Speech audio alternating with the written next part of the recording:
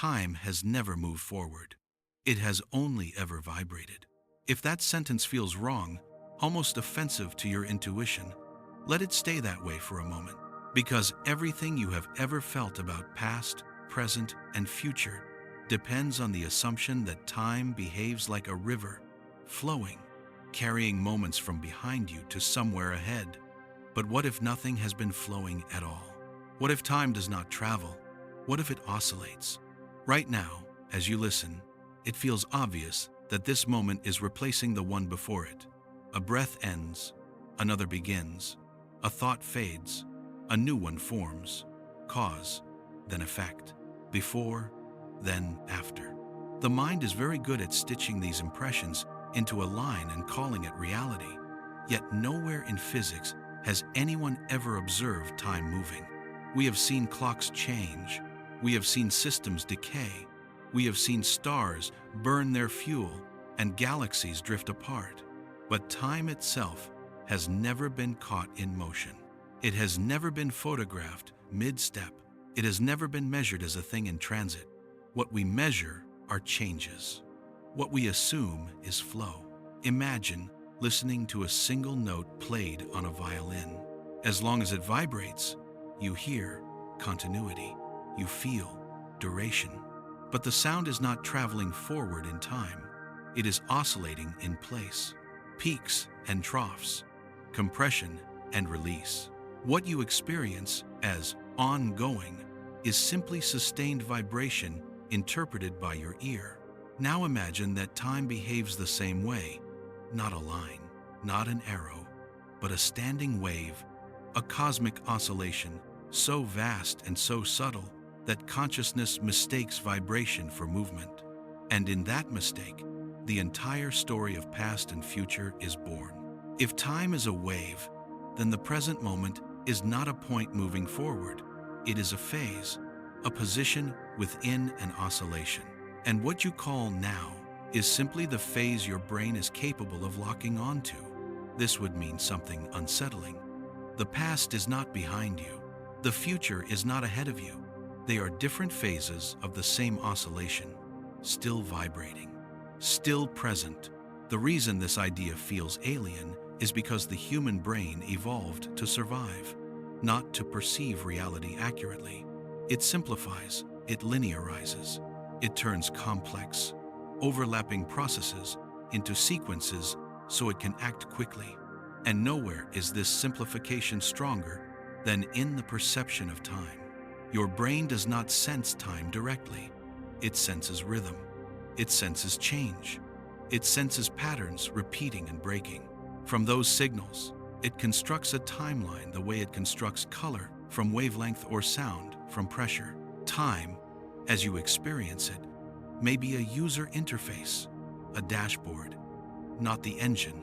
And once that idea enters, quietly, a deeper question follows. If time does not flow, why does it feel like it does? Why does a minute stretch when you are afraid and collapse when you are dreaming? Why can an entire lifetime pass in a moment of memory, while a few seconds of pain feel endless? The traditional answer is psychological. But psychology may only be describing a symptom, because when consciousness shifts its internal rhythms, time perception bends. And that bending follows rules that look less like storytelling and more like physics. Consider sleep. Every night, without exception, your sense of time collapses. Hours vanish without resistance. Dreams ignore sequence.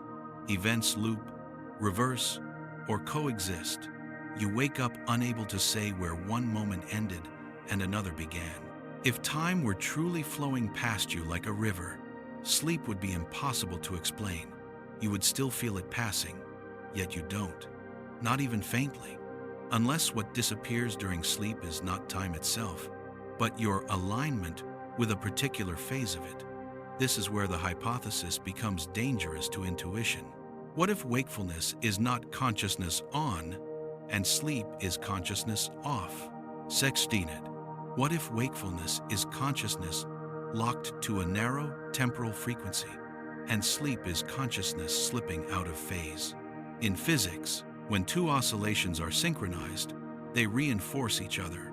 When they drift apart, interference patterns appear.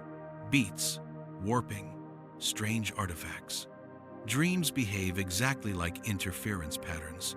Scenes overlap, identities blur, cause and effect dissolve.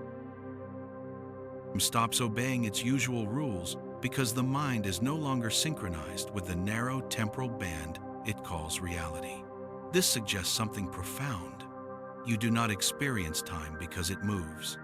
You experience time because your brain is tuned to a specific oscillation, and tuning can change. If that is true, then what you call the present moment is not universal. It is local, biological, conditional, a temporary lock-in between neural rhythms and a cosmic vibration that does not care whether you are awake, asleep, or alive at all. At this point, the idea usually meets resistance, because if time is a vibration, not a flow, then free will becomes strange, memory becomes suspect, and the future stops being empty. If all phases exist simultaneously, then the future is not waiting to be created. It is already oscillating, and choice may not be about generating outcomes, but about selecting which phase consciousness stabilizes into. That thought unsettles something deep. It challenges the comforting belief that life is a journey from beginning to end. Instead, it suggests life is a resonance, a pattern that holds for a while, then dissolves back into the larger field. Before we go further, pause here with me for just a moment.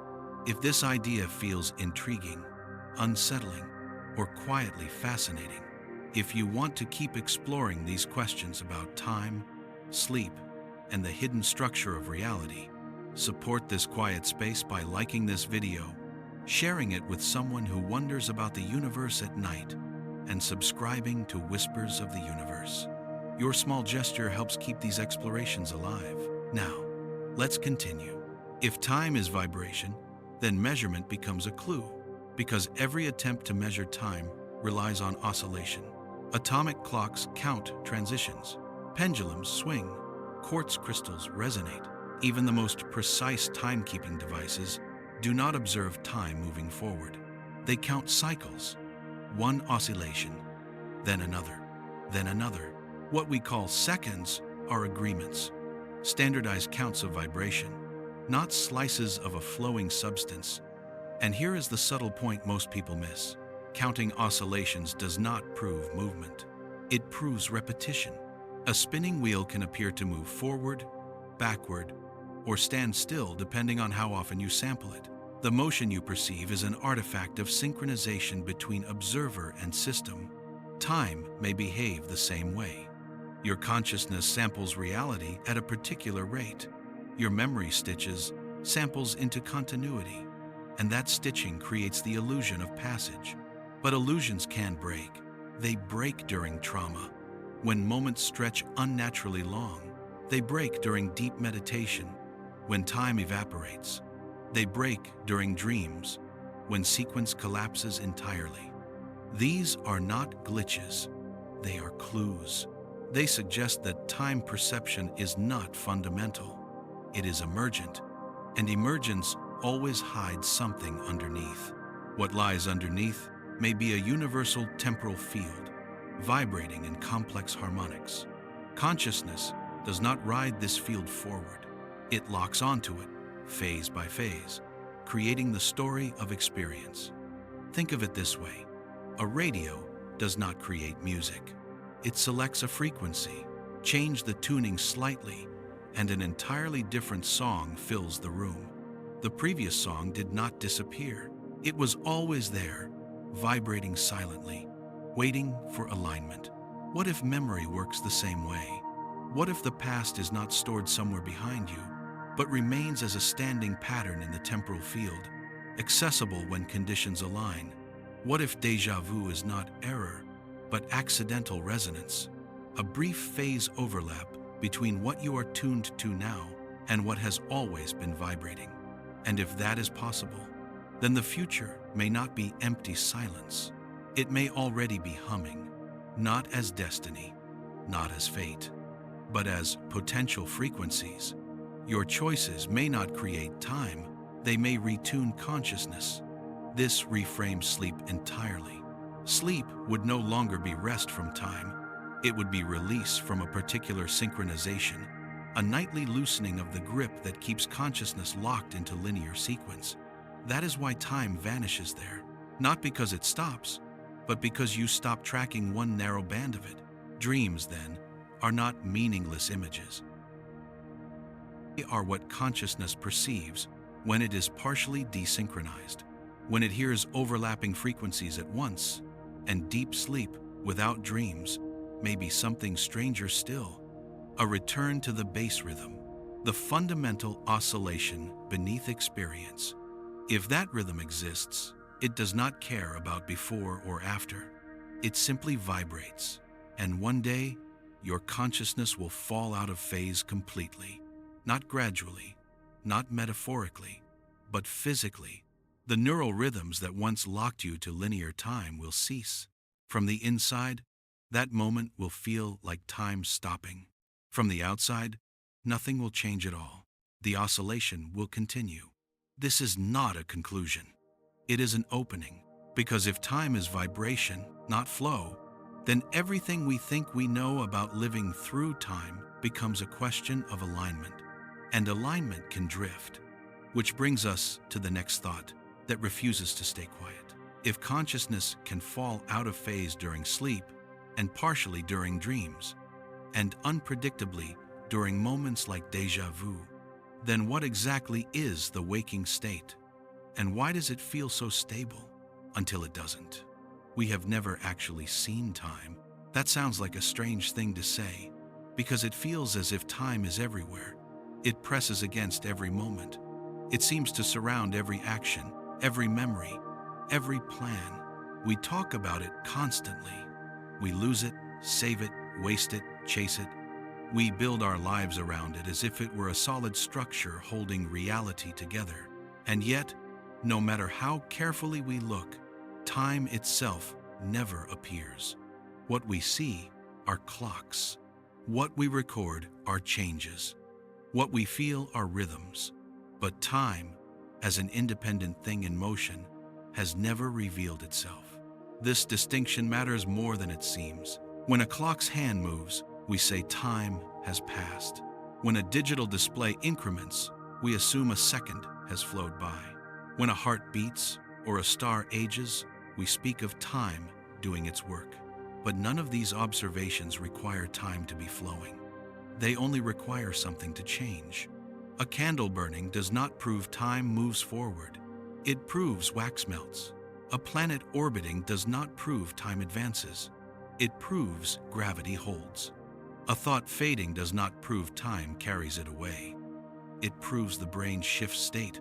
Change is visible. Time is inferred.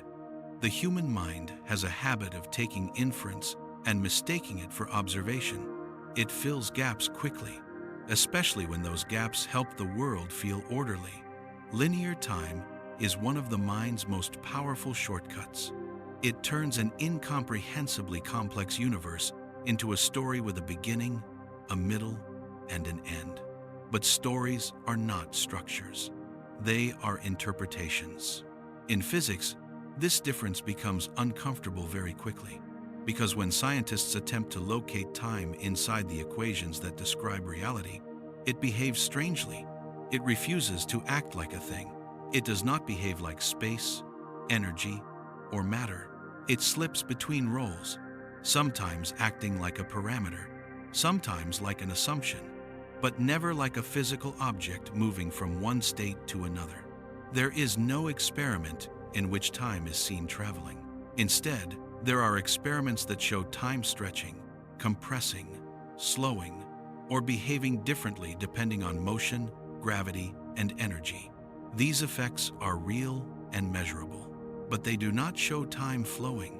They show relationships between change and observation. Relativity, for example, tells us that time dilates. A clock moving fast ticks slower than one at rest. A clock near a massive object ticks slower than one far away. But notice what is actually happening. the clocks are behaving differently.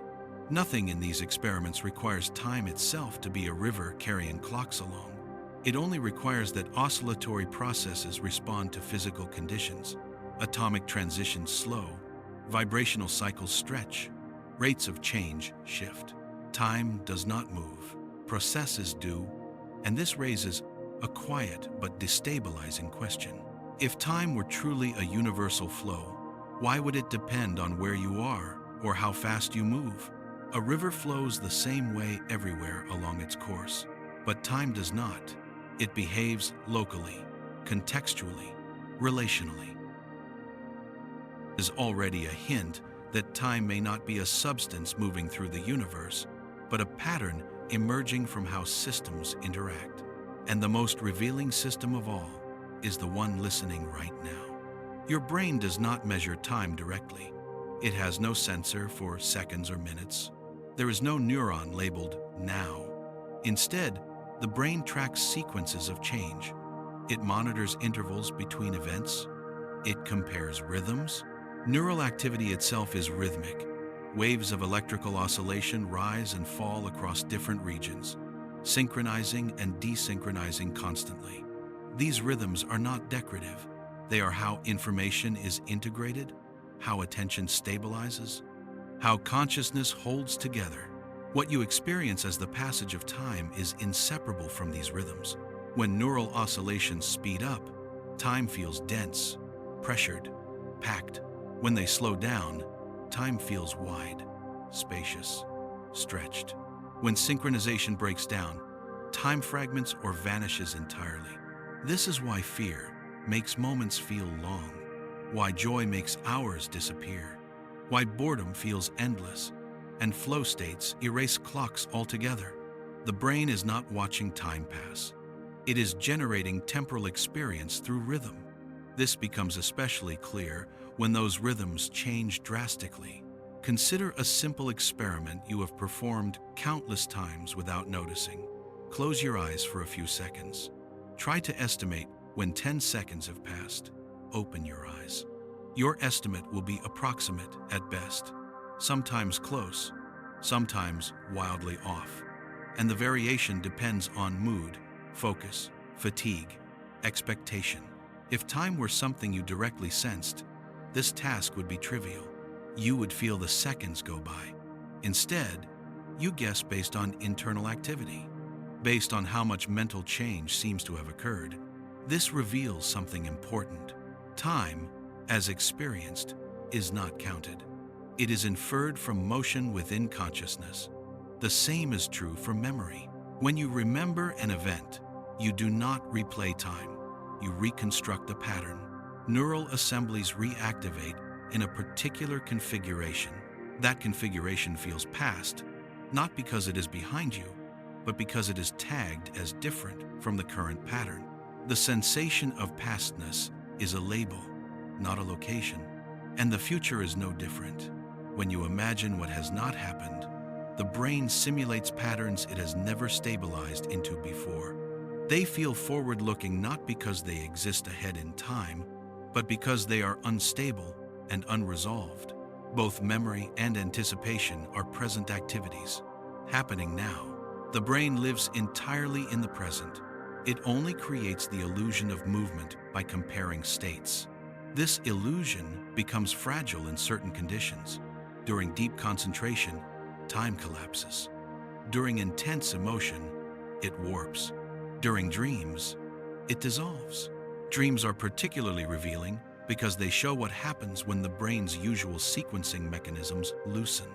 Events occur without clear order. A conversation happens after its consequence. A childhood home exists alongside a future place. Hours compress into moments, or moments stretch into something vast. If time were flowing externally, dreams would still be anchored to that flow. But they are not.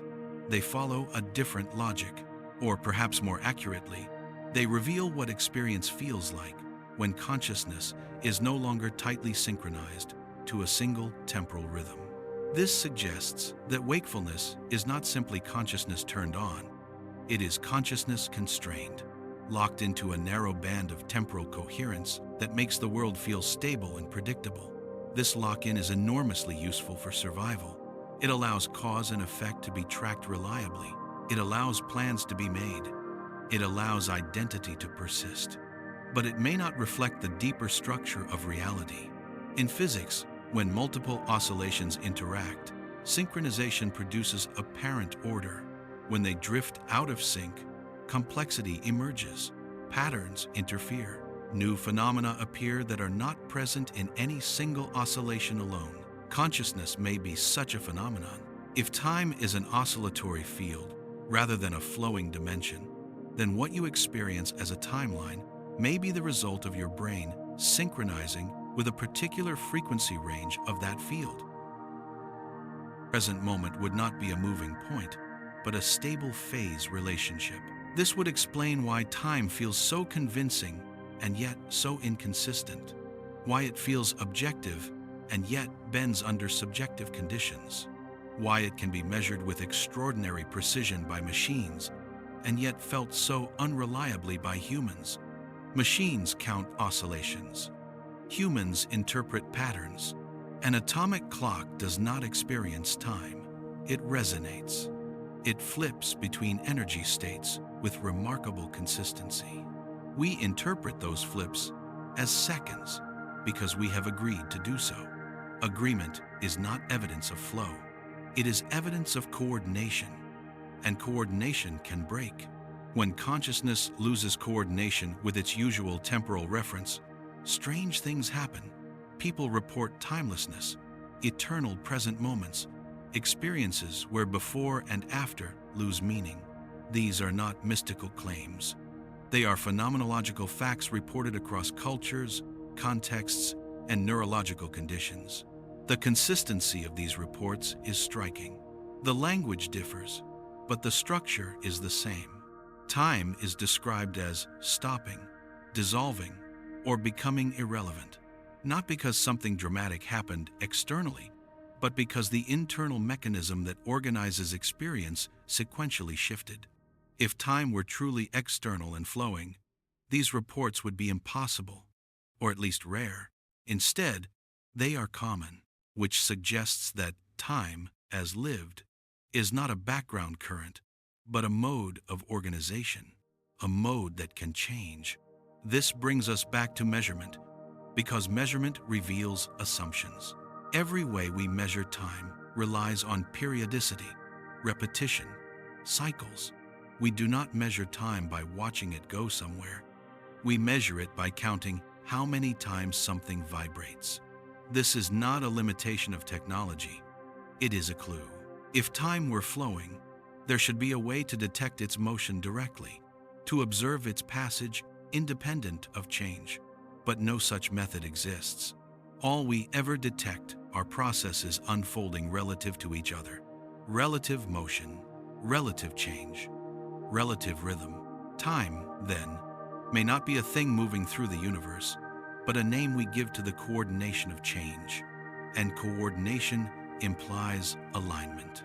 Alignment implies phase. If this is true, then the most important question is no longer how fast is time moving, but what are we aligned with? End quote. Because alignment can drift. A slight change in neural rhythm can alter time perception dramatically. A shift in attention can compress hours into minutes. A dream can rearrange an entire life into a symbolic moment. These are not errors. They are variations in synchronization. And synchronization is fragile, which leads to a quiet realization. If your experience of time depends on alignment, then your experience of reality depends on alignment too. The world you perceive may be less about what exists and more about what you are tuned to receive. This idea feels abstract at first, but it becomes unsettling when applied personally. Because if time is not flowing past you, then you are not moving through life the way you think you are. You are not being carried from birth to death on a temporal current.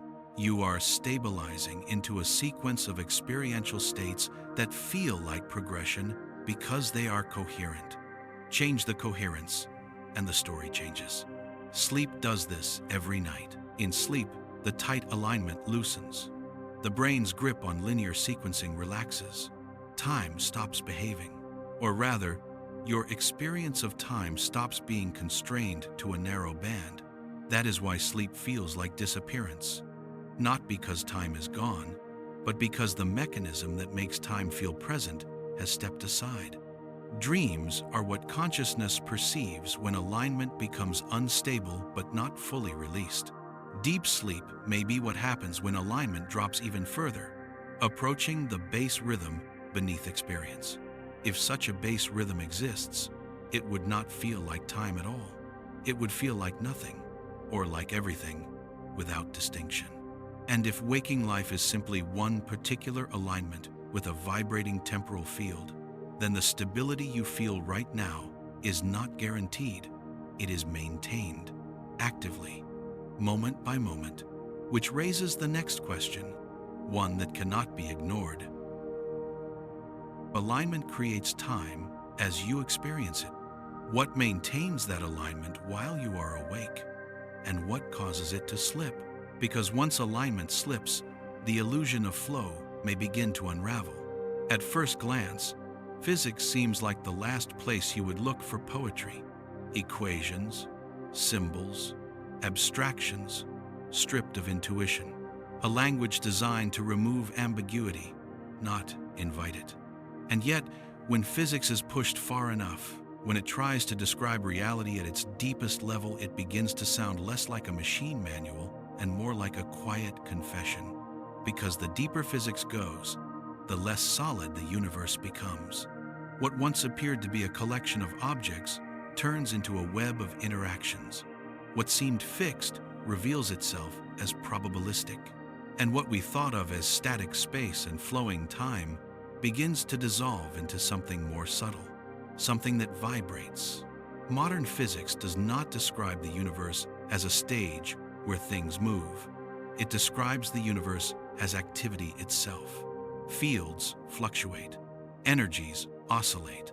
Particles appear not as tiny billiard balls, but as excitations, localized ripples in underlying fields.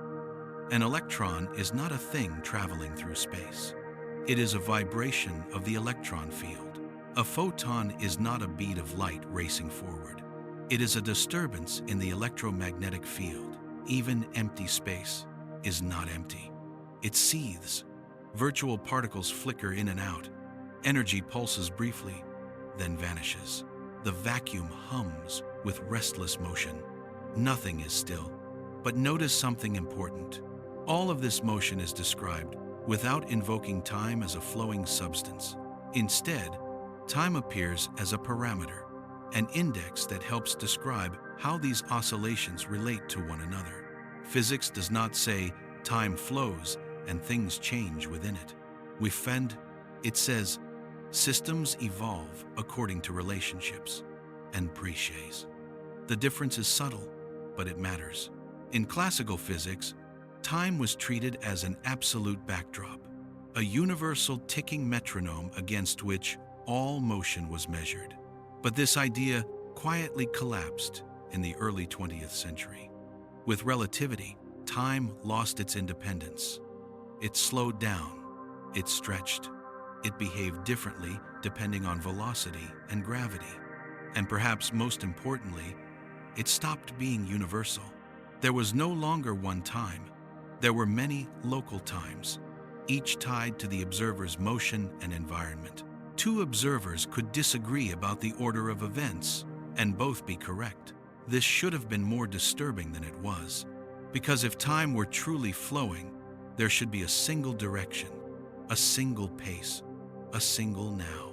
Instead, physics revealed a patchwork of temporal experiences stitched together by relationships, not a river sweeping everything along. Then came quantum mechanics. Here, the discomfort deepened. At the quantum level, systems do not evolve smoothly through time the way intuition expects. They exist in superpositions, states that cannot be pinned to a single outcome. Probabilities interfere. Futures overlap. Measurement does not reveal what was already there. It selects from what could be. and time, once again, behaves oddly. In many fundamental equations of quantum physics, time does not appear at all in the way we expect. In some formulations, it disappears entirely.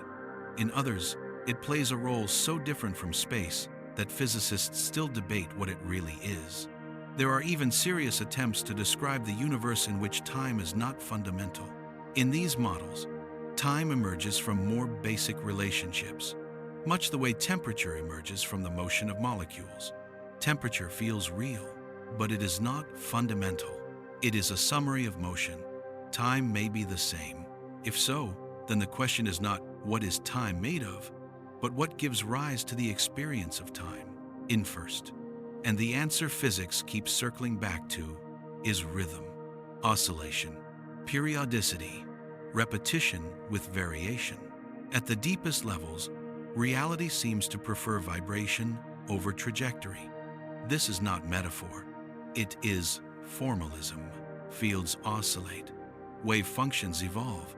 Energy levels transition. Everything that exists does so by changing state in patterns that repeat, interfere, and resonate.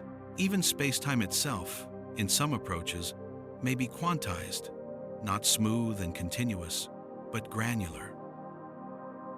Fabric woven from discrete processes rather than a continuous flow. If that is the case, then the idea of time as a smooth river becomes not just inaccurate, but impossible. Rivers require continuity. Vibrations do not. They require only repetition and phase. Phase is where things become interesting. In wave physics, phase describes the position within an oscillation. Two waves can have the same frequency but different phases. When they align, they reinforce. When they oppose, they cancel. When they drift, complex interference patterns emerge. Nothing moves forward in phase space. It cycles, and what you perceive depends entirely on where you are relative to that cycle. This concept appears everywhere in physics, but we rarely apply it to time itself. We treat time as the independent variable, the thing against which phase is measured. But what if that assumption is backwards? What if time is phase? Not phase of one wave, but phase of an unimaginably complex superposition of oscillations that make up reality. If that were true, then earlier and later would not be positions along a line. They would be relationships between phases. The past would not be behind you. It would be out of phase with your current alignment. The future would not be ahead. It would be unaligned. This reframes change completely. Change would not be movement through time. It would be reconfiguration of phase relationships. And consciousness, rather than riding time forward, would be a system constantly adjusting its phase lock to maintain coherence. This is not as foreign as it sounds. In engineering, phase-locked loops are used to synchronize systems. A receiver locks onto a signal, maintaining alignment despite noise and drift. If the lock breaks, the signal becomes distorted or lost. The brain behaves in a remarkably similar way. Neural oscillations synchronize across regions to produce stable perception. When synchronization is strong, experience feels coherent. When it weakens, experience fragments. This is visible in sleep, in dreams, in altered states, in neurological disorders. Time perception degrades when synchronization degrades. The brain is not tracking a flowing dimension. It is maintaining phase coherence. This suggests that what physics calls time evolution may simply be the description of how systems maintain or lose coherence across interacting oscillations. And if that is true, then the arrow of time, the sense that time moves from past to future, requires explanation. Because waves do not have arrows. They oscillate symmetrically. Yet our experience is directional. We remember the past, not the future. We experience causes before effects. We age. We decay. This asymmetry is real. But it may not come from time itself. It may come from entropy. Entropy describes the tendency of systems to move from ordered states to disordered ones. It gives direction to processes without requiring time to flow. A cup shatters but does not reassemble, not because time forbids it, but because the number of disordered states vastly exceeds the number of ordered ones. Entropy introduces directionality into change, but entropy does not require time as a flowing medium. It only requires probability. This means that the arrow of time may not be a feature of time at all. It may be a feature of how systems explore phase space. The universe may not be moving forward. It may be settling. This is a subtle but profound shift. Instead of imagining reality as something progressing through moments, we can imagine it as a vast, vibrating system relaxing through configurations. Consciousness rides this relaxation by maintaining coherence just long enough to experience continuity. And when coherence weakens, continuity breaks. This brings us back to the strange behavior of time in dreams. In dreams, entropy constraints loosen. Narratives become fluid. Order gives way to symbolism. Phase relationships slip, overlap, and recombine. The brain no longer insists on strict sequencing. What you experience is not chaos. It is interference. Multiple patterns expressing themselves simultaneously. This is exactly what happens when waves overlap without strict phase locking. Dream logic is wave logic, and wakefulness may simply be the regime in which phase locking is strongest. Interference is suppressed enough to allow a single dominant narrative to emerge. If so, then reality as you experience it is not the only possible configuration. It is one of many stable resonances. The stability is convincing, necessary, useful, but it may not be fundamental. Physics, quietly and without intention, has been pointing toward this idea for decades, that what we call time may be an emergent ordering principle, not a moving entity. And that emergence depends on vibration, which raises a deeper question. If time is not a thing that moves, but a pattern that holds, then what maintains that pattern at the scale of human experience? Why does wakeful consciousness remain so reliably phase-locked, while dreams slip so easily? What is anchoring us to this particular rhythm of reality? Because if physics teaches us anything, it is that oscillations drift unless something holds them in place. And nothing vibrates forever without constraint. Somewhere, there must be a stabilizing mechanism, a process that keeps consciousness aligned with a narrow temporal band, maintaining the illusion of flow day after day. And understanding that mechanism may explain not only sleep and dreams, but why waking reality feels so rigid, until it suddenly doesn't. The stabilizing mechanism is not time itself. It never was. If time were doing the stabilizing, it would have to be something rigid, something external, something capable of enforcing order across every system equally. But nothing in physics behaves that way.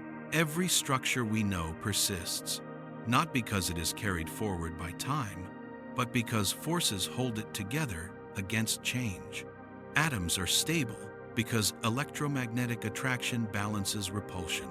Stars endure because gravity counteracts collapse. Patterns persist because feedback reinforces them. Stability is always active, never passive, and consciousness is no exception. What keeps you anchored to a single, continuous sense of now is not the flow of time. It is a constant act of synchronization, a quiet, ceaseless effort by the brain to lock itself to a narrow range of rhythms that allow the world to feel coherent. This synchronization is so successful that it becomes invisible. You don't feel your brain maintaining alignment any more than you feel your heart regulating blood pressure. You only notice it when it fails, when the lock slips, when reality begins to wobble. To understand this, we need to look more closely at what the waking state actually is. Wakefulness is often described as awareness turned on, but this description hides more than it reveals. Awareness does not simply appear when you wake up. It organizes, it filters, it suppresses, it enforces consistency. When you are awake, your brain is doing something very specific. It is prioritizing one sequence of experience and actively inhibiting all others. This is not philosophical speculation. It is observable in neural activity. In wakefulness, large-scale brain networks synchronize at frequencies that favor sensory integration, motor planning, and memory continuity. Competing rhythms are dampened. Noise is suppressed. Interference is minimized. The result is a single, dominant narrative. This narrative feels like reality itself, but it is constructed. You are not experiencing everything that could be experienced. You are experiencing what remains after an enormous amount of information has been excluded. Your brain edits relentlessly, discarding alternative interpretations, suppressing irrelevant signals, and enforcing a stable point of view. Time, as you experience it, is part of this enforcement. Sequence is imposed. Order is maintained. Causality is stabilized. The present moment feels solid because countless other potential moments are being ignored. This becomes obvious when the enforcement weakens. In fatigue, the lock loosens. Time begins to blur. Attention drifts. Thoughts overlap. In moments of extreme stress, time stretches or snaps. In certain neurological conditions, the sense of temporal order fragments entirely. These are not malfunctions of time. They are changes in synchronization. The brain is not losing access to time. It is losing grip on a particular rhythm. Think of walking across a suspension bridge. As long as your steps match the bridge's natural frequency, you move smoothly. A rhythm drifts, oscillations amplify, the bridge begins to sway. The structure itself hasn't changed. Your alignment with it has. Consciousness may be doing something similar with the temporal field. The waking state may be a carefully maintained resonance between neural rhythms and a specific band of temporal oscillation. This resonance creates the sensation of continuity. Break the resonance, and continuity dissolves. Sleep is the most familiar example. When you fall asleep, the brain gradually withdraws the mechanisms that enforce synchronization. Attention collapses. Sensory input is gated. Executive control fades.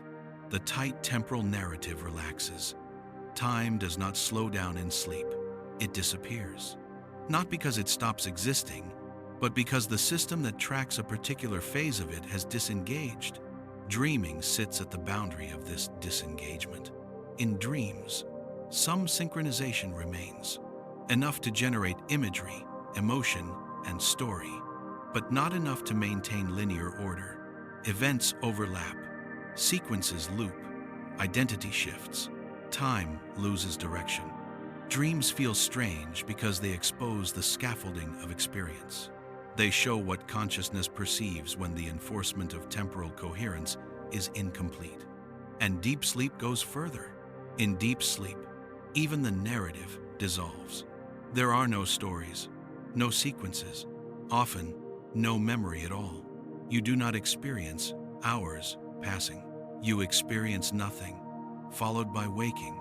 This nothing is not empty time. It is the absence of alignment. From the outside, 8 hours have passed. From the inside, there was no passage at all. This alone should trouble the idea of time as a flowing river. If time were truly flowing past you, you would still feel its passage during sleep, even faintly, but you don't. Not because you were unconscious of time, but because there was no temporal experience to be conscious of. The experience of time requires active construction, which means something must be doing the constructing. That something is not time, it is the brain. But the brain does not invent time from nothing. It entrains to something. It locks onto a rhythm that exists whether or not the brain is listening. Just as your eyes do not create light, but tune into electromagnetic waves, your brain may not create time, but tune into temporal oscillations. This brings us to a subtle but crucial distinction. The brain does not need to know what time is to experience it. It only needs to synchronize. A radio does not understand music. It resonates. Consciousness may work the same way. When synchronization is strong, experience feels stable and continuous. When synchronization weakens, experience becomes fluid. When synchronization breaks entirely, experience disappears. This explains why the waking world feels so rigid compared to dreams. It is not because waking reality is more real. It is because it is more tightly constrained. Reality feels solid because consciousness is clamped, and clamps can be released. Consider moments of déjà vu. For a brief instant, the present moment feels strangely familiar, not remembered exactly, but recognized. As if it has already happened, the sensation is fleeting, unsettling, and difficult to explain. Traditional explanations invoke memory glitches, but those explanations do not capture the depth of the experience. Déjà vu does not feel like recalling something. It feels like alignment, as if two moments briefly overlap. If time is oscillatory, déjà vu could be a transient phase match, a moment when the current alignment brushes against another standing pattern in the temporal field. Not the past as a location, but the past as a phase configuration. The sensation vanishes quickly because the brain reasserts its usual lock. The overlap collapses. Normal sequencing resumes. Again, this is not a claim of supernatural foresight. It is a claim about resonance. Resonance does not predict, it overlaps. And overlap feels uncanny because the waking mind is built to avoid it. The same principle may apply to creativity, intuition, and sudden insight. These experiences often arrive without sequence, fully formed, outside of linear reasoning, as if they were already there, waiting. Perhaps they were. Perhaps what we call insight is a momentary relaxation of temporal enforcement. Brief access to patterns not generated step by step, but perceived as a whole. If so, then the rigidity of waking time is not a feature of the universe. It is a feature of how we function within it, which raises a delicate question. Why does the brain enforce such rigidity in the first place? The answer is survival. A creature that cannot reliably predict cause and effect does not last long. To act, you must assume sequence. To plan, you must assume continuity. To maintain identity, you must assume persistence. Linear time is not truth. It is a tool, an extremely effective one. And like all tools, it comes with trade-offs. By enforcing a narrow temporal narrative, the brain gains control and predictability, but it loses access to the broader structure. It sacrifices depth for stability. Sleep, dreams, and altered states temporarily return some of that depth by loosening the enforcement. This is why they feel meaningful, strange, or profound. Not because they reveal fantasies, but because they relax constraints. And this brings us to the most unsettling implication so far. If the waking state is a maintained synchronization, then it is not permanent. It is held together moment by moment. And anything held together can come apart. Not just in sleep, not just in dreams, but in moments when the stabilizing mechanisms fail. Trauma can do this. Extreme stress can do this. Certain substances can do this. Neurological disruption can do this. When it happens, people report experiences of timelessness, depersonalization, or reality feeling unreal. These are often described as pathological, but they may be revealing something fundamental. They show what experience looks like when the lock slips unexpectedly. Time fragments. Identity loosens. Sequence breaks. Reality becomes unstable not because the universe has changed, but because alignment has. This suggests that waking life is less like being carried along a river and more like balancing on a narrow ridge. Most of the time, the balance holds. But the ridge is not the whole landscape.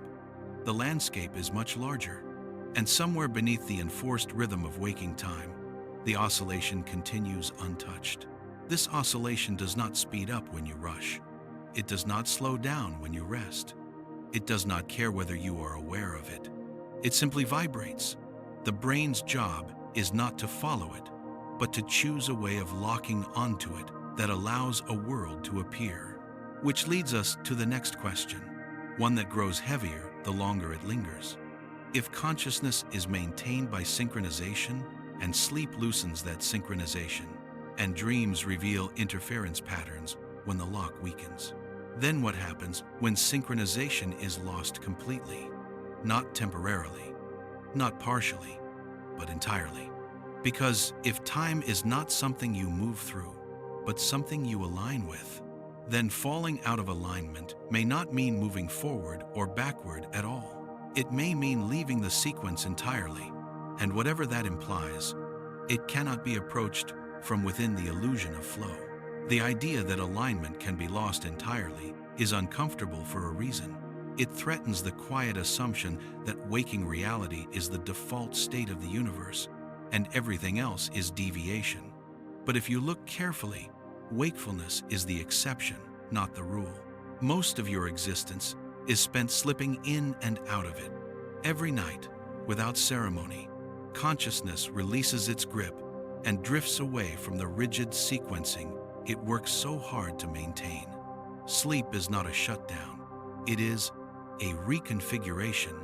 To understand why this matters, we need to stop thinking of sleep as rest and start thinking of it as a phase transition. When you fall asleep, your brain does not simply slow down. Different rhythms take over. Frequencies that dominate waking life weaken, others rise. The architecture of synchronization changes. Networks that enforce linear order loosen their control, while deeper, older patterns emerge. This is not random. It is structured. The descent into sleep follows a progression that mirrors the release of temporal rigidity.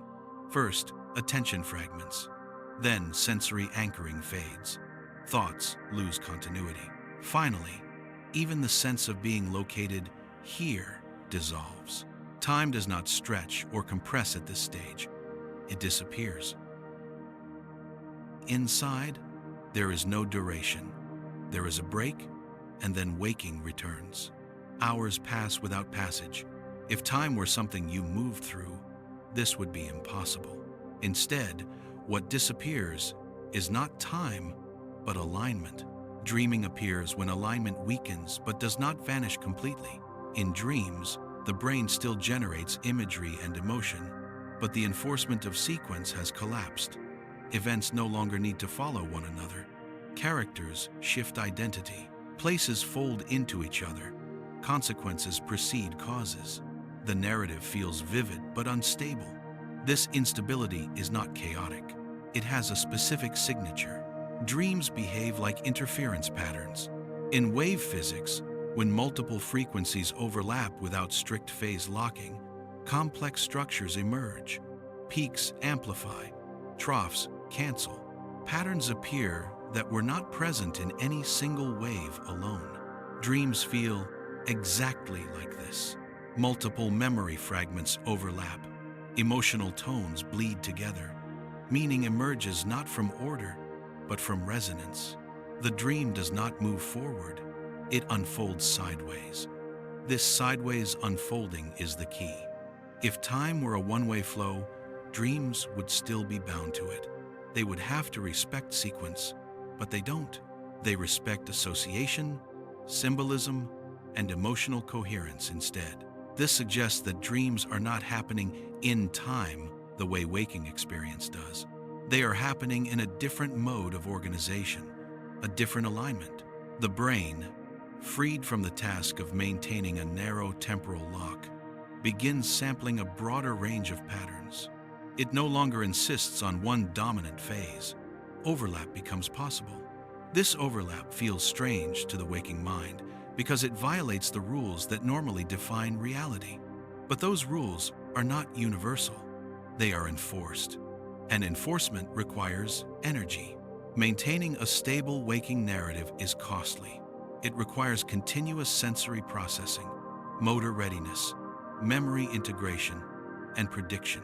Sleep reduces this cost by loosening constraints. In evolutionary terms, this makes sense.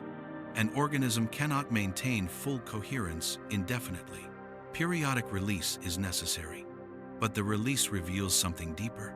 It reveals that coherence is not given, it is achieved. And what is achieved can be undone.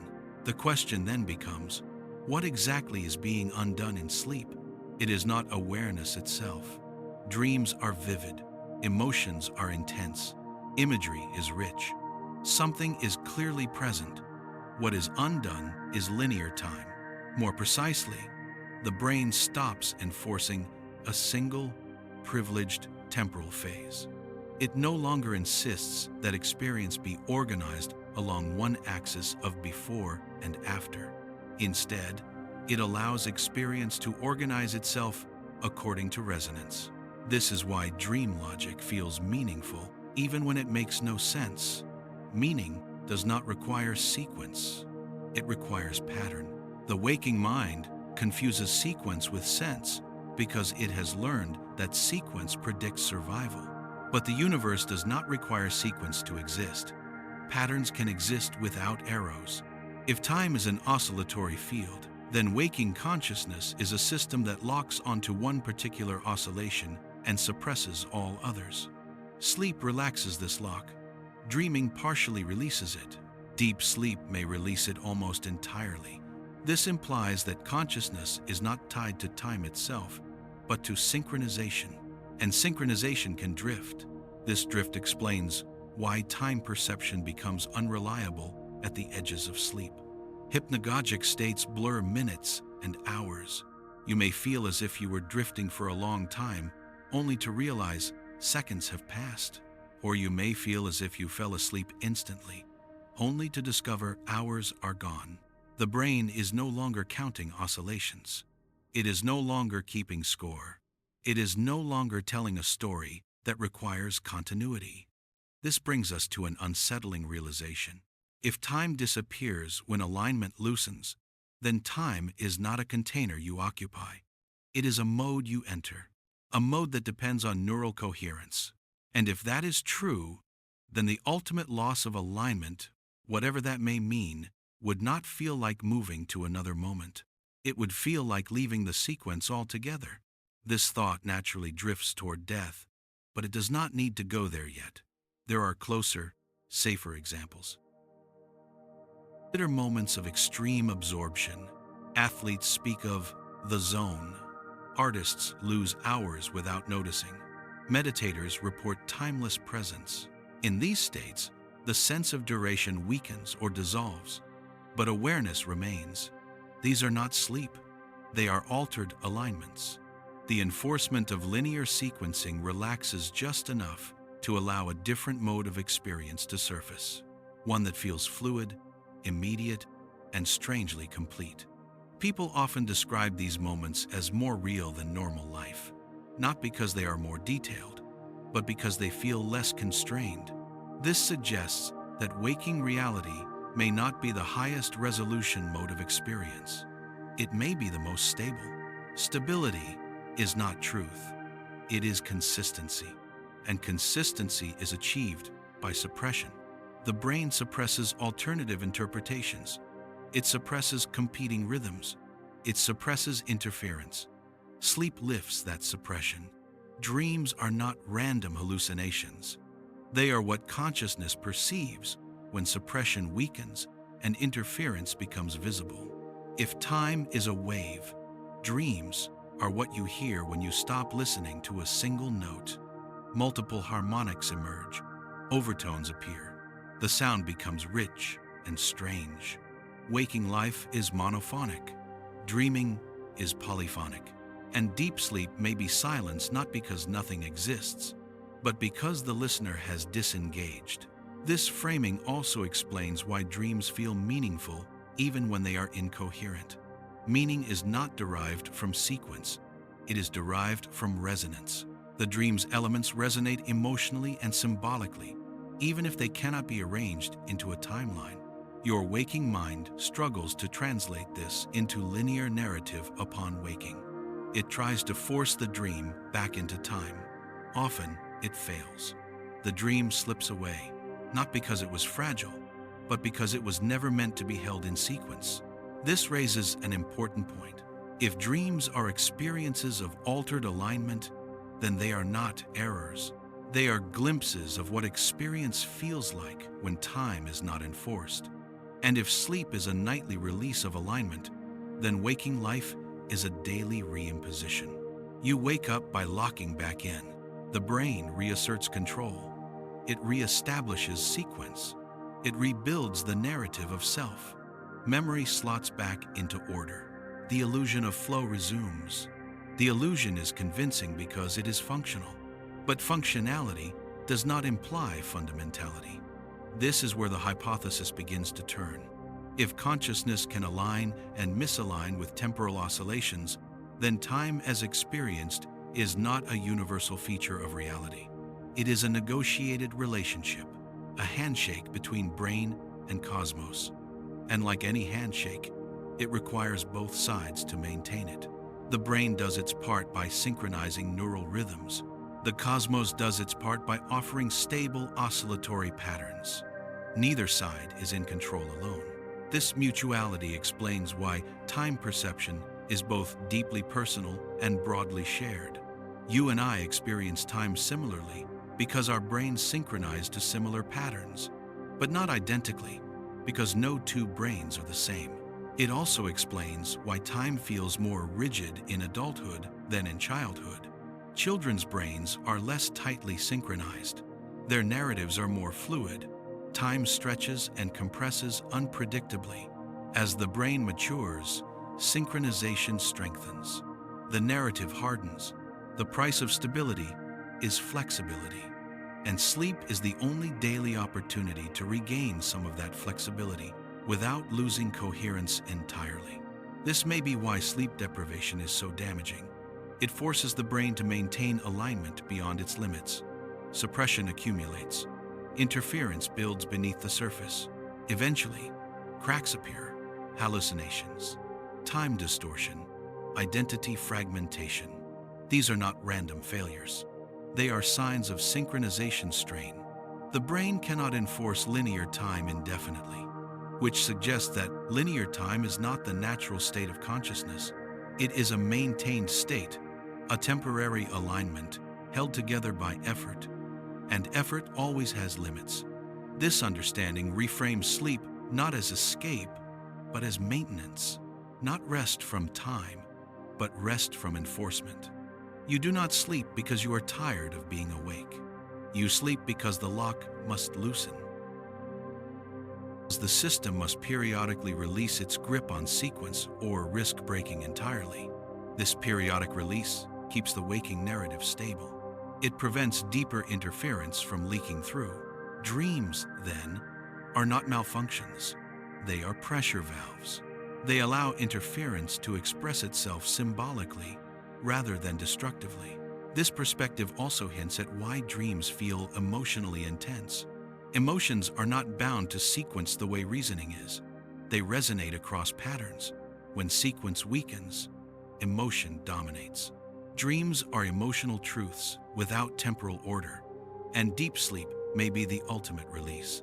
A state where even emotion quiets, where alignment drops close to zero, where consciousness withdraws from pattern entirely. From the inside, there is nothing. From the outside, hours pass. If time were flowing past you, deep sleep would still have texture. It would still feel like something, but it does not. This suggests that the sense of nothing is not the absence of time, but the absence of alignment. Time continues to oscillate. You are simply not listening. And if listening is optional, then time as experienced is optional too. This realization leads naturally to the next layer of the question. If alignment creates time, and sleep releases alignment, and dreams reveal interference, then what anchors alignment in the waking state so effectively? What keeps consciousness locked to such a narrow temporal band, hour after hour, year after year? Because something must be holding the lock, and whatever that is, it must be powerful enough to resist the natural drift of oscillations. Understanding that anchor may explain not only waking life, but why reality feels so stubbornly consistent, and why, when that anchor weakens, the world can begin to feel unreal. That anchor is not abstract. It is embodied, and it is tied to something you rarely question, but always inhabit. The anchor is the body, not as a metaphor, not as a philosophical convenience, but as a physical system that never stops enforcing rhythm. Long before you learned to speak, before memory formed, before the idea of now ever appeared, your body was already keeping time. Not clock time, biological time, cycles of tension and release, expansion and contraction, chemical pulses and electrical waves. Your heart beats, your lungs rise and fall, your gut churns in slow, deliberate rhythms. Your hormones surge and fade in repeating patterns. These rhythms do not ask for your permission. They do not pause when you stop paying attention. They continue through sleep, illness, distraction, and even unconsciousness. They are the deepest form of alignment you have. The body is not synchronized to time. The body is synchronization. Every cell in you contains molecular clocks, feedback loops that oscillate on their own schedules. Some cycle over milliseconds, others over hours, days, or years. Together, they form a dense lattice of rhythm that never fully stops. This matters because consciousness does not float freely above the body. It is embedded. Whatever alignment consciousness achieves with the temporal field must pass through these biological rhythms. They are the interface, the anchor points, the reason waking life feels stable rather than fluid. When you are awake, consciousness is not only synchronized neurally, it is entrained to the body's rhythms. The heartbeat, the breath, the posture of muscles, the balance of hormones, all of these act as stabilizers. They narrow the range of possible alignments. Think of trying to tune a radio while holding it in your hands. If your hands are steady, tuning is precise. If they shake, the signal drifts. The body provides steadiness. It dampens drift. This is why intense physical states alter time perception so reliably. When your heart races, time accelerates. When your breath slows, time expands. When your body is exhausted, time blurs. These are not psychological tricks. They are changes in the anchor. The body pulls consciousness into alignment with its dominant rhythms, and those rhythms favor sequence. Why? Because bodies survive by anticipating. A body must predict what comes next. It must coordinate movement. It must conserve energy. These tasks require order. They require a reliable sense of before and after. Linear time is a survival strategy. The body enforces it because without it, the organism fails. This is why the waking world feels stubbornly linear. It is not because the universe insists on it. It is because the body does. And when the body relaxes its grip, time loosens. Sleep is one such relaxation, but there are others. Consider meditation. In many contemplative traditions, the first instruction is deceptively simple. Attend to the breath. Not thoughts, not images. The breath. This is not arbitrary. The breath is one of the few bodily rhythms you can consciously influence. Slow it down, and the entire system responds. Heart rate shifts. Neural oscillations change. Hormonal patterns adjust.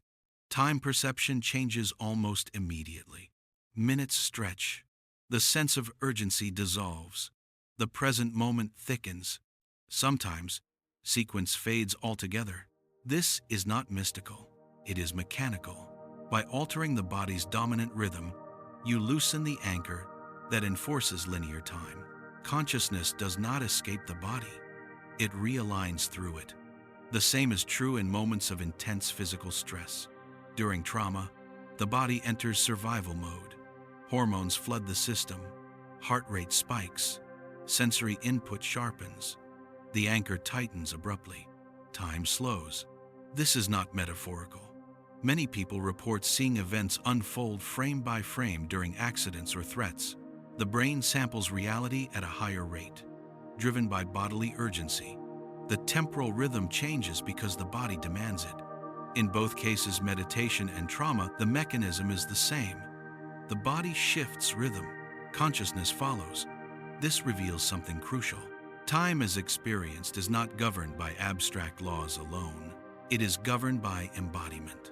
Your sense of now is pinned to your physiology, which means that the stability of waking reality depends on the body's ability to maintain rhythm. This explains why severe illness disrupts time perception, why fever distorts dreams, why pain makes seconds unbearable, why anesthesia erases time entirely. When the body's rhythms are overridden, alignment collapses. Under anesthesia, consciousness does not drift through time slowly. It vanishes. One moment you are there, the next, hours later, you are back. There is no sense of passage. From the outside, time flowed. From the inside, there was nothing. Again, this should not be possible if time were a river carrying you along. You would still feel the current, even if unconscious. But you don't. Because time is not carrying you. Your body is anchoring you. And when the anchor is removed, there is no experience of movement at all. This also explains why waking up feels abrupt. There is no gradual awareness of time returning. There is a snap. Alignment is reestablished. The narrative resumes. You did not travel through the night. You left the sequence and returned. This framing challenges a deeply ingrained belief that consciousness persists through time continuously, even when not remembered. Sleep suggests otherwise. From the inside, there is discontinuity. From the outside, continuity is inferred. The difference matters. If continuity were fundamental, it would be experienced. Instead, it is reconstructed after the fact. This reconstruction relies heavily on the body. Memory links the last waking moment to the first waking moment after sleep. The body provides continuity of state. Together, they stitch a seamless story. But the story hides the gap, and in that gap, alignment was absent. This gap is not just nightly. It exists in every blink, every moment of lost attention, every micro-sleep. Consciousness flickers more than we realize. The body smooths over the flicker, which suggests that even waking life is not as continuous as it feels. The sense of flow may be a high-frequency illusion, a rapid sequence of alignments stitched together by bodily rhythm and memory. If this is true, then the present moment is not a stable thing. It is constantly rebuilt, moment by moment, breath by breath, beat by beat. This rebuilding happens so quickly that it feels like continuity. But continuity may be emergent, not given. The body does not create time. It enforces a pattern of alignment that feels like time, and enforcement always has limits. As the body ages, rhythms change, heart rate variability decreases, hormonal cycles shift. Sleep architecture alters, the anchor weakens. Many older people report that time feels different, faster, thinner, less substantial. This is often attributed to psychology or memory. But the body tells another story. The rhythms that once held alignment tightly are loosening. This does not mean consciousness becomes freer. Often, it becomes more constrained, less flexible. The anchor does not vanish gracefully. It degrades unevenly, which may explain why aging can bring both rigidity and disorientation. The old anchor no longer fits the old alignment. This also sheds light on why children experience time differently. A child's body rhythms are still developing. Synchronization is loose. The anchor is flexible. Time stretches. Moments feel vast. Days feel endless. As synchronization strengthens, time compresses. Adulthood is the peak of temporal rigidity, and with rigidity comes reliability. The world feels solid, predictable, stable. until it doesn't. Certain experiences bypass the body's enforcement entirely. Near-death experiences, for example, often include reports of timelessness, life review without sequence, or a sense of existing outside time. Regardless of interpretation, the phenomenology is consistent. The body is failing. The anchor is breaking. Alignment collapses rapidly. What consciousness experiences when the anchor fails is not a faster or slower time. It is a different mode altogether. Again, this does not prove anything about what happens beyond the body, but it tells us something important about what happens within it. Time experience is not fundamental. It is contingent. It depends on the body's ability to maintain rhythm, which brings us back to the oscillation beneath everything. If the body anchors consciousness to a narrow temporal band, then the oscillation itself must be broader, richer, containing many possible alignments. Waking life occupies one of them. Dreaming occupies others. Deep sleep occupies almost none. This suggests that consciousness does not belong to time. It visits time. It aligns with it temporarily through the body. And when alignment ends, time as experienced ends with it. This perspective also reframes identity. If the sense of self depends on continuity, and continuity depends on temporal alignment, then identity itself is anchored to rhythm. This explains why identity feels unstable in dreams, why it dissolves in deep meditation, why it fragments under extreme stress. The I is not a fixed point traveling through time. It is a pattern sustained by synchronization. Break the synchronization, and the pattern fades, which raises the next unavoidable question. If the body is the anchor that locks consciousness into linear time, and sleep loosens that lock every night, and death will one day release it entirely, then what happens to alignment when the body can no longer maintain rhythm at all?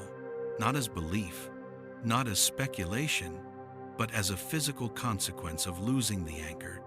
Because if time is not something you move through, but something you align with, then losing the anchor does not send you forward. It sends you elsewhere, or perhaps nowhere that sequence applies. And understanding that requires us to look at something we have carefully avoided so far. Not sleep, not dreams, not the body, but the boundary where alignment cannot be reestablished, and what remains when rhythm itself falls silent. There is a boundary the body cannot cross, not a dramatic one, not a visible one, but a limit beyond which rhythm cannot be maintained. Every system that enforces order does so against entropy, and every such system, no matter how resilient, eventually fails. The heart can only beat so many times.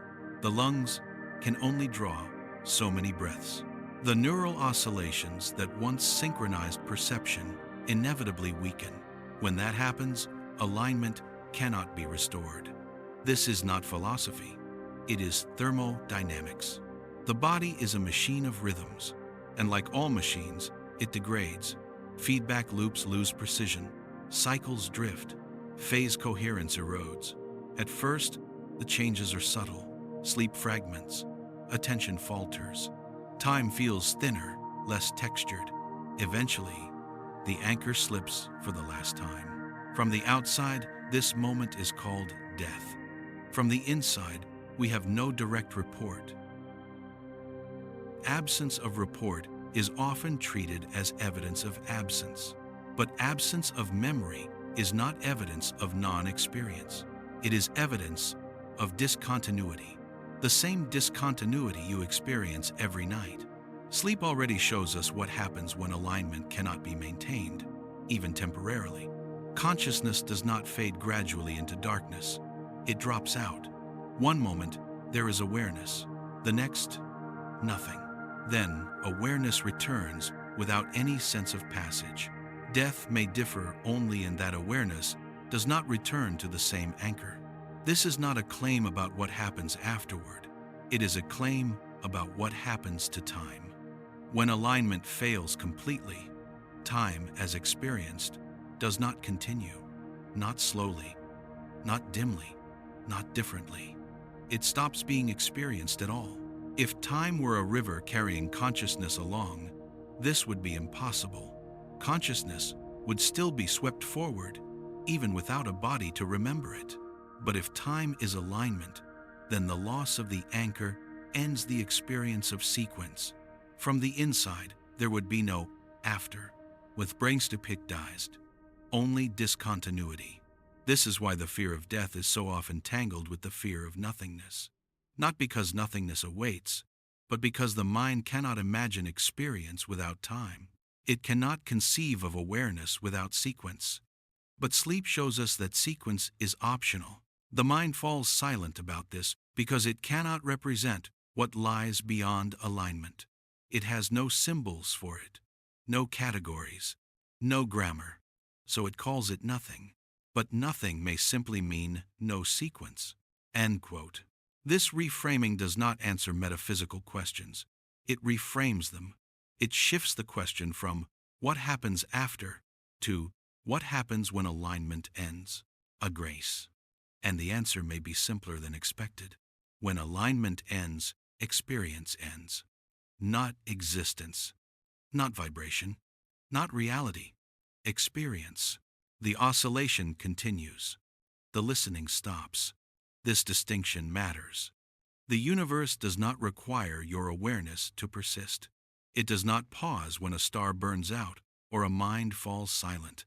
It continues to vibrate according to its own rhythms, indifferent to observers. Time, as a pattern of oscillation, does not need consciousness. Consciousness needs alignment to experience time, which means that death does not happen in time. It happens to time, at least to experience time. This perspective dissolves a common assumption that death must involve some temporal state, an endless darkness, an infinite void, a timeless eternity. But eternity is a temporal concept. It assumes duration, sequence, forever. If alignment collapses completely, duration is no longer available. There is no forever without time. This does not imply peace or terror.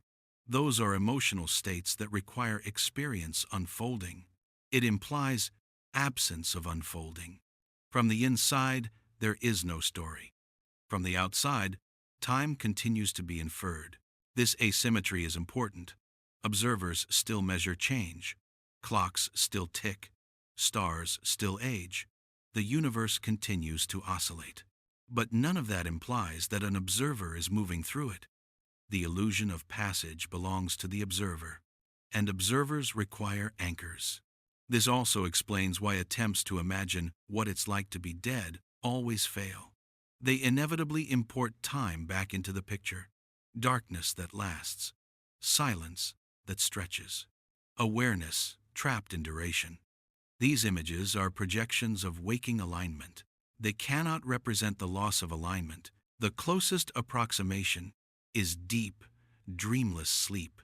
But even that is misleading, because you wake up. In deep sleep, there is no sense of nothingness.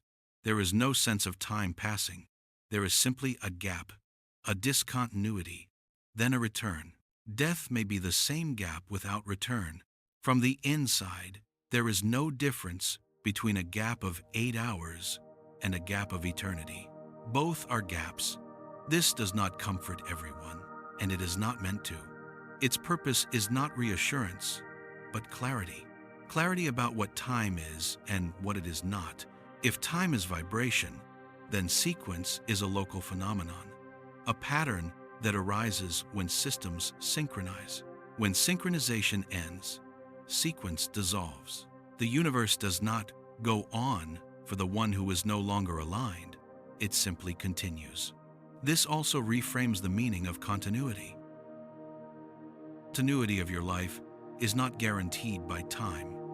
It is maintained by alignment. Memory, identity, narrative, all of these depend on the anchor holding. When the anchor fails, continuity fails. This may feel bleak, but it is also strangely neutral. It removes drama where drama is often imposed. It replaces fear with structure, not certainty, but coherence. And it suggests something quietly radical, that what matters in experience is not how long it lasts, but whether it coheres. A moment of deep presence contains no less reality than a lifetime of sequence. In fact, presence may be what sequence is trying to approximate. This is why people often report profound clarity near the end of life. As bodily rhythms weaken, the anchor loosens, sequence relaxes, the present moment thickens, time loses urgency. This is not because death is approaching, it is because enforcement is fading. The grip relaxes. In some cases, this relaxation brings confusion. In others, calm. In others, insight. The difference lies in how the remaining alignment reorganizes itself. But in all cases, time becomes less rigid.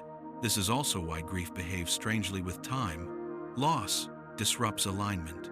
The body and mind struggle to maintain rhythm. Time feels warped. Days collapse. Weeks stretch. The world feels unreal. Grief is not just emotional pain. It is synchronization shock. The anchor has lost a reference point.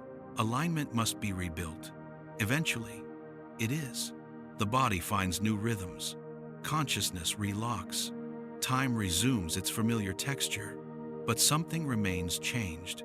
A subtle awareness that the flow is not as solid as it once seemed. This awareness often fades, but it can persist. When it does, people describe a shift in values. Less urgency, less obsession with the future, more attention to presence. Not because they have learned something abstract, but because alignment has changed. They are listening differently. This brings us back to the oscillation itself. If time is not a river, but a field of vibration, then the universe is not moving from beginning to end. It is resonating. Beginnings and endings are interpretations imposed by systems that require sequence. The universe does not age. Patterns change. Stars form and die. Galaxies evolve. But these are transitions between states, not moments passing through a timeline. Time does not consume the universe. The universe explores configurations. This may seem like semantics, but it has consequences. If the universe is oscillatory, then what we call the end is not a final moment, but a loss of coherence at a particular scale. Systems fall out of alignment. New ones emerge. This is true for stars, for organisms, for civilizations, and for conscious experience. Nothing persists forever in a single configuration, but nothing needs to. Vibration does not require permanence. It requires change. This perspective also dissolves the need for an ultimate beginning. The question, what happened before the universe, assumes time as a container. But if time emerges from oscillation, then before is meaningless. There is no before vibration. There is only vibration. The Big Bang, then, may not be a beginning in time, but a transition between regimes of coherence, a phase change, a reconfiguration of oscillatory patterns. This aligns with how physics increasingly describes it, and it aligns with how experience behaves at its limits. Which brings us back to the body, one last time. The body is not the source of consciousness, but it is the gatekeeper of sequence. As long as the body maintains rhythm, consciousness experiences time. When rhythm falters, time thins. When rhythm stops, time ends for that observer. This does not tell us what consciousness is beyond the body, but it tells us what time is within it. Time is not something you travel through. It is something you hold together. And what you hold together eventually falls apart. This is not tragedy. It is structure. Understanding this does not remove mystery. It sharpens it. Because if time is alignment, then alignment can vary. Not only at the edges of life, but within it. Sleep shows this. Dreams show this. Meditation hints at it, which raises a question that refuses to remain theoretical. Alignment creates experience time, and alignment can loosen without dying. and different alignments produce different modes of experience. Then what other alignments are possible while you are still alive? And what might consciousness perceive if it were no longer bound so tightly to sequence, but not released entirely either? Because between rigid waking time and complete loss of alignment, there may be states we barely understand, states where time does not flow, but still feels present. And exploring those states may reveal not an escape from reality, but a deeper way of inhabiting it. Between rigid wakefulness and total loss of alignment, there is a vast middle territory. Most people pass through it every day without noticing. It appears in moments that feel ordinary at first.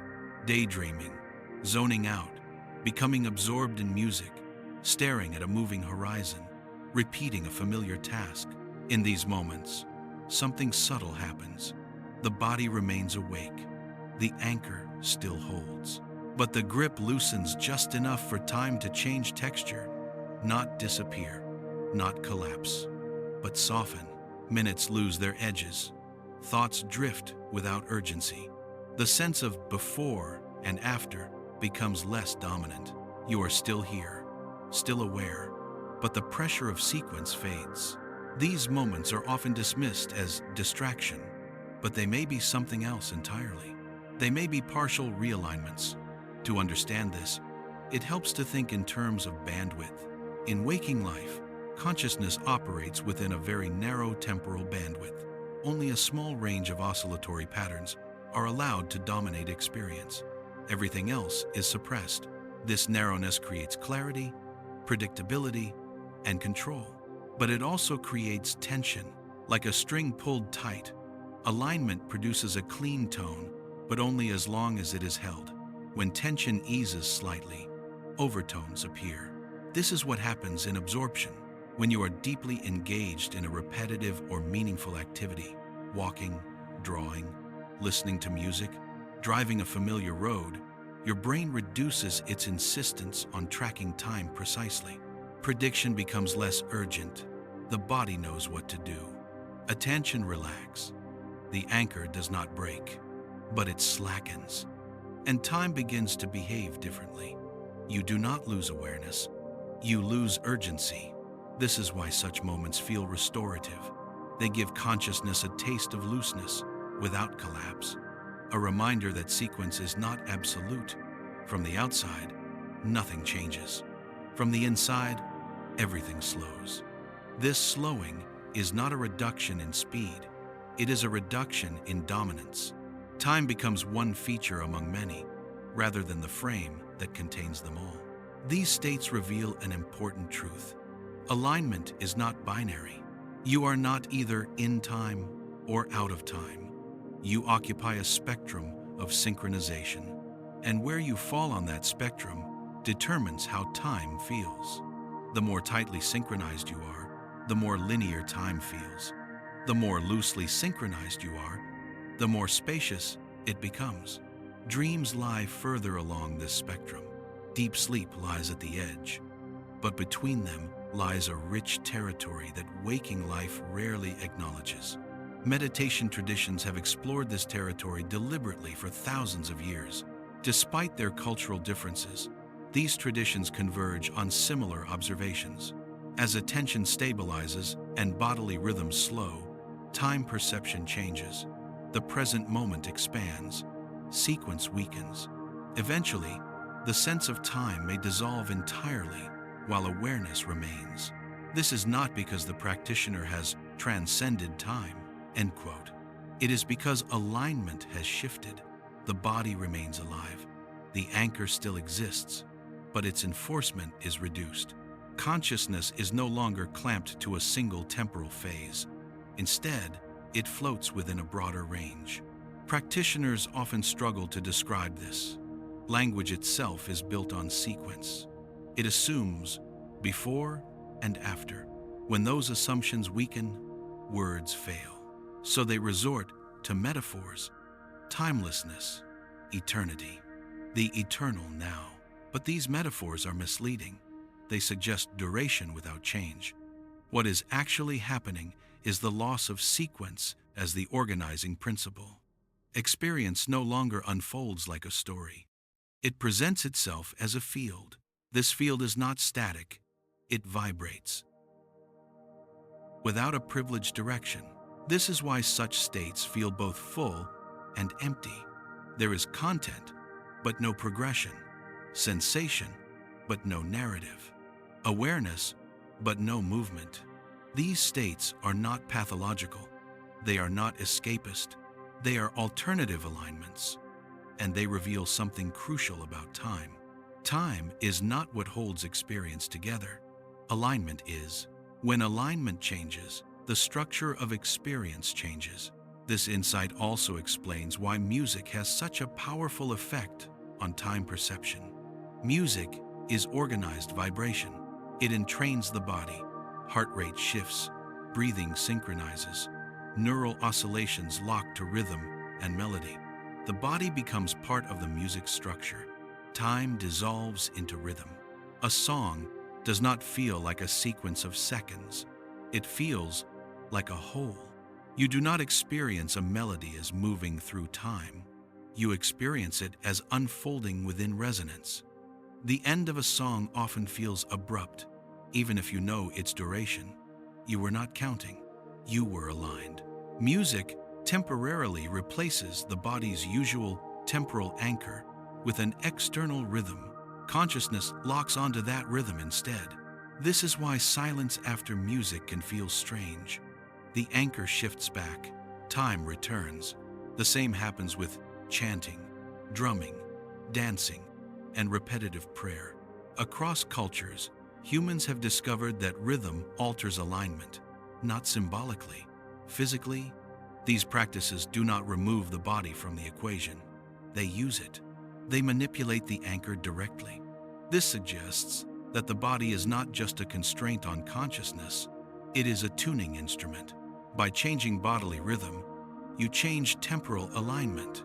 This brings us to a subtle but important point. If alignment can be adjusted voluntarily through breath, posture, attention, rhythm, then the experience of time is not fixed. It is malleable, but malleability has limits. Push too far, and coherence breaks. This is where altered states become dangerous. Substances, extreme practices, or intense stress can disrupt alignment faster than the system can adapt. When that happens, experience fragments rather than expands. People report time loops, disorientation, loss of identity, or overwhelming intensity. These are not glimpses of truth. They are signs of desynchronization without stability. The difference between insight and breakdown is coherence. A slight loosening of alignment reveals depth.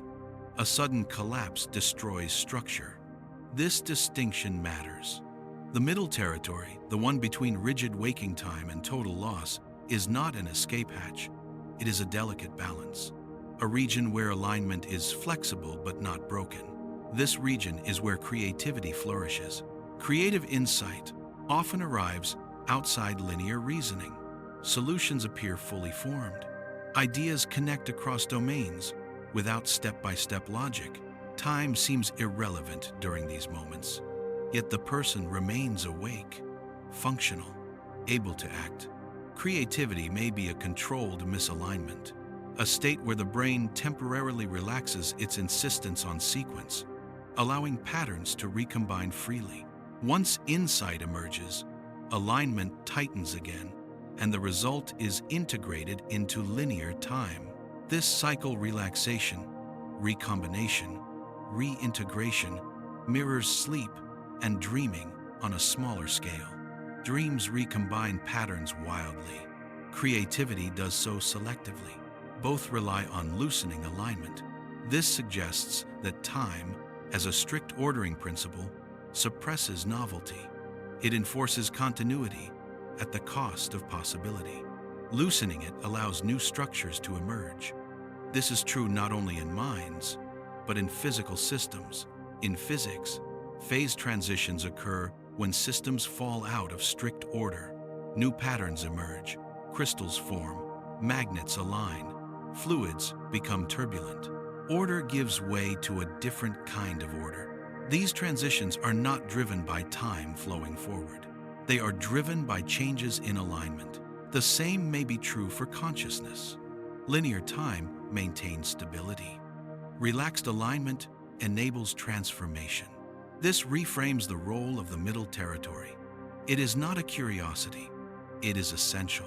Without it, systems stagnate. Without periodic loosening, alignment becomes brittle, too rigid to adapt, too constrained to evolve. Sleep provides this loosening nightly. Creativity provides it intermittently. Meditative states cultivate it deliberately. All serve the same function, preventing alignment from becoming absolute.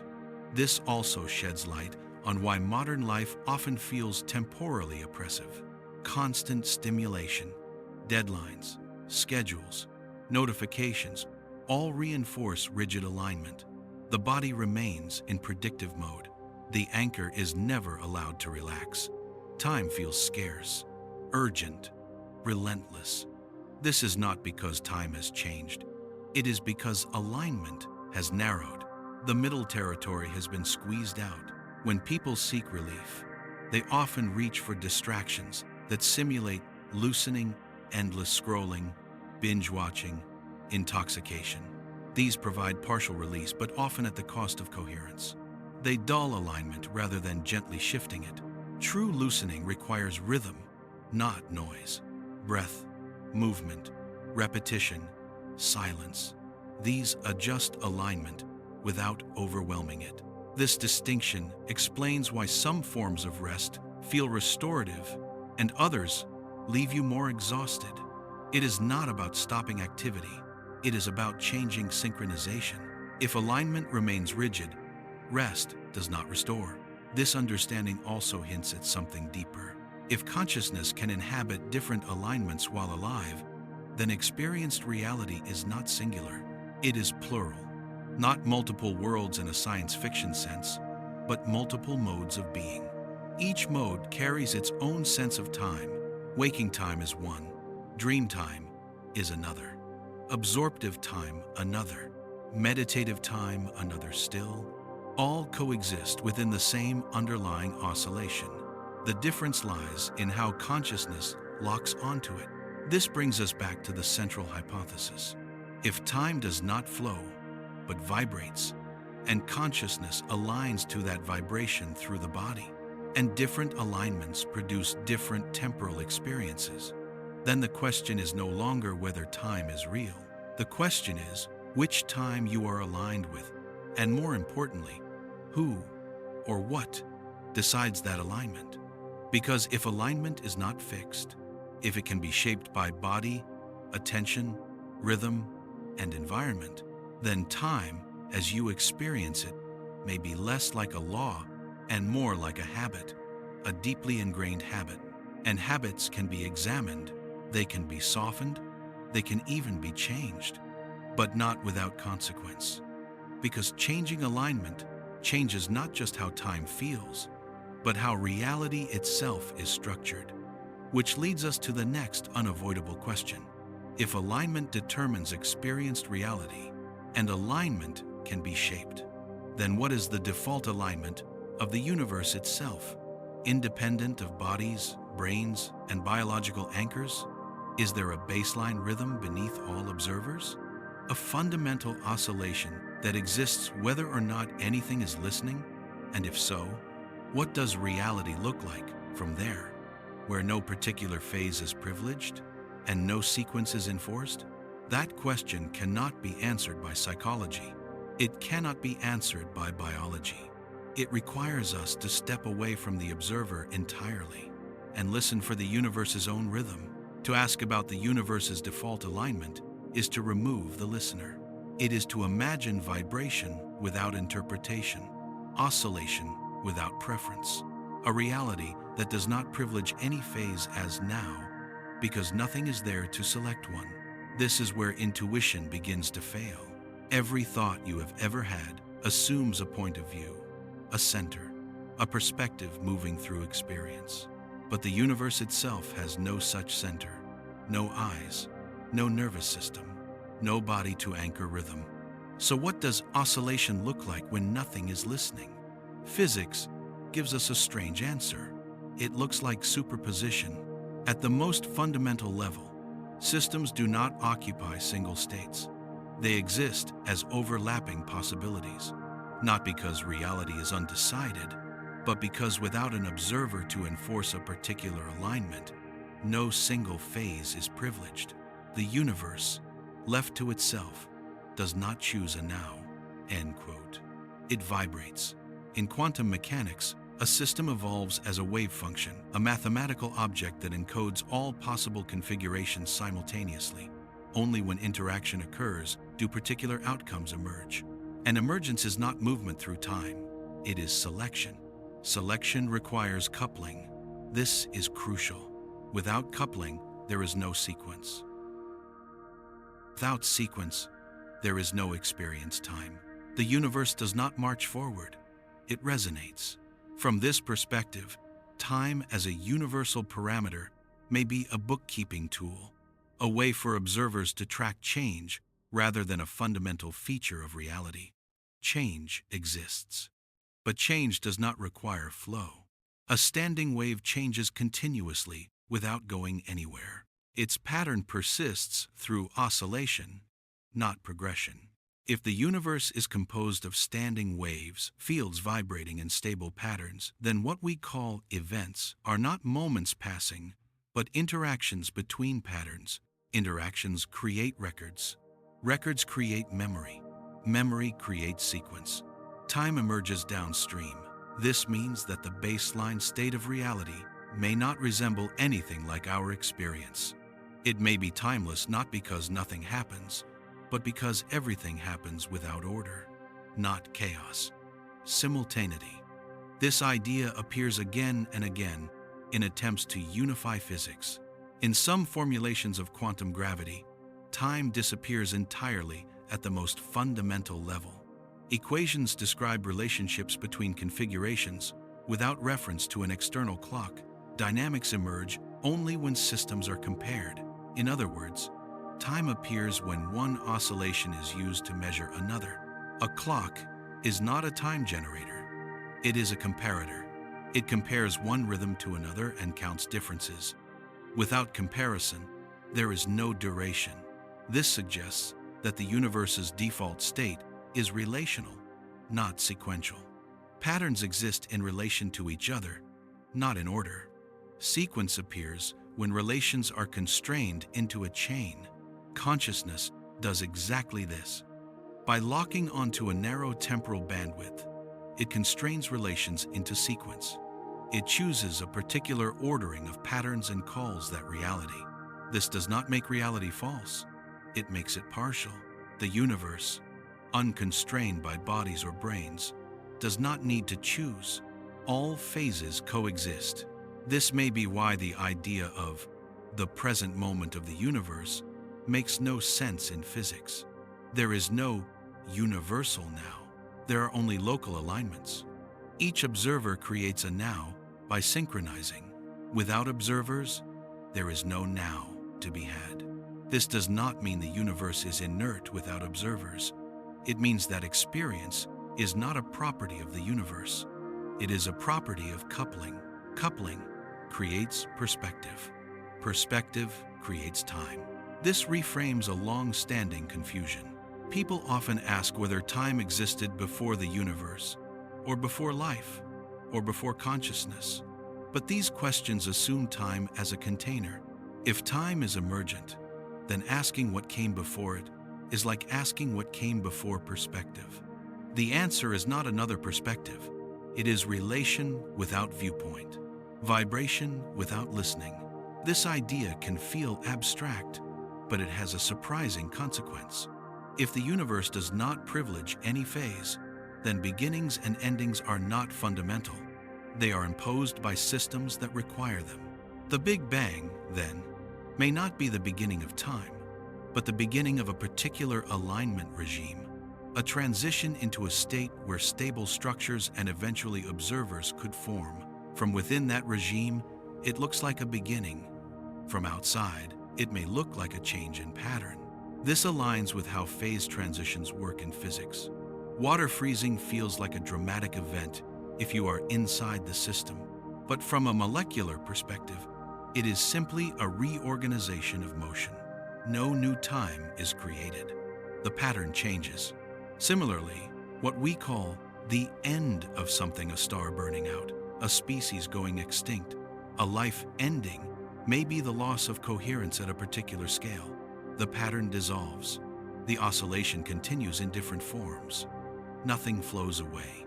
It reconfigures. This perspective dissolves the anxiety around cosmic timelines. The universe is not racing toward an end. It is exploring configurations. Time pressure is a local phenomenon. It exists where alignment and forces sequence tightly. Life enforces sequence because it must. Survival depends on order, prediction, memory, identity. But the universe at large has no such requirement. This may explain why cosmic timescales feel so strange to us. Billions of years stretch beyond intuition. Events that feel impossibly slow or fast coexist without contradiction. From the universe's perspective, there is no rush. Rush belongs to bodies.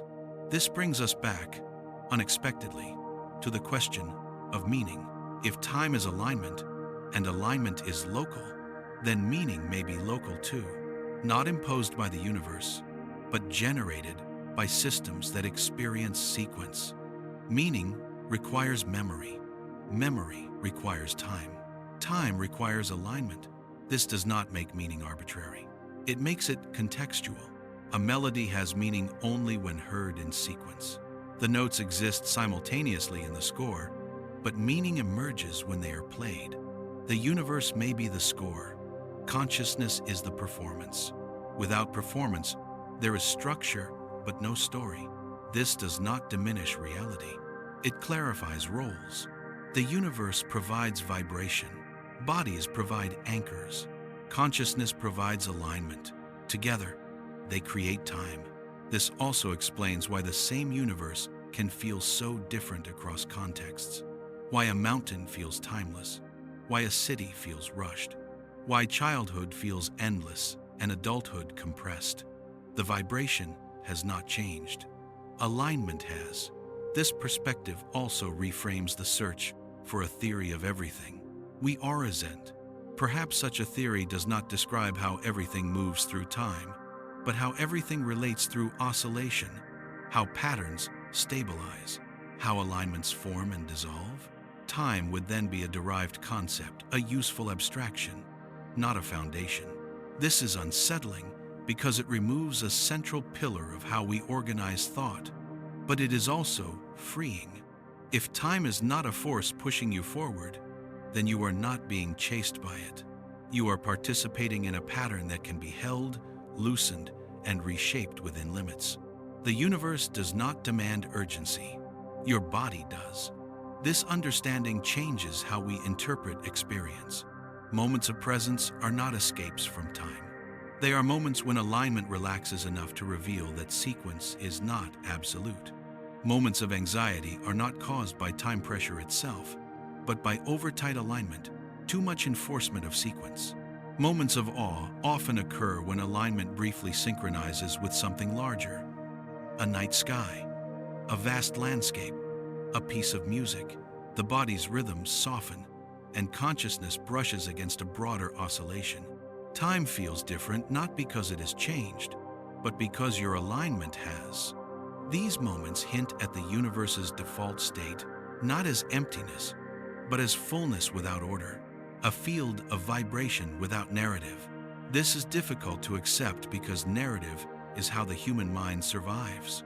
We are story-making creatures. We need beginnings and endings to orient ourselves.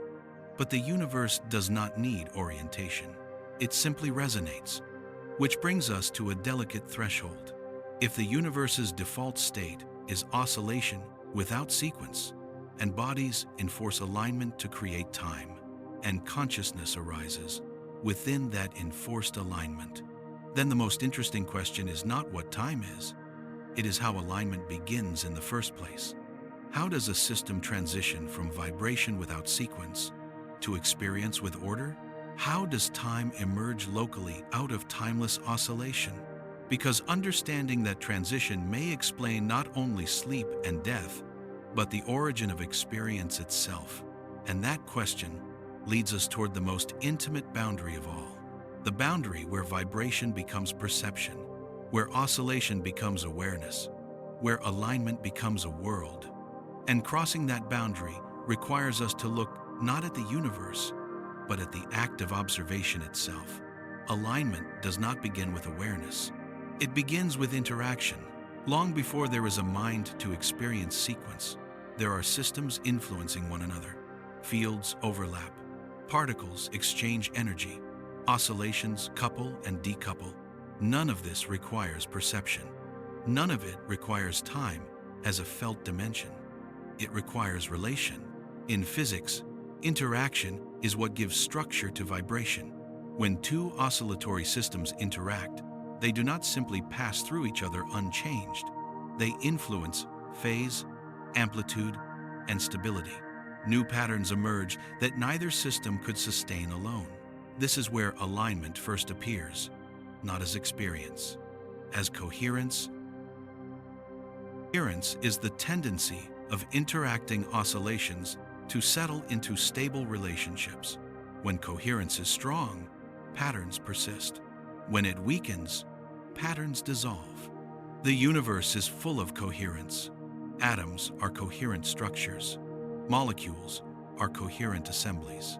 Stars, planets, crystals, magnetic domains all exist because certain oscillatory relationships stabilize.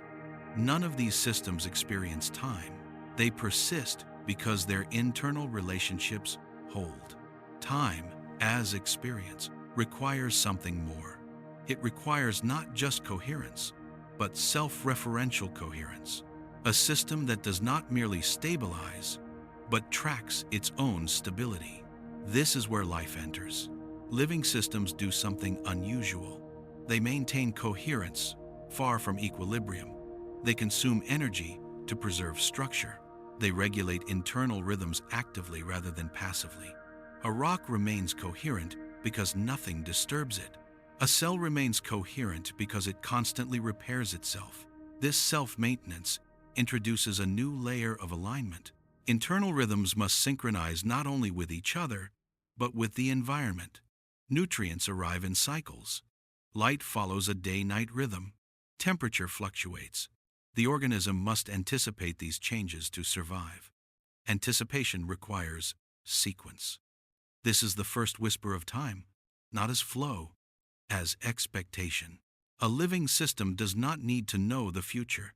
It needs to predict enough to remain coherent. Prediction creates directionality. Directionality creates ordering. Ordering creates the appearance of time. Time begins here, not as a dimension, but as a strategy. As life becomes more complex, this strategy deepens.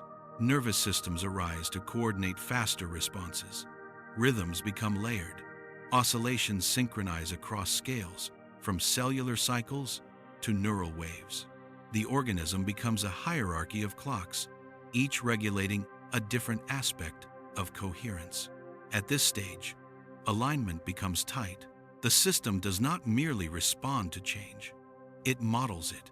It builds internal representations. It compares what is happening to what is expected. This comparison produces error. Error drives adjustment. Adjustment reinforces sequence. Now time begins to feel real. But even here, time is not flowing. It is being enforced. The nervous system continuously updates its internal state based on incoming signals. It orders experiences to reduce surprise. It labels events as before and after to maintain coherence. This labeling is automatic, unconscious, relentless. It creates the present moment. The present moment is not a slice of time. It is a stabilized alignment between internal and external rhythms. This alignment is constantly renegotiated. Every sensory input nudges it. Every action modifies it. Every breath reinforces it.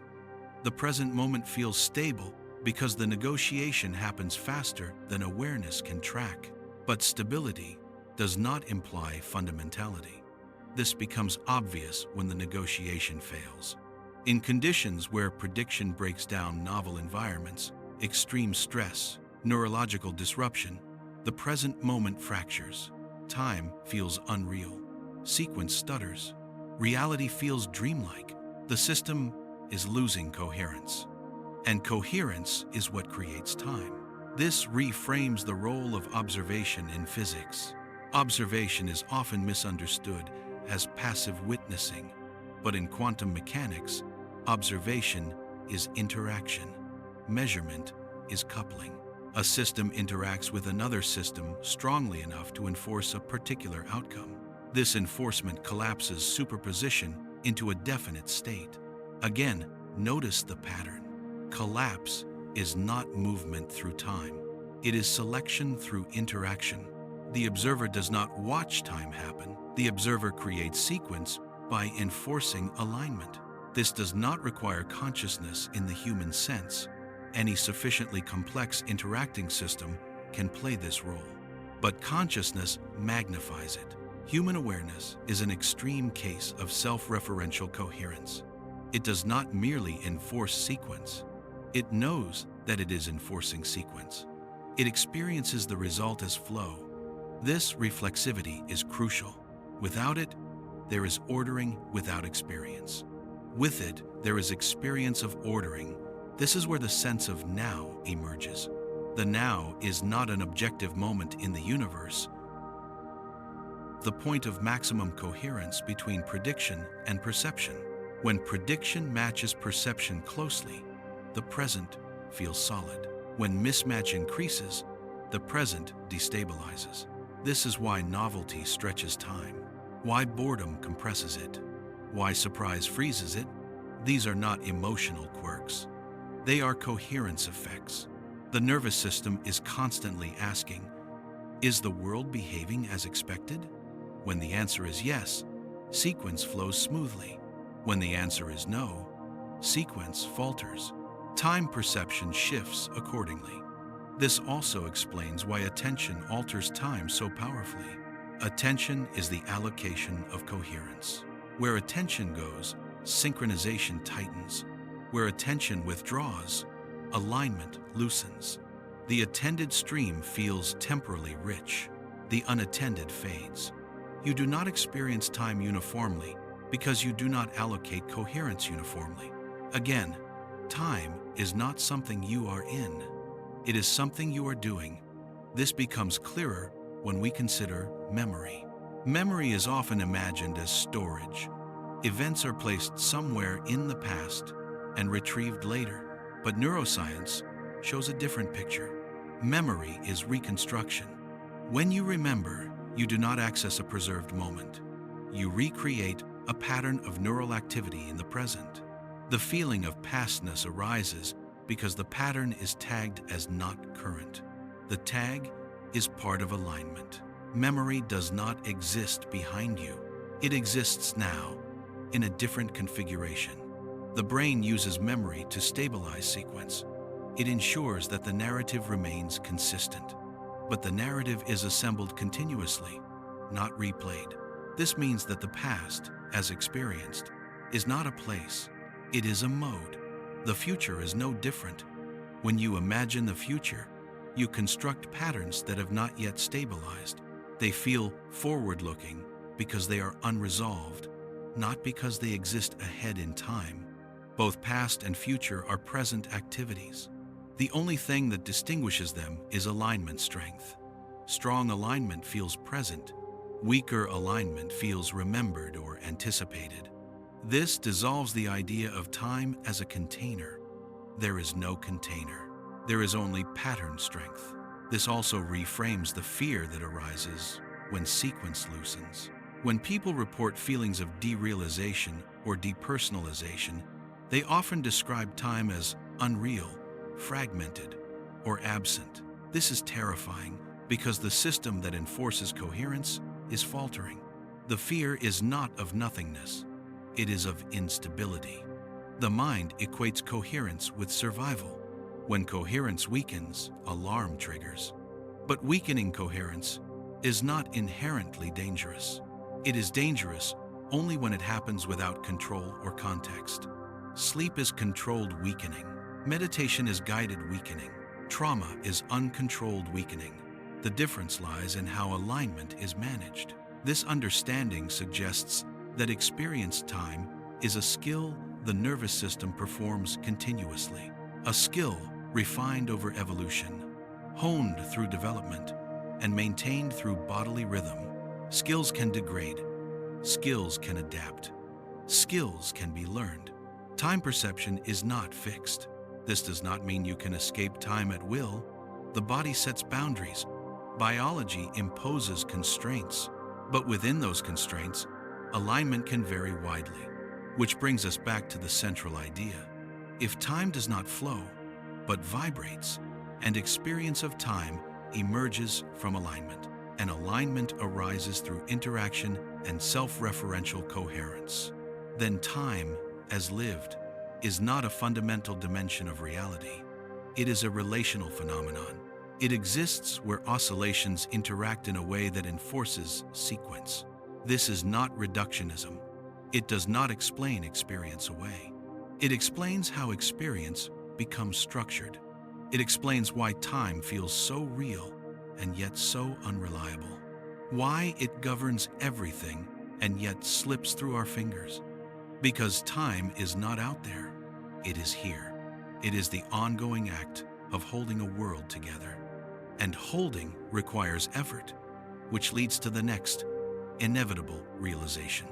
If alignment requires effort, and effort depends on energy, and energy is finite, then the experience of time must change as energy availability changes, not just across a lifetime, but moment to moment.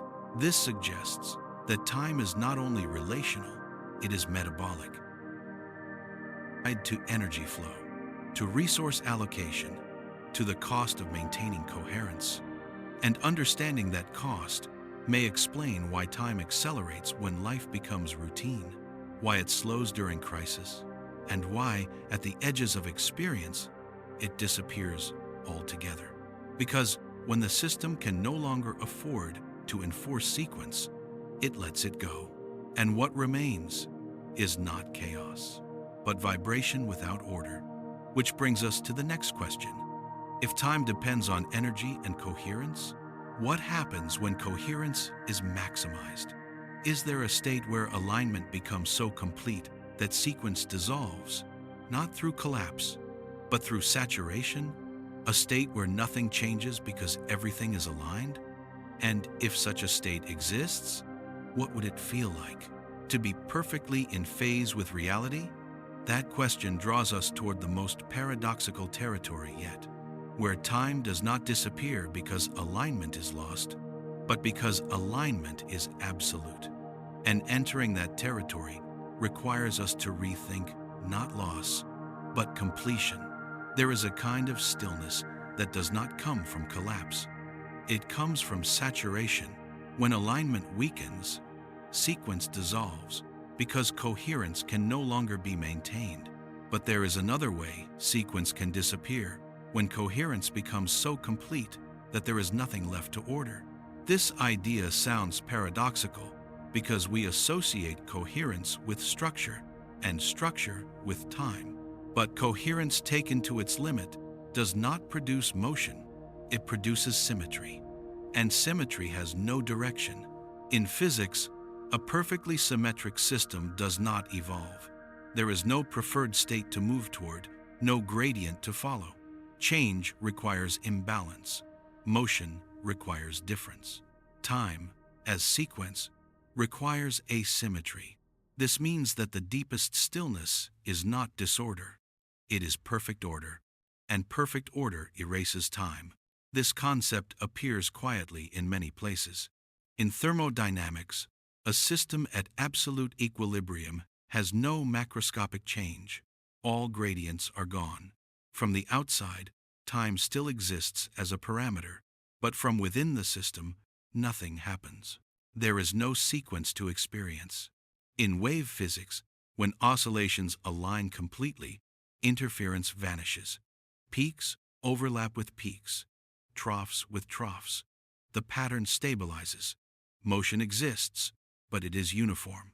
Nothing changes relative to anything else. In such a state, time has no texture. This is not sleep. It is not loss. It is saturation. Could consciousness ever approach such a state? At first, the answer seems no. Consciousness thrives on difference. It distinguishes, compares, selects. Without contrast, there is nothing to experience. But there are reports rare, consistent, and difficult to categorize that suggest otherwise. Across cultures and histories, people describe moments of complete alignment, not dissociation, not fragmentation, but an overwhelming sense of unity. No observer, no observed, no sequence, just presence. These moments are often called mystical, but that label obscures more than it clarifies. What matters is their structure. In these experiences, time does not slow. It does not stretch. It does not disappear into darkness.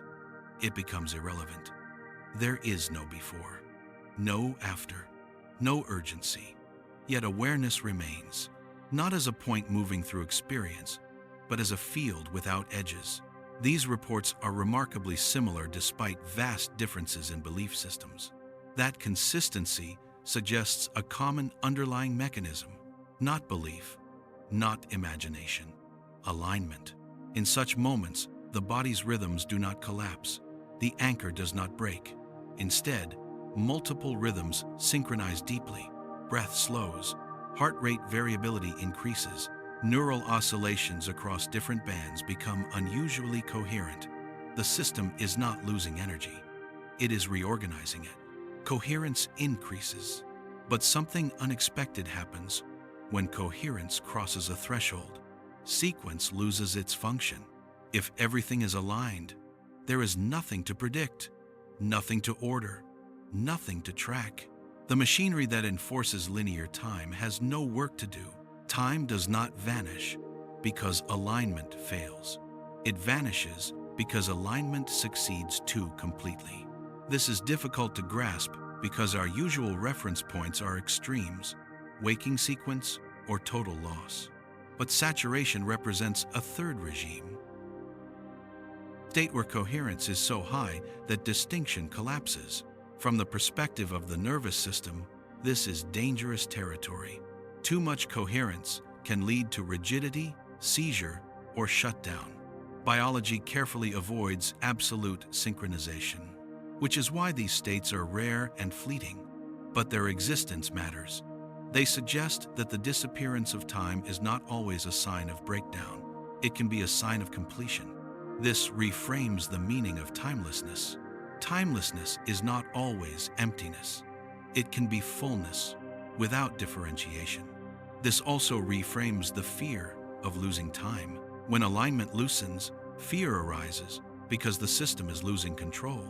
But when alignment saturates, fear often dissolves.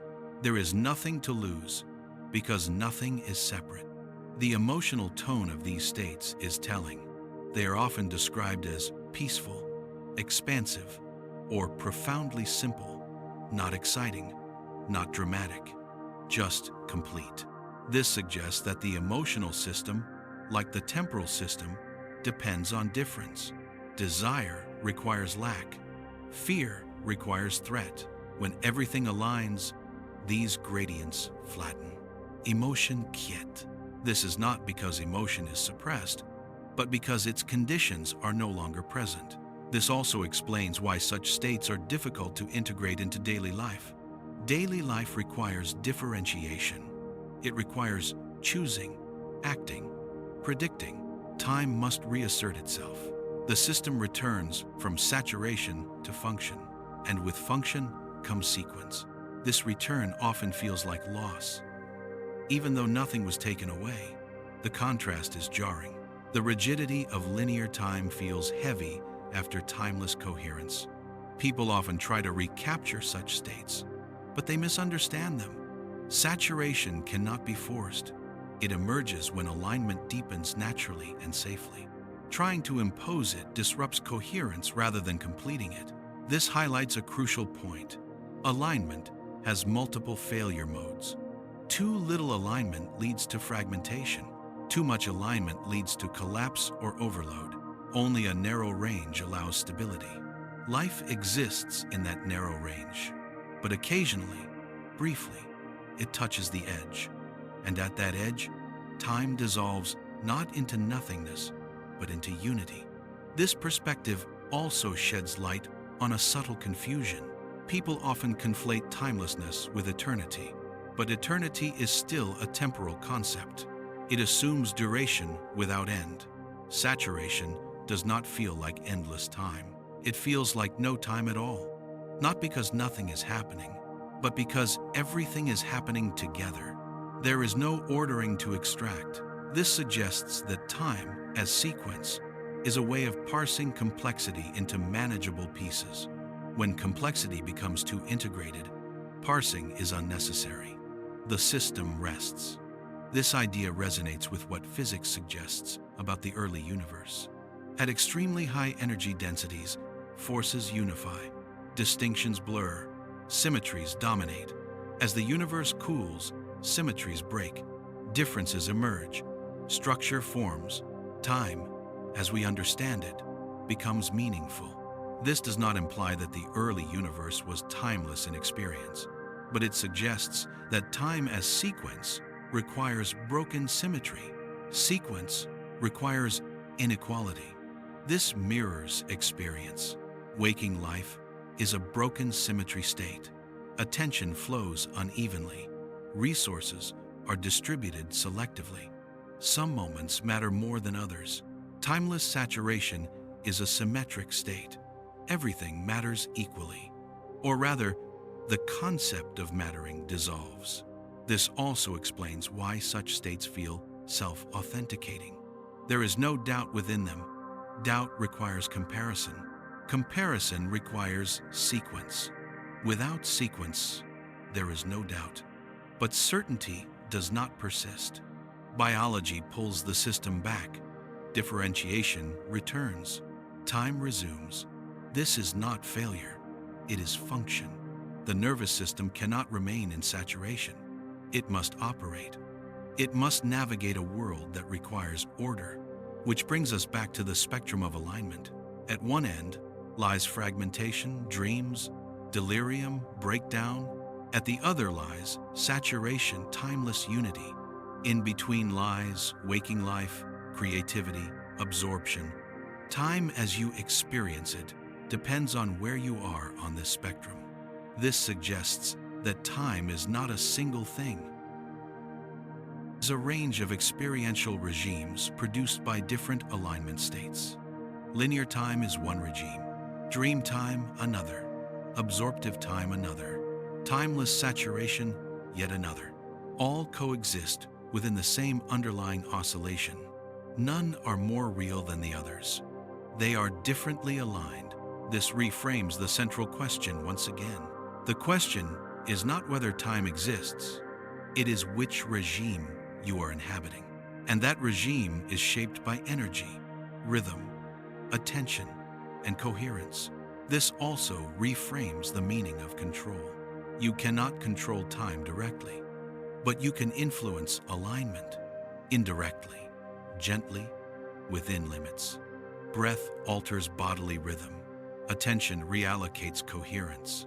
Environment entrains oscillations. None of these give mastery. They give modulation, which may be all that is possible. This understanding invites a quieter relationship with time, not as an enemy, not as a resource to be managed, but as a pattern to be participated in. When alignment is tight, time flows. When alignment loosens, time softens. When alignment saturates, time dissolves. All three are natural. None are permanent. Which brings us to a subtle realization. If time dissolves both when alignment fails and when it completes, then time itself is not the ultimate frame of experience. It is an intermediate structure, a bridge between vibration and awareness. And bridges are meant to be crossed, not lived on forever. This does not mean abandoning sequence or rejecting daily life. It means understanding its role. Linear time is how consciousness moves through complexity without being overwhelmed. But complexity does not disappear when sequence dissolves. It integrates, which raises the next question, perhaps the most delicate of all. If time is an intermediate structure, and consciousness can experience regimes beyond it, then what remains constant across all regimes? What is the invariant beneath waking time, dream time, and timeless saturation? What does not change when alignment shifts? Because if something persists across all modes, that something may be closer to the core of experience than time itself. And exploring that requires us to look not at sequence, not at vibration, but at the one thing that seems to remain when all ordering falls away: awareness itself, not as a function, not as a narrative, but as a presence that does not move, even when time does. Awareness does not behave the way time does. This is easy to miss, because awareness is almost always wrapped in something: thought, sensation, emotion, memory. We rarely encounter it on its own. But when alignment shifts enough, when sequence loosens or saturates, something peculiar becomes noticeable. Awareness remains, not as a thing observing other things, not as a point moving through experience, but as a condition in which experience appears. This is difficult to describe because language evolved to describe objects and events, not conditions. We name what happens, not what allows happening. But awareness seems to belong to the latter category. It does not arrive when experience begins. It does not leave when experience ends. It does not move when time moves. It simply is. This is not a mystical claim. It is an experiential observation reported again and again when time dissolves in any direction through sleep, deep absorption, trauma, or saturation. What changes is not awareness itself, but what it is aligned with. Time comes and goes.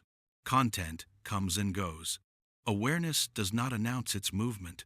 This suggests that awareness is not produced by time, nor does it require sequence to exist. It accommodates sequence when sequence is present, but it does not depend on it. This distinction matters deeply. If awareness depended on time, then when time dissolved, awareness would dissolve with it. But reports of timeless states consistently describe the opposite. Time disappears, but awareness remains sometimes clearer, sometimes more diffuse, but unmistakably present.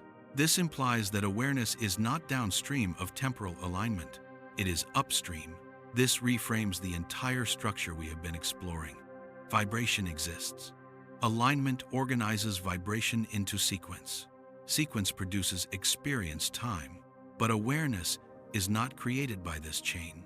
It receives it. It does not mean awareness exists separately from the body or the universe in a metaphysical sense. It means that awareness is not the same kind of thing as sequence. It does not oscillate the way rhythms do. It does not need phase to persist. Awareness does not vibrate. It witnesses vibration. When sequence is present, awareness experiences order. When sequence loosens, awareness experiences fluidity. When sequence saturates, awareness experiences unity. But awareness itself does not move through these states. It is not carried from one to another. The states appear within it. This observation creates a subtle shift. Until now, we have been asking what time is, how it emerges, how it dissolves. But now the question changes.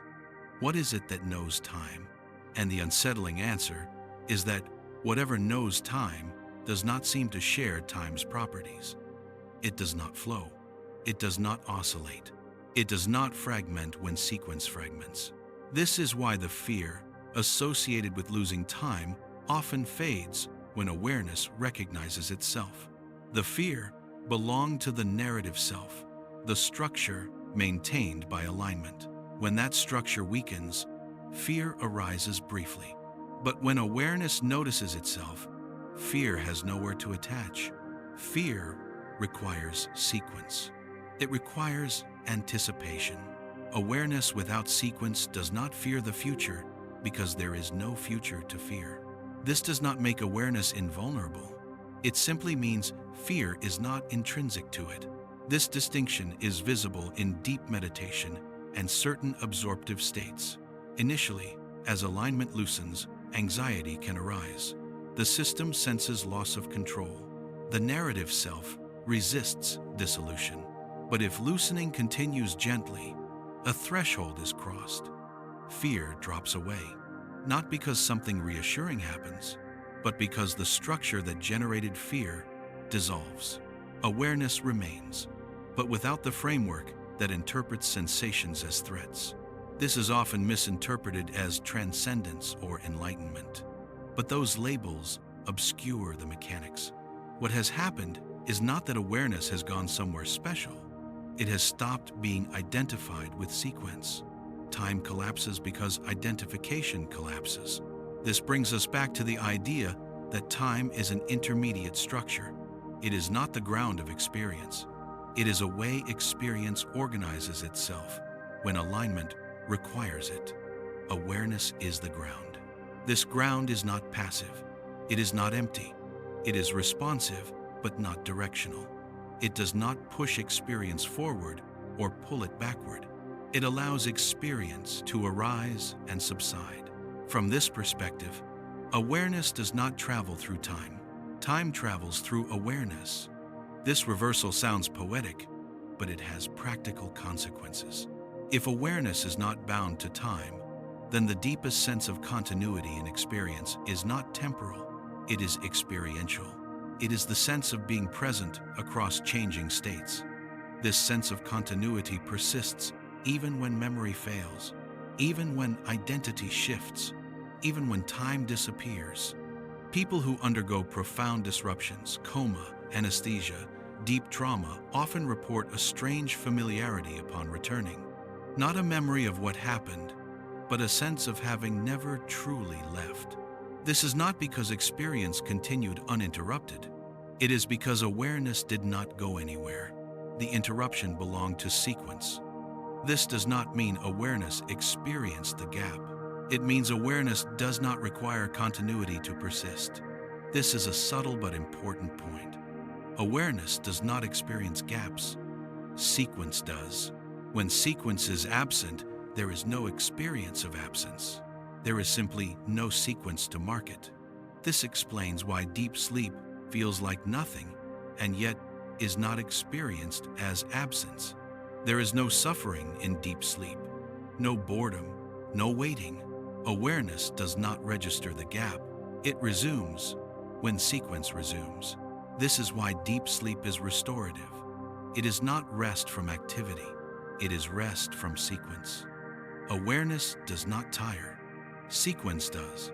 This reframes exhaustion. Mental exhaustion is not the depletion of awareness.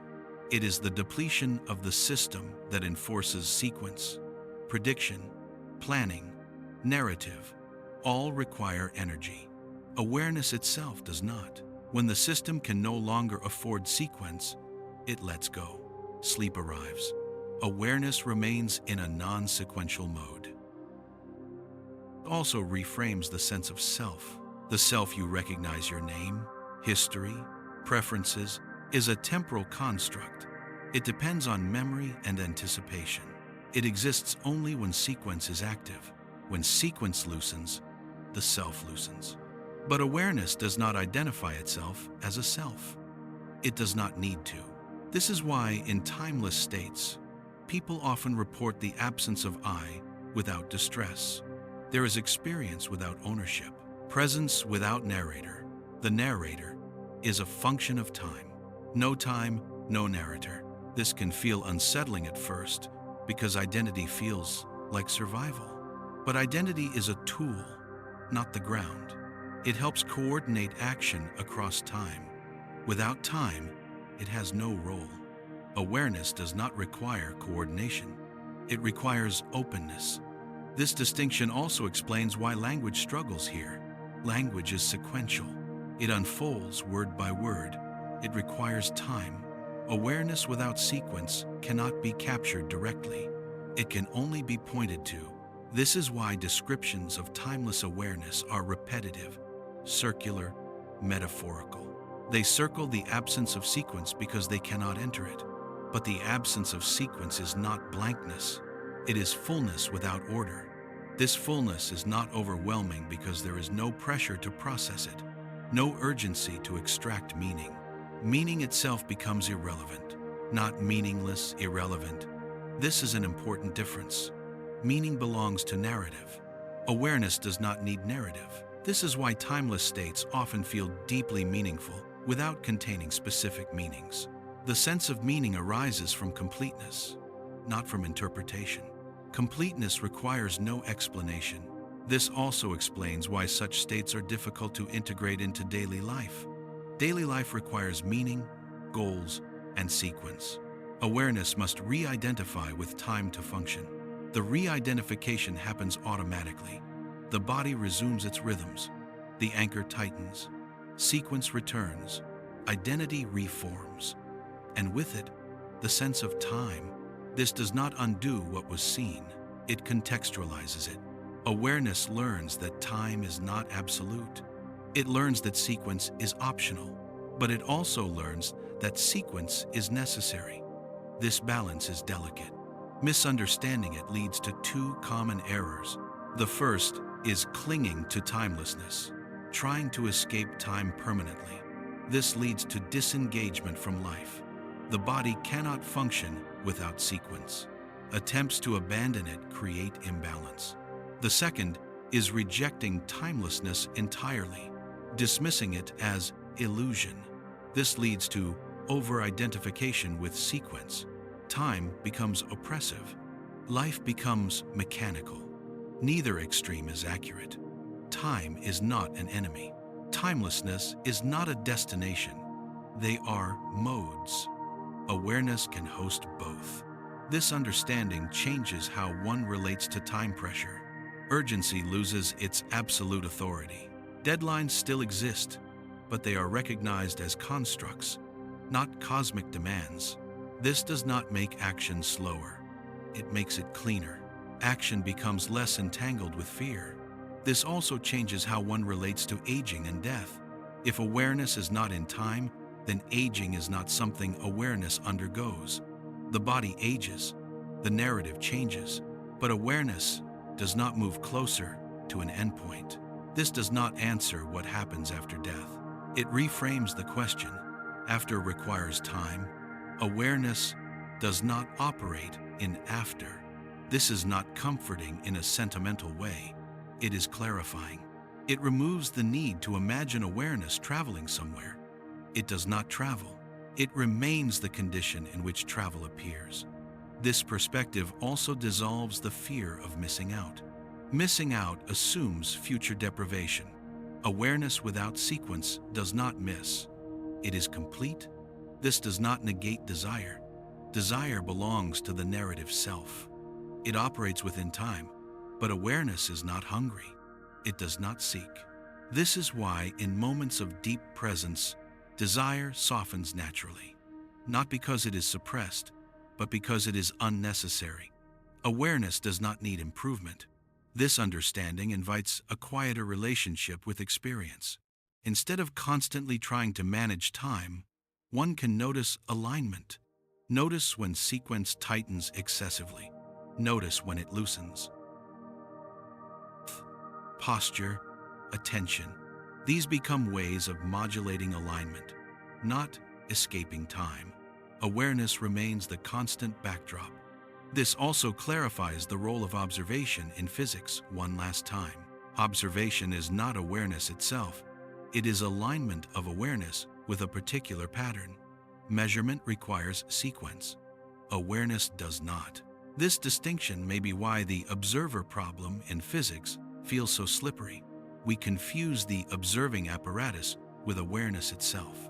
The apparatus enforces sequence. Awareness receives outcomes. When sequence dissolves, measurement dissolves, but awareness remains. This suggests that the deepest mystery is not time, nor even consciousness as function.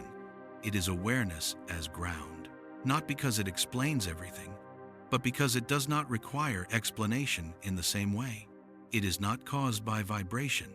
It does not emerge from alignment. It hosts both. This does not reduce awareness to something supernatural. It simply recognizes that it does not behave like other phenomena we describe. It does not change when things change. This is why it feels like presence. Presence does not move. Experience moves within it, and time is one of the ways experience moves, which brings us to a final, delicate turn. If awareness is invariant across all temporal regimes, and time arises only when awareness aligns with sequence, then time is not something awareness is subject to. It is something awareness temporarily accepts. Like a language, you speak it to communicate. You think in it to function, but you are not the language. And when you stop speaking, you do not disappear. You simply return to silence, not an empty silence, a listening silence, which raises the last question we need to approach. If awareness is the ground, and time is a language spoken within it, then what is the relationship between awareness and the universe itself? Is awareness merely a local phenomenon arising in certain biological systems? Or is it something more fundamental, something that does not belong to time, space, or vibration, but within which all three appear? That question does not ask for an answer. It asks for a shift in how questions are formed, and to explore it, we must let go not only of time, but of the idea that awareness belongs to anything at all, including you. And that shift leads us into the final descent of this inquiry, where boundaries blur not because they fail, but because they were never as solid as they seemed. If awareness does not belong to time, then the next question cannot be where awareness is. Location is a temporal concept. So is duration. So is origin. To ask where awareness comes from is already to assume it comes from somewhere. To ask how long it lasts is to assume it occupies a span. These assumptions work for objects and processes. They fail for conditions.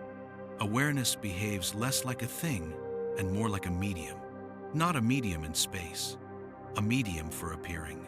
Everything that can be experienced, thought, sensation, memory, emotion, even time itself appears in awareness. But awareness itself does not appear as an object among them. It has no edge, no texture, no sequence. This is why it is so easy to overlook. You do not notice the screen while watching a film. You notice the images. The screen only becomes obvious when the images pause or disappear. In the same way, awareness becomes noticeable when content thins, when time loosens, when narrative collapses, when experience stops rushing forward. Then something remains. Not nothing, not something, presence. This presence does not announce itself. It does not say, I am here. It does not compete with experience. It allows experience. This subtlety has led to endless confusion. People try to locate awareness in the brain. They look for it in neural activity, in oscillations, in feedback loops, and they find correlates patterns that accompany awareness but not awareness itself. This is because correlates are events. Awareness is not. Events can be timed. Conditions cannot. This does not mean awareness is supernatural or separate from the universe. It means awareness does not behave like the phenomena it hosts. This distinction becomes clearer when we consider boundaries. Where does a sound end and silence begin? Where does silence end and sound begin? These are not clear edges. Silence is not a thing that replaces sound. It is what remains when sound ceases. Awareness may be similar. It is not produced when experience begins. It is what remains when experience stops organizing itself. This is why awareness feels continuous across disruptions of time, not because it experienced the disruption, but because it does not require continuity to persist. Continuity is a feature of sequence. Awareness is not sequential. This also explains why awareness does not age. Your thoughts change. Your body changes. Your sense of time changes. But awareness itself does not feel older. People often say, quietly and without fully trusting the thought, that they feel the same inside despite decades passing. This sameness is not memory. Memory fades. It is not identity. Identity evolves. It is awareness. Awareness does not accumulate years. It does not carry history. It does not improve or degrade. It is not young or old. It simply allows. This constancy is often mistaken for stagnation, but stagnation implies lack of change. Awareness does not change because it is not a thing that can change. Change happens within it. This reframes the fear of time passing. What fears time is not awareness. It is the narrative self. The narrative self exists only within sequence. It measures itself by accumulation, years lived, experiences gained, losses endured. It fears time because time defines it. Awareness has no such dependency. When awareness recognizes itself, even briefly, the fear of time loosens. Not because problems disappear, but because the frame in which they appear expands. Time becomes one layer, not the whole. This does not negate responsibility or action. It contextualizes them. You still act within time, but you are not reduced to it. This distinction becomes important when considering the universe itself. If awareness is not a product of time, then it cannot be explained by processes that unfold in time alone. That does not mean awareness exists independently of the universe. It means the universe may not be exhausted by temporal descriptions. The universe, as described by physics, is a web of relationships, fields interacting, oscillations coupling, patterns stabilizing. These descriptions are powerful. They predict behavior. They explain structure, but they describe what appears, not that it appears. Appearance itself is left unaddressed. This gap is often ignored because it does not interfere with prediction. Physics does not need to explain why there is experience to model how systems behave. But from the inside, experience is not optional. It is the only thing ever known. This does not mean experience causes the universe. It means the universe is known only through experience. Awareness is the condition that makes knowing possible. This creates a subtle inversion. Instead of asking how awareness arises in the universe, we can ask how the universe arises in awareness, not as a belief. As a structural observation, everything you know about the universe appears in awareness. The concept of the universe itself appears in awareness. Space, time, matter, energy, all appear as experiences or inferences within awareness. This does not mean the universe depends on you. It means your access to it is mediated by awareness. Awareness is not inside the universe you know. The universe you know is inside awareness. This is not solipsism. It does not claim that only your mind exists. It simply acknowledges the asymmetry between experience and explanation. Experience is primary. Explanation is secondary. This asymmetry matters when discussing time. Time is an explanation, a model, a way of organizing experience. It is extraordinarily useful, but it is not the ground of experience. Awareness is. This perspective also clarifies why time can feel oppressive. When awareness is tightly identified with sequence, time feels like a force acting on you. Deadlines loom. Aging threatens. Loss accumulates. But when awareness loosens identification with sequence, time becomes contextual, still present, still functional, but no longer total. This does not eliminate pain or responsibility. It changes their scale. Pain happens in time. Responsibility operates in time. Awareness holds both without being consumed by them. This holding is not detachment, it is inclusion. Everything belongs, but nothing defines the whole. This understanding also dissolves a common misunderstanding about timeless awareness. People often imagine it as a special state to achieve, a permanent refuge. But awareness is not a state. It is what allows states. You cannot enter it because you are never outside it. You can only notice it when attention stops being consumed by sequence. This noticing is subtle. It does not produce fireworks. It often feels ordinary, even boring. Just a quiet sense of being present without urgency. The mind often dismisses this as insignificant because it does not advance the story. But the story is not the point.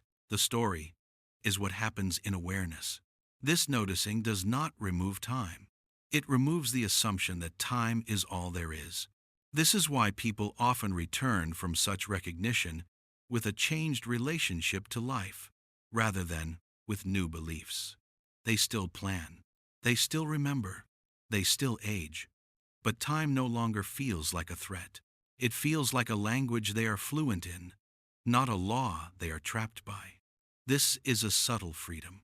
Not freedom from time, freedom within time. This distinction matters because rejecting time leads to dysfunction. Accepting time as absolute leads to suffering. Understanding time as a construct within awareness allows balance. You can care without clinging, act without panic, plan without fear. This balance is fragile.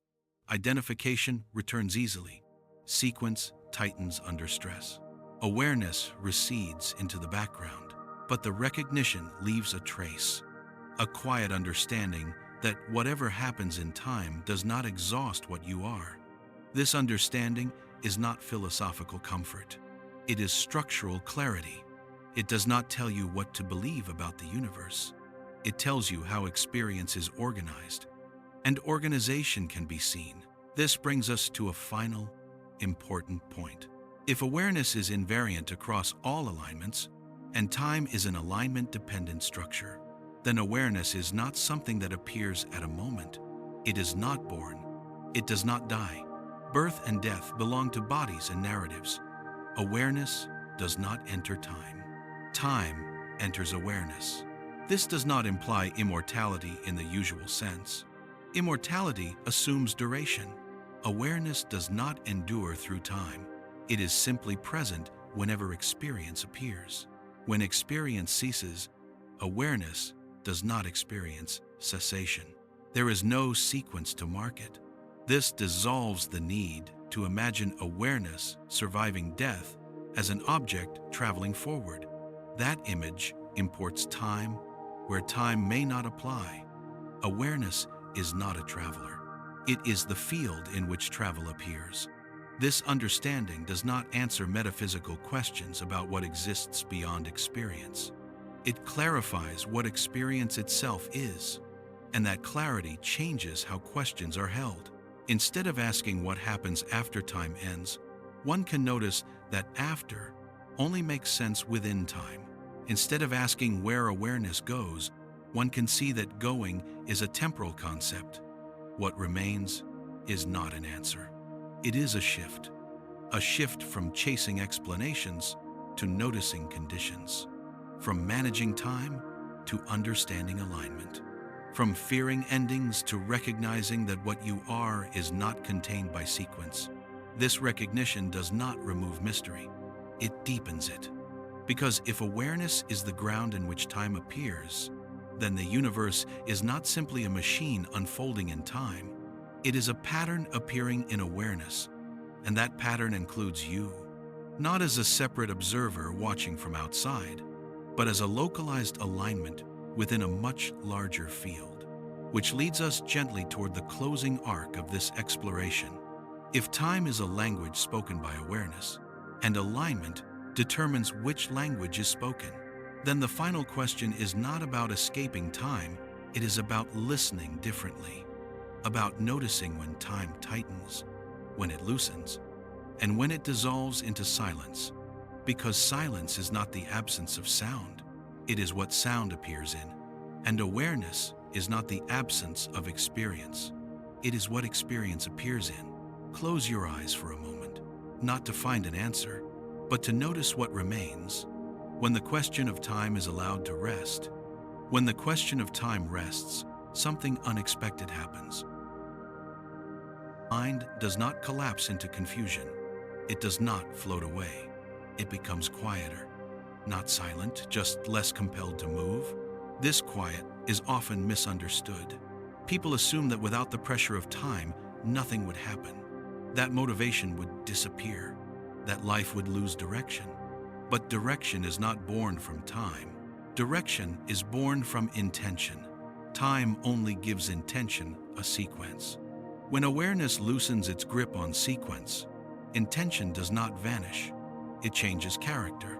It becomes less anxious, less hurried, less burdened by outcomes. Action still occurs, but it is no longer driven by the fear of running out. This distinction matters. Most of what feels like time pressure is not imposed by reality. It is imposed by identification with sequence, by the belief that meaning exists only if it progresses somewhere. But meaning does not require motion. A single note can be complete. A single breath can be sufficient. A single moment can hold more depth than 1,000 hurried ones. This is not a romantic claim. It is an experiential one. When alignment relaxes, awareness discovers that experience does not need to be accumulated to be whole. Wholeness is not additive. It is immediate. This realization is subtle. It does not announce itself with clarity or certainty. It arrives as a quiet easing. The future stops pulling quite so hard. The past stops demanding explanation. The present no longer feels like a vanishing point. This does not mean plans disappear. Planning still happens. Memory still functions. But they are no longer mistaken for identity. You remember without being trapped in what was. You plan without being consumed by what might be. Time becomes a tool again. This is perhaps the most practical consequence of everything we have explored. Time is not the enemy. Time is not an illusion to be rejected. Time is a mode of organization. When you mistake a mode for the ground, suffering follows. But when you recognize the mode as optional, flexible, and contextual, something softens. Urgency becomes situational rather than existential. This shift changes how effort feels. Effort normally feels like pushing against time, trying to get ahead of it, outrun it, keep up with it. There is tension in this effort because it assumes resistance. But when time is understood as an alignment rather than a force, effort becomes coordination. You are not pushing forward. You are arranging patterns. This is why moments of deep focus often feel effortless, even when they require energy. The system is aligned. There is no internal friction. Friction appears when alignment is forced. When you try to impose sequence where coherence is weak, time becomes heavy. When you try to escape sequence where structure is required, time becomes chaotic. Balance lies in responsiveness. This responsiveness is not about control. It is about listening. Listening to the body's rhythms. Listening to attention. Listening to when sequence is needed and when it can be released. Most people are trained to do the opposite. They are trained to ignore rhythm, override fatigue, compress time, and maintain sequence at all costs. Productivity becomes the primary value. Speed becomes virtue. But speed is not alignment. It is compression. Compression increases friction, and friction generates suffering. This does not mean slowness is the answer. Slowness can be just as misaligned as speed. What matters is congruence. When action matches rhythm, time disappears from awareness. When action fights rhythm, time becomes oppressive. This explains why the same hour can feel either fleeting or unbearable, depending on context. The clock does not change. Alignment does. This perspective also reframes aging. Aging is usually experienced as loss of time, years passing faster, opportunities closing, the future shrinking. But what is actually happening is not acceleration of time. It is narrowing of novelty. As patterns become familiar, less prediction is required. Less attention is allocated. Sequence compresses. The body's rhythms also change. Recovery takes longer. Energy availability shifts. Alignment becomes more constrained. Time feels thinner, not because it moves faster, but because less stands out. This does not mean aging is only psychological. It is biological. But biology influences alignment. Recognizing this allows a gentler response. Instead of trying to slow time down, one can deepen alignment, increase presence, attend more fully, invite novelty, not as distraction, but as engagement. Attention thickens time, not by stretching duration, but by increasing coherence. This is why presence is often described as making time feel fuller rather than longer. Fullness is not duration. It is density of experience. This density comes from alignment, not from speed. The same applies to loss. Loss disrupts alignment profoundly. The body's rhythms falter. The narrative breaks. Time behaves strangely, sometimes freezing, sometimes racing. This is not because time has changed. It is because coherence has been damaged. Grief is not linear. It does not proceed through orderly stages. It oscillates. It revisits. It loops. Grief reveals that lived time has always been non-linear. The idea of linear progression through grief is an imposition of sequence on a process that resists it. Healing does not mean returning to the old alignment. It means forming a new one. This new alignment carries traces of the old, but it is not identical. Time resumes, but with a different texture. Understanding this reduces self-judgment.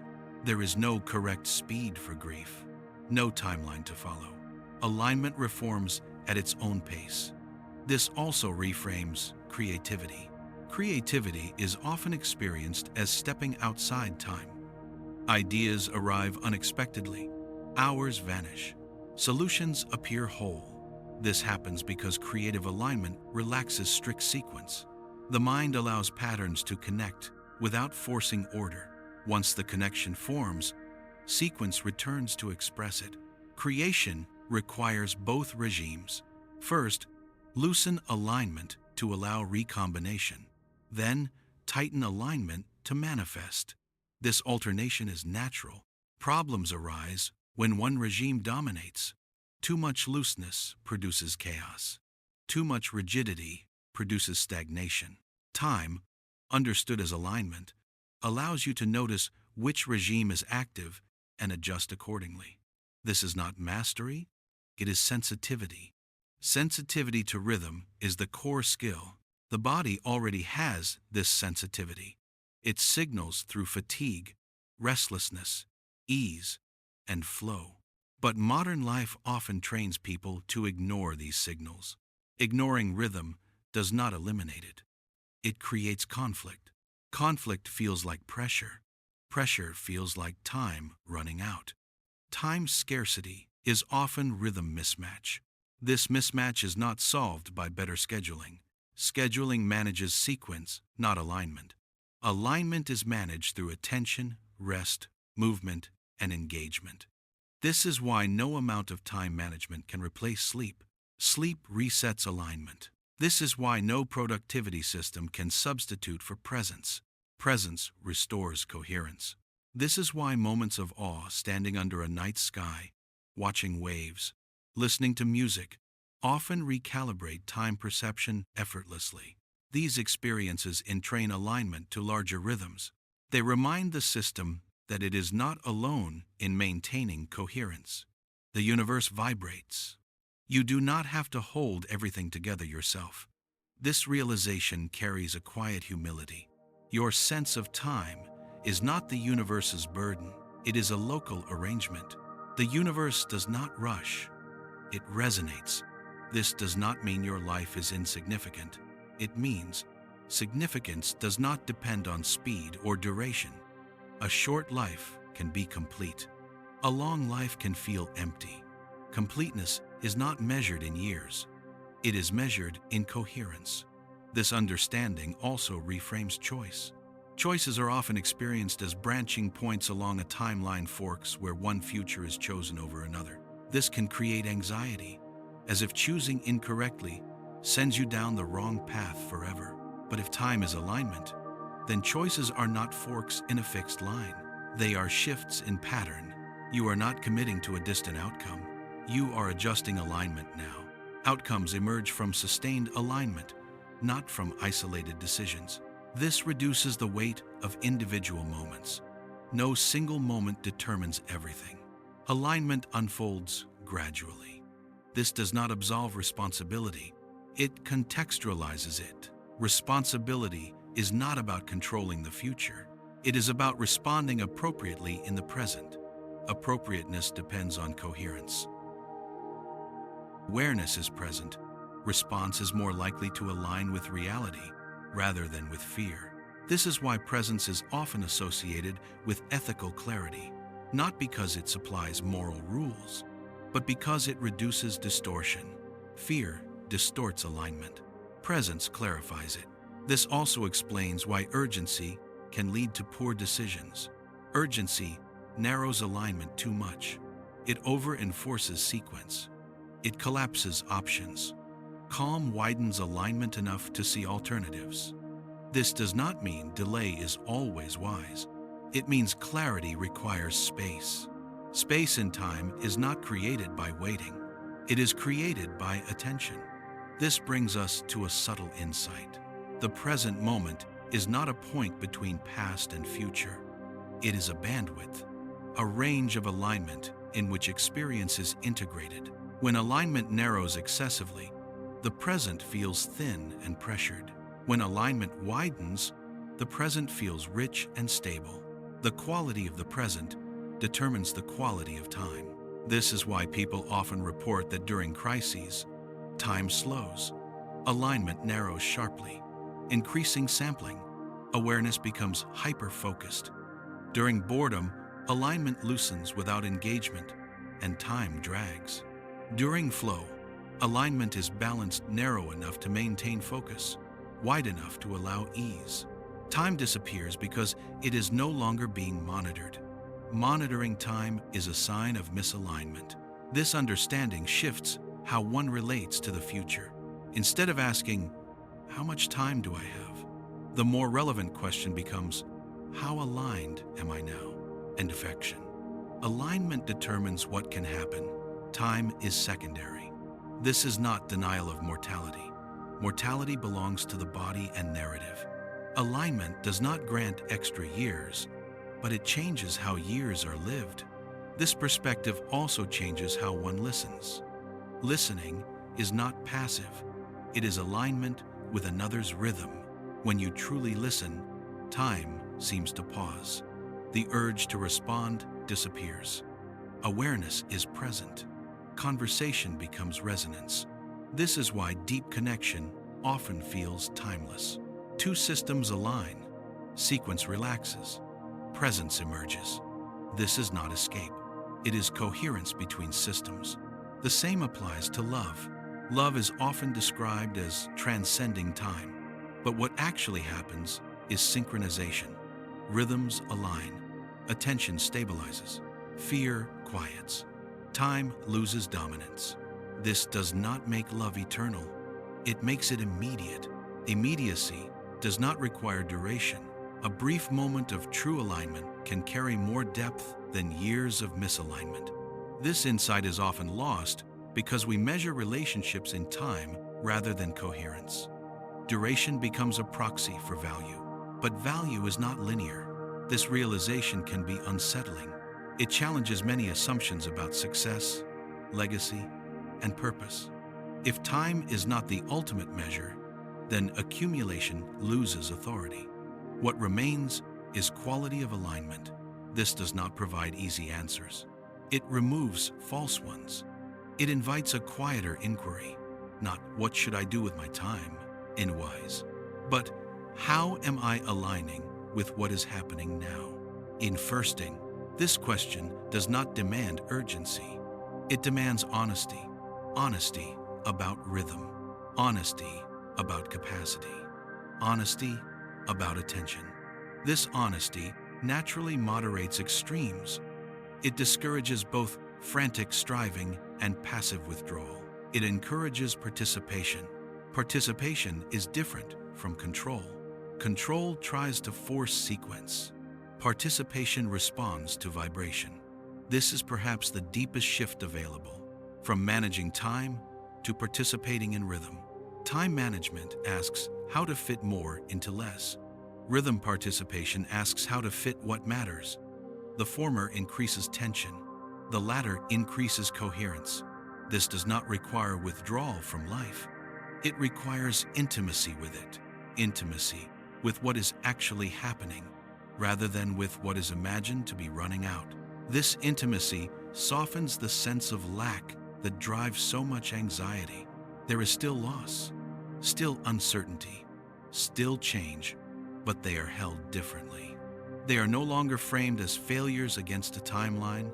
They are changes in alignment, and alignment can be reestablished again and again. This is why resilience is not about endurance. It is about flexibility. Rigid systems break. Flexible systems adapt. Time, experienced rigidly, becomes oppressive. Time, experienced flexibly, becomes contextual. Awareness allows this flexibility by not being confined to sequence. This does not make awareness superior. It makes it foundational. Sequence emerges from it. Sequence dissolves into it. Awareness remains. This is not an ending. It is a settling, a recognition that time is not something to conquer or escape, but something to understand as one expression of alignment within a much larger field. And as this understanding settles, another quiet realization emerges. If awareness can host time without being defined by it, and alignment can shift within awareness, then the deepest freedom is not freedom from time. It is freedom from the belief that time defines what you are. That belief is heavy. Letting it rest does not remove responsibility. It removes unnecessary weight. And in that lightness, something subtle becomes possible. A way of moving through time without being chased by it. A way of acting without urgency poisoning intention. A way of living where sequence serves presence rather than replacing it. This does not promise happiness. It promises clarity, and clarity is enough. Because clarity does not depend on duration. It depends on seeing. And seeing does not require time. It requires alignment, which brings us gently toward the final stretch of this exploration, where the question is no longer about time, alignment, or awareness separately, but about how they dance together in the simplest possible way. Not as theory, but as lived experience. Close your eyes for a moment. Notice the breath, not to slow it, not to control it, just to feel its rhythm. That rhythm is not rushing. It is not behind. It is not ahead. It is simply happening. And within it, awareness rests, untouched by the clock, yet perfectly able to use it when needed. This is not the end of time. It is the end of misunderstanding it. At this point, the question of time no longer asks for an answer. It asks for a way of living, because once time is seen as alignment rather than flow, it cannot be unseen. The clock still ticks, schedules still exist, the body still ages. But something fundamental has shifted beneath all of that. The feeling of being pushed by time begins to loosen. What replaces it is not passivity. It is orientation. Orientation is different from urgency. Urgency demands movement, regardless of direction. Orientation allows movement to arise naturally, guided by coherence rather than pressure. This difference can be felt immediately. When urgency dominates, the body tightens, breath shortens, attention narrows. The future pulls harder than the present can support. Time feels scarce because alignment is strained. When orientation dominates, the body softens, breath deepens, attention widens. Action arises from fit rather than fear. Time feels sufficient because alignment is intact. Nothing about the external situation has changed. Only alignment has. This reveals something quietly radical. Most suffering attributed to not having enough time is not about time at all. It is about misalignment between capacity and demand, between rhythm and expectation. Time becomes the scapegoat, but time is not imposing the strain. Alignment is. This becomes clearer when we look closely at moments of regret. Regret is often described as wishing one had more time or had used time differently. But regret is not about duration, it is about coherence. Regret arises when past actions are seen as misaligned with present understanding. The pain is not that time passed. The pain is that alignment was absent. You do not regret every moment that passed. You regret moments where action did not match awareness. This distinction matters. It suggests that fulfillment is not about maximizing time. It is about minimizing misalignment. A short life lived coherently can feel complete. A long life lived incoherently can feel unfinished. Completion is not temporal. It is structural. This understanding also reframes ambition. Ambition is often fueled by the fear of running out of time, the sense that there is not enough duration to accomplish what matters.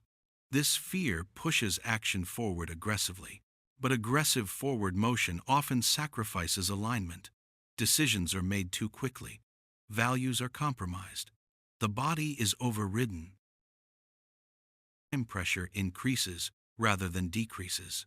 Ambition driven by alignment feels different. It does not rush. It persists. Persistence is not about speed. It is about sustained coherence. A system that remains aligned can act over long spans without burning out. A system that sacrifices alignment for speed collapses quickly. Nature demonstrates this everywhere. Fast growth without structural integrity leads to failure. Slow, coherent growth endures. This applies to organisms, ecosystems, and lives. Time rewards coherence, not haste. But time does not decide this. The structure of alignment does. This also changes how one relates to uncertainty. Uncertainty is often experienced as a threat because it disrupts sequence. Plans cannot extend forward smoothly. Prediction falters. Time feels unstable. But uncertainty does not break alignment. It reveals where alignment was assumed rather than present. True alignment does not require certainty. It requires responsiveness. Responsiveness is different from prediction. Prediction tries to control what will happen. Responsiveness adapts to what does happen. Time anxiety arises when prediction is mistaken for alignment. When the future fails to conform, panic follows.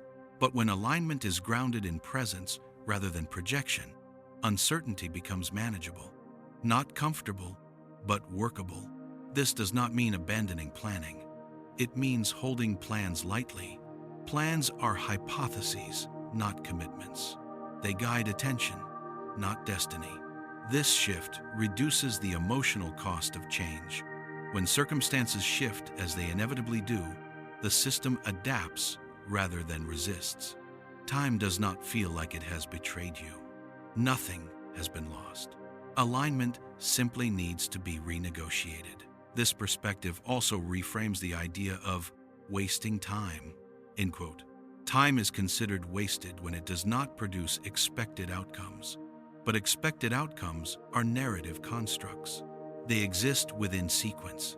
Alignment may be restored in moments that produce nothing visible: rest, play, stillness, wandering thought. These are often labeled unproductive because they do not advance a storyline, but they often restore coherence. Restoration is not waste, it is maintenance. A system that never maintains itself degrades. Eventually, it cannot produce anything meaningful at all. This is why burnout feels like time turning against you. It is not time, it is the accumulated cost of ignoring alignment. Burnout is not exhaustion of effort. It is exhaustion of coherence. The system has been enforcing sequence beyond its capacity. Sleep, when it finally arrives, does not feel like rest from activity. It feels like relief from enforcement. The body releases sequence because it must. Understanding this changes how rest is valued. Rest is not time off. It is time realigned. This also changes how discipline is understood. Discipline is often imagined as forcing action regardless of internal state. This kind of discipline relies on overriding alignment. It works in the short term. It fails in the long term. A deeper discipline is alignment discipline. It listens to rhythm. It respects limits. It acts when coherence is present. This does not mean waiting for perfect conditions. It means acting in ways that do not fracture the system. Such discipline is quieter, less dramatic, often invisible, but it endures. This endurance changes the relationship with goals. Goals are often placed in the future, pulling action forward. But if alignment is sacrificed in pursuit of goals, the achievement often feels hollow. The goal is reached, but coherence is lost. Satisfaction fades quickly because alignment must be rebuilt. When goals emerge from alignment rather than from lack, the experience is different. Action feels congruent throughout the process. Not only at the end, the goal becomes a direction, not a promise of relief. This reduces the tendency to live for later. Ifrad. Later is a temporal illusion when alignment is absent now. Now is the only place alignment can exist. This is not motivational rhetoric. It is structural fact. Alignment cannot be stored. It cannot be postponed. It can only be present. This explains why promises of future happiness feel fragile. Happiness is often framed as a reward waiting at the end of a timeline. Alignment is absent now. There is no guarantee it will appear later. Later inherits the structure of now. This does not mean abandoning long-term projects. It means aligning with them now, rather than sacrificing now for them. This subtle shift reduces anxiety. Anxiety is often described as fear of the future. But fear of the future is fear of misalignment continuing. When alignment is present now, the future loses some of its threat, not because outcomes are guaranteed, but because coherence is intact. This also explains why presence feels grounding. Presence is not about ignoring the future. It is about restoring alignment so that engagement with the future is not driven by fear. Presence is alignment stabilized in the present. Time becomes navigable again. This understanding also changes how one relates to endings. Endings are often feared because they mark loss in time. Something stops. A sequence closes. But endings are also realignments. When something ends, alignment shifts. The patterns that sustained it dissolve. New patterns eventually form. Resistance to endings often comes from clinging to alignment that no longer fits. Letting go is not about giving up. It is about releasing outdated coherence. This can be painful, not because time has taken something away, but because alignment must be reconfigured. Grief is the process of reconfiguration. It is not linear. It does not obey schedules. Trying to rush grief is another attempt to enforce sequence prematurely. Alignment reforms when it is ready. This perspective also reframes legacy. Legacy is often imagined as something that extends forward in time, impact that persists after one's life ends. But impact is not carried by time alone. It is carried by coherence, transmitted through relationships, actions, and structures. A moment of deep alignment can ripple outward in ways that are not measurable by duration. Legacy is not how long something lasts. It is how well it fits. Fit determines whether a pattern is adopted, carried forward, or transformed. This understanding removes the pressure to leave something behind as a race against time. What matters is coherence in action. Coherence propagates naturally. This also reframes teaching.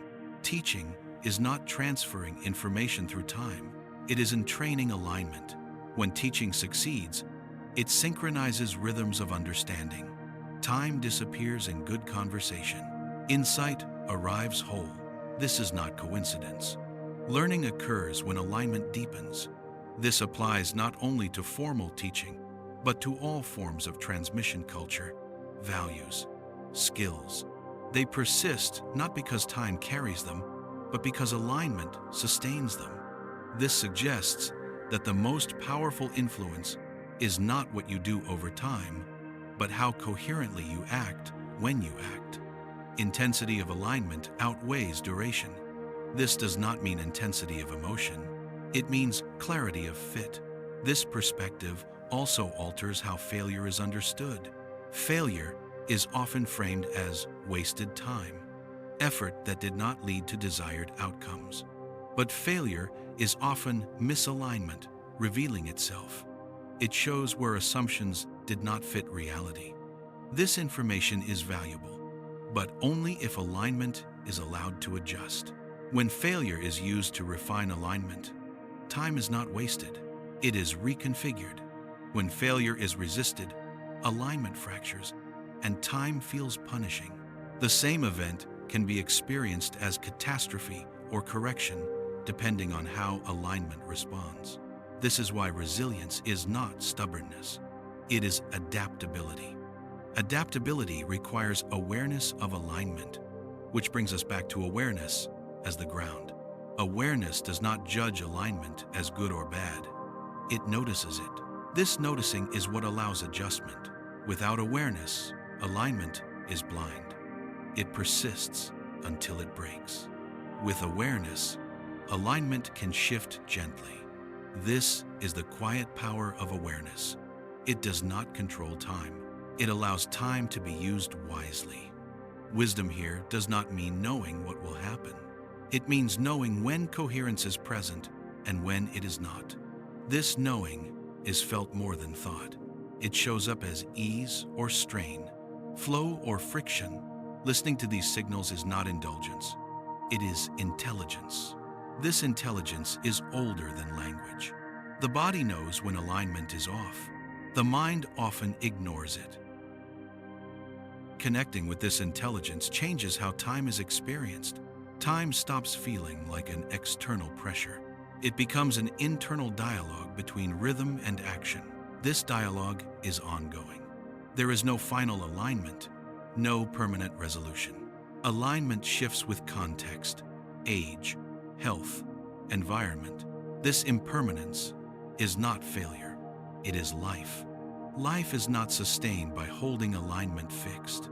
It is sustained by continuously renegotiating it. Time, then, is the trace of that negotiation, a record of how patterns held and changed.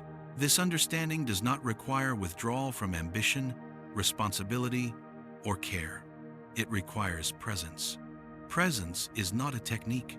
It is an orientation that notices alignment rather than chasing sequence. This orientation can coexist with planning, striving, and effort. It simply removes the belief that sequence defines worth. Worth is not in the timeline. It is in coherence, and coherence is felt now. This brings us close to the end of this exploration, not as a conclusion, but as a settling. Time has not disappeared. It has been contextualized. Awareness has not become special. It has been recognized. Alignment has not become controllable. It has become intelligible. What remains is not a new belief system, but a quieter stance toward experience. A stance that allows time to move when it must, to soften when it can, and to disappear when alignment no longer requires it. This stance does not promise ease. It promises fit, and fit is enough.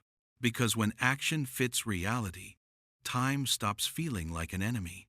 It becomes a partner, not always cooperative, not always kind, but understandable, and understanding changes everything. which leads us gently toward the final chapters, where the inquiry no longer expands outward, but turns inward one last time to the simplest possible experience, the experience of this moment, before it becomes memory, before it becomes anticipation, just as it is. Held not by time, but by awareness, this moment does not arrive. It is not delivered from the future. It does not emerge from the past. It does not slide along a line toward you. It is already here before any attempt to name it. The mind, trained to think in sequence, struggles with this. It wants to know when this moment is happening, how long it will last, and what comes next. These questions arise automatically because the mind's primary function is to organize experience into time. But the moment itself does not answer those questions. It does not need to. The moment is not a slice cut out of a flowing stream. It is a configuration, a temporary coherence of sensation, perception, thought, and awareness that appears as a whole. When you look closely, there is no edge where the moment begins or ends. There is only a shift, subtle, continuous within awareness. The feeling of now is not sharp. It is not precise. It is wide. This width is usually unnoticed because attention is pointed forward. Anticipation pulls experience toward what is about to happen. Memory pulls it backward toward what just happened. The present is treated as a thin bridge between the two. But that thinness is imposed. When attention relaxes its forward pull, the present thickens, not by adding time, by revealing depth.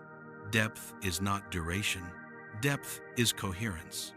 This is the most counterintuitive realization in the entire inquiry. The present moment does not expand by lasting longer. It expands by becoming more integrated, more sensation included, more subtlety noticed, more layers held together without urgency. This integration does not require effort. It requires allowing attention to stop fragmenting experience into before and after. The mind often resists this because it confuses integration with stagnation. It fears that without movement, nothing will happen. But movement does not disappear when integration increases. What disappears is the anxiety about movement. Action still occurs. Speech still unfolds. Decisions are still made. But they arise from coherence rather than from pressure. This difference is palpable. Action born from pressure feels urgent, brittle, and exhausting. Action born from coherence feels direct, economical, and surprisingly calm. Time behaves differently in each case. Under pressure, time feels scarce. For coherence, time feels adequate. Again, the clock has not changed. Alignment has. This is why the present moment is so often misunderstood in discussions of mindfulness or presence. It is described as something to focus on, something to hold on to, something to maintain. But the present moment is not an object of focus. It is the result of integration. Trying to hold the present moment creates strain because holding is an action in time. It assumes that the present is fragile and must be preserved against disappearance. But the present does not disappear. It is replaced by another configuration, equally complete. What disappears is attention's grip on a particular narrative. This is why efforts to stay present often backfire. They create another task, another sequence to manage. True presence is not managed. It is noticed. Noticed when effort relaxes. This noticing reveals that experience is already complete without being frozen. Nothing is missing from this moment. Nothing needs to be added. This completeness is not satisfaction in the emotional sense. It is structural sufficiency. The moment contains exactly what it contains. The discomfort with this arises not from lack, but from habit. The habit of measuring moments by what they lead to. When experience is constantly evaluated by outcome, the present feels insufficient by definition. Its value is deferred. This deferral creates chronic tension, Life is lived as preparation rather than participation. Understanding time as alignment exposes this habit. It shows that deferral is not required by reality. It is a learned strategy, a strategy that once served survival, but often outlives its usefulness. The mind learned to prioritize the future because prediction increased chances of survival. This strategy worked so well that it became dominant. But dominance is not the same as exclusivity. Prediction does not need to be abandoned. It needs to be contextualized. The future is a useful model, not a place you are trying to reach. When this is seen, anticipation loosens its grip. The future remains relevant, but it no longer overshadows the present. This balance is subtle. Lean too far into anticipation, and anxiety grows. Lean too far into immediacy, and planning collapses. Coherence lies between. This middle is not static. It adjusts constantly. This adjustment is what life actually is, not a journey through time, a continuous calibration of alignment. The present moment is where calibration happens, not because it is special, but because it is the only place where feedback is available. The past cannot be adjusted. The future cannot be contacted. Only this configuration can respond. This is why the present moment feels alive. It is responsive. Responsiveness is the opposite of passivity. When awareness rests in responsiveness, action becomes precise. You say what fits. You move when movement fits. You wait when waiting fits. This fitting is felt, not calculated. Calculation happens too slowly for living systems. Fitting happens through coherence. This is how organisms survive without constant deliberation. They respond. Humans complicate this with narrative, memory, and imagination. These capacities are powerful, but they also create interference. The present moment is where interference can be noticed and released, not through suppression, through inclusion. Inclusion allows conflicting impulses to be felt simultaneously: fear and curiosity, desire and restraint, urgency and patience. When these are allowed to coexist without forcing resolution, coherence often emerges naturally. Resolution does not need to be forced. This is another counterintuitive point. Forcing resolution is a temporal strategy. It tries to collapse uncertainty quickly. It assumes that delay is dangerous. But uncertainty is not inherently dangerous. Misalignment is.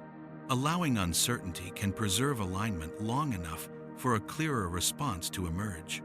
This is not indecision. It is listening. Listening is temporal only in appearance. It unfolds, but it does not rush. This is why deep listening often feels timeless. Conversation slows, pauses lengthen, meaning deepens. Time is not lost. It is reorganized. This reorganization happens constantly in healthy systems. Breath reorganizes oxygen. Sleep reorganizes memory. Tension reorganizes relevance. The present moment is the interface where reorganization occurs. It is not a static point. It is a dynamic balance. This balance is what makes life feel real. When balance is lost, when attention is scattered, when rhythms are ignored, when coherence is overridden, life feels unreal. Time becomes oppressive or meaningless. This is often diagnosed as a psychological issue, but at its core, it is an alignment issue. The system is out of sync. Restoring alignment does not require solving problems in the future. It requires noticing what is happening now. This noticing is not analytical. It is sensory, feeling the body, hearing sounds without labeling, sensing breath without controlling. These practices are not spiritual techniques. They are ways of regrounding alignment in direct feedback rather than in abstraction. Abstraction stretches time. Sensation anchors it. This is why embodiment matters so much in this inquiry. The body is always now. It cannot leave the present moment. It can only remember or anticipate through mental representation. When attention reconnects with bodily sensation, time naturally softens. Not because time disappears, but because alignment strengthens. This strengthening allows sequence to relax its grip. The present moment becomes sufficient again. This sufficiency does not eliminate desire or ambition. It eliminates desperation. Desperation arises when the present is experienced as a problem to be escaped. Sufficiency arises when the present is experienced as workable. Workable does not mean pleasant. It means responsive. Pain can be workable. Uncertainty can be workable. Difficulty can be workable. Workability is a function of coherence, not comfort. This insight is crucial because it prevents the inquiry from turning into avoidance. Presence is not about feeling good. It is about being aligned. Alignment can include discomfort. What it excludes is fragmentation. Fragmentation is when experience pulls in incompatible directions without integration. The present moment is where integration can happen, not because it is privileged, but because it is immediate. Immediacy does not mean urgency. It means contact. Contact with what is actually happening rather than with imagined timelines. This contact changes how effort is experienced. Effort becomes responsive rather than forced. You act because something needs doing, not because time is running out. This shift reduces fatigue. Fatigue is often not from effort itself, but from effort applied against misalignment. When effort fits, energy circulates. When effort fights, energy drains. This circulation is felt as vitality. Vitality is not excitement. It is flow of energy without obstruction. Obstruction is often temporal. Worry blocks flow by pulling attention forward. Rumination blocks flow by pulling attention backward. The present moment is where flow resumes. This does not require constant vigilance. It requires periodic return. Return is not regression. It is recalibration. You do not stay present. You return to presence over and over. Each return strengthens sensitivity to alignment. Sensitivity is not weakness. It is precision. This precision allows more nuanced engagement with time. You begin to notice when urgency is appropriate and when it is not. You begin to feel when rest is needed before collapse. You begin to sense when pushing will help and when it will harm. This sensing cannot be outsourced to schedules or systems. It is embodied intelligence. Modern life often undermines this intelligence by replacing sensing with metrics. Metrics measure output, not alignment. They are useful, but incomplete. Relying on metrics alone leads to chronic misalignment. The present moment restores access to sensing. This access is not mystical. It is biological. It is how organisms have always functioned. This inquiry into time has been a return to something very old. Not an ancient belief, an ancient capacity. The capacity to feel rhythm and respond. Time, as alignment, is not something to be mastered. It is something to be listened to. Listening requires quiet, not silence of sound, but silence of compulsion. Compulsion is the sense that something must happen now or else. This sense is often inherited from fear, conditioning, and habit. Being at rest does not create irresponsibility. It creates space. Space allows choice. Choice is not free will in the abstract sense. It is the ability to respond coherently. The present moment is where this ability is exercised, not because it is the only time that exists, but because it is the only time that can respond. This responsiveness is the living edge of time. Everything else, past and future, are conceptual extensions, useful but secondary. This realization gently dissolves the obsession with managing time. Time does not need management. Alignment does. When alignment is present, time organizes itself. Tasks flow in sequence. Rest arrives when needed. Attention knows where to go. When alignment is absent, No amount of time management can compensate. This is why some days feel impossible despite ample time, and other days feel effortless despite limited time. The difference is not duration, it is coherence. This brings us to a quiet pause in the inquiry. Not a conclusion, a settling into simplicity. The present moment is not mysterious, it is ordinary. So ordinary that it is often overlooked. But within this ordinariness lies everything needed for alignment: breath, sensation, sound, awareness. Nothing extra is required. No special insight, no final understanding, just noticing how experience organizes itself when not pushed, noticing how time behaves when not chased, noticing how action arises when not forced. This noticing is gentle. It does not demand that life change. It simply allows life to be met as it is. And in that meeting, something subtle happens. Time stops feeling like a threat, not because it has been defeated, but because it has been understood. And understanding dissolves fear more effectively than control ever could. Which brings us toward the final chapters of this journey. Not to provide answers, but to allow what has already been seen to settle more deeply, to let the inquiry complete itself. Not by adding more concepts, but by resting in what is already present, before the next moment arrives, before the next thought forms. Here, now, not as a point in time, but as a field of coherence, held effortlessly. Within awareness, something changes when the inquiry stops trying to reach an answer. Not abruptly, not dramatically, but quietly, like a muscle releasing tension it did not know it was holding. Up to this point, attention has been moving, questioning, examining, tracing structures. Even when it turned toward awareness, there was still a subtle effort to understand, to locate, to resolve. Now that effort begins to soften, not because the inquiry has failed, but because it has done what it needed to do. It has brought attention to the edge where explanation no longer adds clarity, and at that edge, something simpler becomes visible.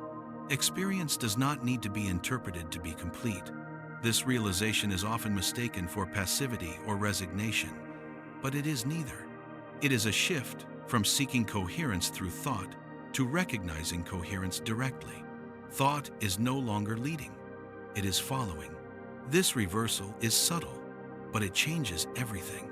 When thought leads, experience is filtered through sequence. Each moment is evaluated in relation to what came before and what might come after. Even insight is treated as something to be remembered, something to build upon. When thought follows, experience stands on its own. It does not need to justify itself by reference to a timeline.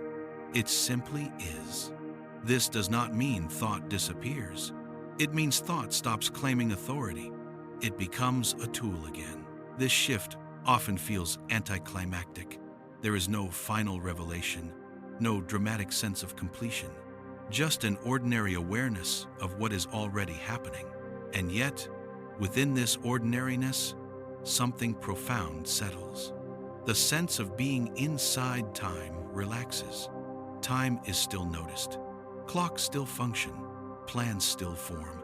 But time no longer feels like the container of experience.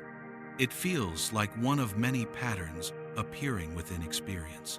This change is not conceptual. It is felt. The body responds first. Breath deepens without instruction. Muscles soften. The nervous system eases its constant scanning for what comes next. This is not relaxation as an activity. Relaxation as absence of unnecessary effort. The effort that drops is subtle. It is the effort of holding experience together through narrative. The realization dawns quietly. Experience is already held, not by memory, not by anticipation, but by awareness itself. This is why there is no panic when the inquiry lets go. Nothing collapses. The world does not vanish. Identity does not shatter. Function does not disappear. Life continues, but it continues without the constant sense of chasing or being chased. This is the point where the inquiry into time reveals its final irony. Time was never the problem. The problem was the belief that something needed to be done about time. Once that belief loosens, time resumes its proper place, not as a tyrant, not as an illusion to be escaped, but as a pattern that serves certain functions and then recedes. The body still needs schedules. The mind still uses memory. The future still matters. But none of these need to define what is happening now. This does not require vigilance. It is not something you maintain. It is something you notice has already been the case. This noticing is gentle because it does not oppose anything. It does not oppose thought. It does not oppose planning. It does not oppose ambition or care. It simply stops mistaking them for the whole. This brings a new quality to action. Action becomes less about progress and more about participation. Progress implies movement toward a future state. Participation implies engagement with what is present.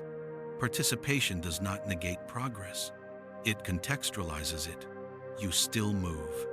You still grow. You still change. But change is no longer framed as escape. It is framed as expression. Expression of alignment rather than correction of deficiency. This shift can be felt in small things. Eating without rushing. Listening without planning a response. Walking without mentally arriving somewhere else. These are not techniques. They are natural consequences of attention no longer being pulled compulsively forward. When the pull relaxes, experience fills in, not with excitement, with presence. Presence here is not a state you enter. It is what remains when nothing is being resisted.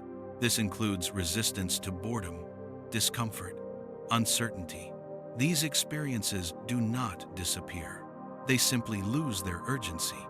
Urgency is what turns discomfort into suffering. Urgency says, this must change now. When urgency drops, discomfort becomes workable. Not pleasant, but workable. This is a crucial distinction. The inquiry into time does not promise constant ease. It promises capacity. Capacity to meet experience without fragmentation. Fragmentation happens when experience is divided against itself, when part of you is here and part is elsewhere in time. Integration happens when experience is allowed to be whole. Wholeness does not require comfort. It requires inclusion. This inclusion is what awareness naturally provides when it is not identified with sequence. This brings us to the subtle role of choice. Choice is often imagined as selecting between futures, but choice, in lived experience, happens now. You do not choose a future. You choose how to respond to what is present. The future unfolds from sustained patterns of response, not from isolated decisions. This reframes responsibility. Responsibility is not about controlling outcomes. It is about responding coherently. Coherent response arises from alignment, not from anxiety. When time is seen as alignment, responsibility becomes less about urgency and more about fit. You respond to what fits now, knowing that fit will change. This does not absolve mistakes. Mistakes happen, but mistakes are no longer interpreted as failures against time. They are signals of misalignment. Signals can be listened to. This listening is what allows learning. Learning is not accumulation of knowledge over time. It is refinement of alignment. Refinement happens now. This is why insight can arrive suddenly, even after years of struggle. The years were not accumulating insight. They were preparing alignment. When alignment shifts, understanding appears whole. Time did not deliver it. Alignment allowed it. This perspective also dissolves a subtle fear that often lurks beneath spiritual or philosophical inquiry. Fear of wasting time. It's centered, of course, to do. People worry that if they stop striving, stop seeking, stop pushing forward, they will fall behind. Behind what? behind an imagined timeline of achievement, fulfillment, or meaning. But meaning is not waiting in the future. Meaning emerges from coherence in action. This coherence can only happen now. There is no delay. This does not mean that long-term projects are meaningless. It means their meaning is not deferred. Each moment of coherent engagement is complete in itself. The project unfolds as a series of complete moments, not as a sacrifice of present life for future reward. This changes motivation. Motivation becomes intrinsic rather than compensatory. You act because the action fits, not because it promises relief later. This kind of motivation is sustainable. It does not burn out. Burnout happens when action is fueled by lack, by the sense that now is insufficient and must be escaped. When now is sufficient, action can rest within it. Rest does not stop action. It stops unnecessary struggle. This is why people often report that life becomes both simpler and more effective after this shift. They do less, but what they do fits better. They say no more easily. They commit more clearly. They recover faster. These are not moral improvements. They are structural consequences. Alignment conserves energy. Time pressure wastes it. This also changes how silence is experienced. Silence is no longer empty space between events. It is presence without content. Silence becomes supportive rather than threatening. The mind often fills silence because it fears the absence of sequence. Silence feels like nothing is happening, and nothing happening feels dangerous to a system built for prediction. But when alignment relaxes, silence is recognized as restful. Not absence, but openness. This openness is not waiting for something, it is complete. This recognition allows silence to be included in life rather than avoided. The same applies to stillness. Stillness is not stagnation. It is alignment without movement. Movement can arise from stillness without conflict. Stillness does not block action. It clarifies it. This is why many traditions emphasize stillness not as an end, but as a reference point. A reminder that activity is not the source of being. Being allows activity. This distinction becomes obvious when one notices that awareness is present both in movement and in stillness. Time behaves differently in each, but awareness does not. This constancy is not dramatic. It is so obvious that it is usually ignored. Like gravity, you do not notice gravity until it changes. You do not notice awareness until time loosens. Then you realize it was always there. This realization does not require belief. It does not require adopting a philosophy. It requires noticing what has been present all along. The inquiry into time has simply removed some of the noise that obscured this noticing. It has shown how sequence, narrative, urgency, and fear conspire to keep attention moving, not because they are bad, but because they are functional. Once their function is understood, they no longer need to dominate. They take their proper place. This is not the end of thinking. It is the end of compulsive thinking about time. Thinking continues, but it no longer claims to be reality itself. It becomes a description rather than a prison. This changes the tone of inner life. Thoughts come and go without demanding obedience. Plans arise without anxiety. Memories surface without dragging attention backward. Time becomes fluid, not because it is denied, but because it is understood. This understanding does not freeze into certainty. It remains open. Openness is important. Certainty is another form of rigidity. The inquiry into time does not aim to replace one rigid belief with another. It aims to restore flexibility. Flexibility is what allows life to respond. A rigid timeline cannot respond. It can only be followed or broken. Alignment responds. This responsiveness is what allows humor to return. Laughter often arises when rigid expectations collapse harmlessly. Time expectations collapse. Sequence breaks. Something unexpected fits. Humor is a sign of flexibility. life regains lightness. Not because nothing matters, but because not everything is heavy. This lightness is not superficial. It coexists with seriousness, grief, and responsibility. It simply removes the sense that everything is happening against a deadline. This removal is deeply relieving. The body feels it. The mind feels it. Life feels more inhabitable. This is not enlightenment. It is sanity, a return to proportion. Time matters, but it is not the measure of being. Being is present regardless. This presence is not something you achieve. It is what you are before achievement.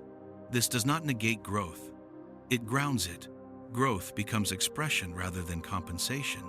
Expression is joyful by nature, not ecstatic. Content. This contentment does not depend on how much time has passed or how much remains. It depends on alignment. Alignment is felt now. This feeling becomes familiar, not constant, but accessible. When lost, it can be returned to, not by effort, by noticing breath, noticing sensation, noticing awareness itself. These are not techniques. They are reminders of what has never been absent. The inquiry into time has not uncovered a hidden truth. It has revealed an overlooked one. That time is a pattern appearing in awareness, and awareness does not need to chase its own patterns. It can let them come and go. This letting go is not disengagement, it is trust. Trust that experience can unfold without constant supervision. Trust that alignment can reform. Trust that nothing essential is lost when time loosens. This trust is not naive, it is informed. Informed by seeing how many times alignment has dissolved and returned, every night in sleep, every pause in thought, every moment of forgetting. And yet awareness remains. This is not faith, it is observation. Observation without urgency. Which brings us to the threshold of the final chapters. Not to conclude, but to allow everything explored to rest. To let the structures fall into place without further manipulation. Time does not need to be explained further. Awareness does not need to be defined. Alignment does not need to be controlled. What remains is simply life experienced without the extra weight of misunderstanding. Life still moves. Time still passes. Moments still change. But the fear of being left behind softens because you were never inside time to begin with. Time has always been inside experience, and experience is held quietly, effortlessly, within awareness. At this stage, nothing needs to be added, and yet something continues, not because it must, but because it does. Life does not pause when understanding settles. The world does not freeze in recognition. Events still arise. Choices still present themselves. Consequences still unfold. What changes is the tone in which all of this is met. The tone becomes quieter, not emotionally flat, not disengaged, but less strained. Strain is the signature of misalignment. It is what happens when experience is forced to conform to an imagined timeline rather than allowed to unfold within actual capacity.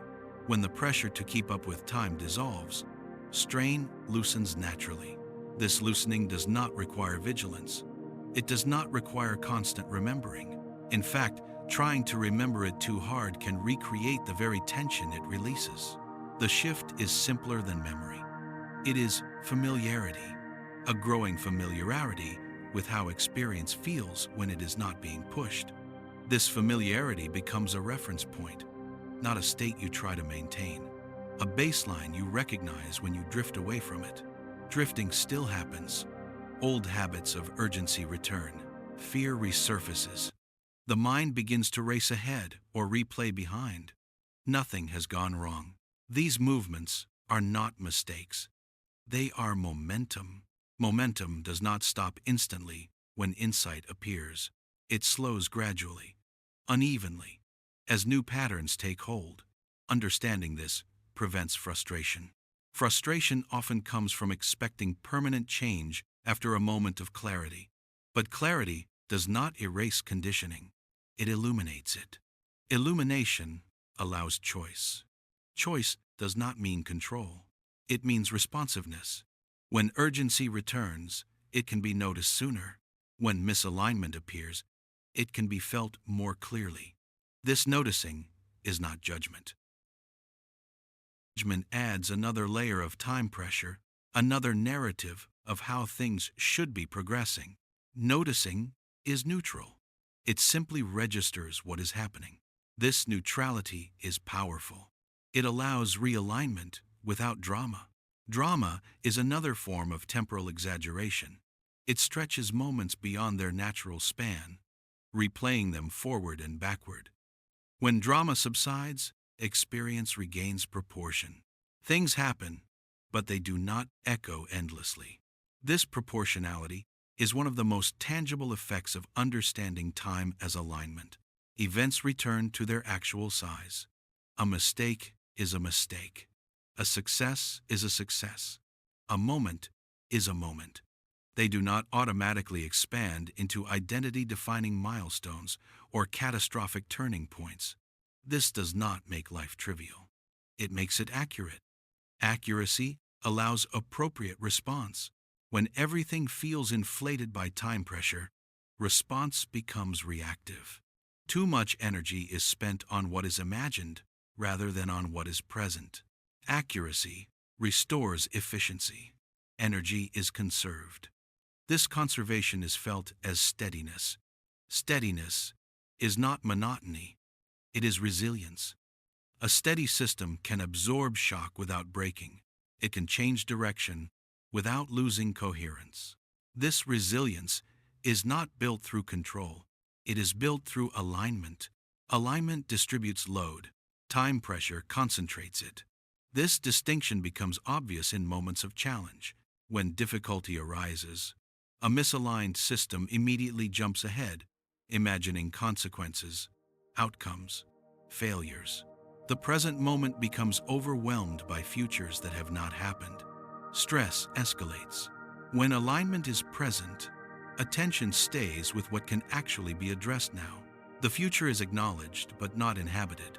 Action becomes precise. This precision does not guarantee success, but it reduces unnecessary suffering. Suffering often comes not from what happens, but from what is imagined happening next. Time feeds imagination. Alignment feeds response. This difference changes how fear is experienced. Fear is not eliminated. Fear is a biological signal. But fear no longer hijacks attention completely. It becomes one signal among many, not the defining context. This allows discernment. Is this fear pointing to something real and immediate? Or is it amplifying an imagined timeline? The body often knows the difference. Immediate threat tightens the body sharply. Imagined threat creates diffuse tension. Listening to this distinction grounds response. This listening is not intellectual.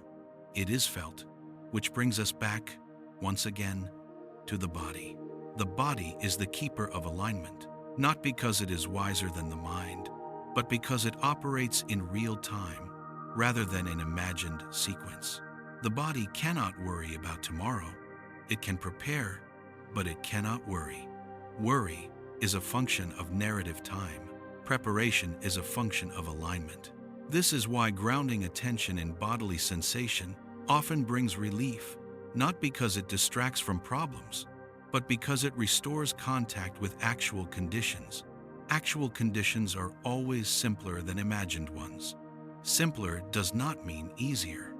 It means clearer. Clarity reduces friction. Friction wastes energy. Energy is finite. This finiteness is not a flaw. It is what gives life shape. If energy were infinite, alignment would not matter. Everything could be forced indefinitely. But because energy is limited, fit becomes essential. Time pressure ignores this. It treats energy as endlessly stretchable. Alignment respects it. Respecting limits is not resignation, it is intelligence. This intelligence expresses itself as pacing. Pacing is not slowness. It is appropriate speed. Appropriate speed varies. Sometimes it is fast. Sometimes it is slow. Sometimes it pauses entirely. Time pressure prefers speed regardless of fit. Alignment adjusts speed continuously. This adjustment often goes unnoticed until it is absent. Burnout is what happens when pacing is ignored. Recovery is what happens when pacing is restored. Recovery does not rewind time. It rebalances alignment.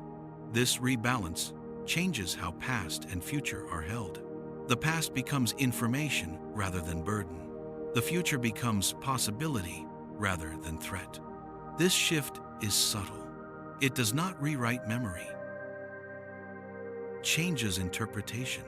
Memory is no longer used to predict punishment or loss. It is used to inform present response. This functional use of memory reduces rumination. Rumination is memory trapped in time. It loops without resolution because it is disconnected from present action. When alignment is restored, memory either informs action or releases itself. It no longer needs to repeat. This explains why insight alone does not end rumination. Insight is conceptual. Alignment is embodied. When the body remains tense, the mind continues to loop. When the body relaxes appropriately, loops lose their fuel. This does not require forcing relaxation. It requires safety. Safety is not the absence of threat. It is the presence of capacity. Capacity to respond. When the system senses that it can respond to what arises, it does not need to rehearse endlessly. This sensing is bodily. Time pressure undermines it by exaggerating stakes. Alignment restores it by matching response to reality. This matching builds trust. Trust not in outcomes, but in responsiveness. You may not know what will happen, but you know you can respond. This knowing is deeply calming. It shifts the orientation from prediction to participation. Participation does not require certainty. It requires presence. This presence is not heroic. It is ordinary. It shows up in small ways, pausing before reacting, feeling breath during difficulty, letting a moment pass without filling it. These moments are not special. They are sufficient. Sufficiency is a word that rarely appears in discussions of time. Time is usually framed in terms of scarcity or abundance. But sufficiency is neither. It is fit. There is enough of what is needed now, not forever, now. This is not denial of future needs. It is prioritization of present capacity. Capacity is what determines what can actually be done. Time pressure often ignores capacity. Alignment centers it. This centering changes how one relates to ambition. Ambition is not inherently misaligned. Ambition becomes misaligned when it demands more than capacity can sustain. Aligned ambition is patient, not passive. Patient. It understands that coherence must be maintained across time for progress to be meaningful. Progress that destroys coherence defeats itself. This is visible everywhere from personal health to social systems. Systems that prioritize speed over coherence eventually collapse. Collapse is not caused by time running out. It is caused by alignment breaking. Understanding this at a personal level allows wiser participation in larger systems. You begin to see where pressure is being applied without regard for rhythm. You can choose how much to absorb. This choice is not about control. It is about boundaries. Boundaries are temporal in appearance, but structural in function. They protect alignment. Without boundaries, alignment dissolves. Time becomes overwhelming. With boundaries, time becomes navigable. This navigation does not require maps. It requires sensing. Sensing when to engage, sensing when to rest, sensing when to step back. These senses are quiet. They are often drowned out by noise. Noise is not just sound. It is mental activity that is disconnected from immediate conditions. Reducing noise does not mean silencing thought. It means reconnecting thought to sensation. This reconnection grounds thought in reality. Time stops being abstract. It becomes embodied. Embodied time feels slower, not because it lasts longer, but because it is lived more fully. Fullness is not accumulation. It is integration. Integration is what awareness naturally provides when it is not identified with sequence.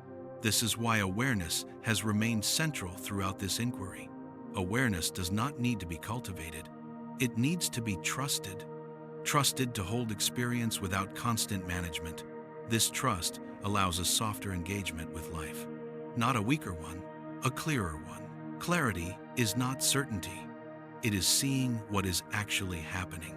Seeing what is happening allows appropriate response. This is the core of wisdom. Not knowing what will happen, knowing how to meet what does. Time does not need to be conquered to do this. It needs to be understood. Understanding dissolves unnecessary struggle. Struggle often comes from fighting imagined futures or clinging to imagined pasts. When imagination is placed in service of alignment rather than domination of it, it becomes creative rather than anxious. Imagination then helps envision possibilities without demanding them. This light touch is essential. Heavy imagination creates pressure. Light imagination creates options. Options reduce fear. Fear narrows alignment. Alignment widens options. This feedback loop is subtle but powerful. It shapes how life feels. Not in grand gestures, in daily moments. The moment you pause instead of rushing. The moment you listen instead of reacting. The moment you rest instead of pushing. These moments do not stop time. They recalibrate relationship with it. This recalibration accumulates, not as progress, as stability. Stability does not mean sameness.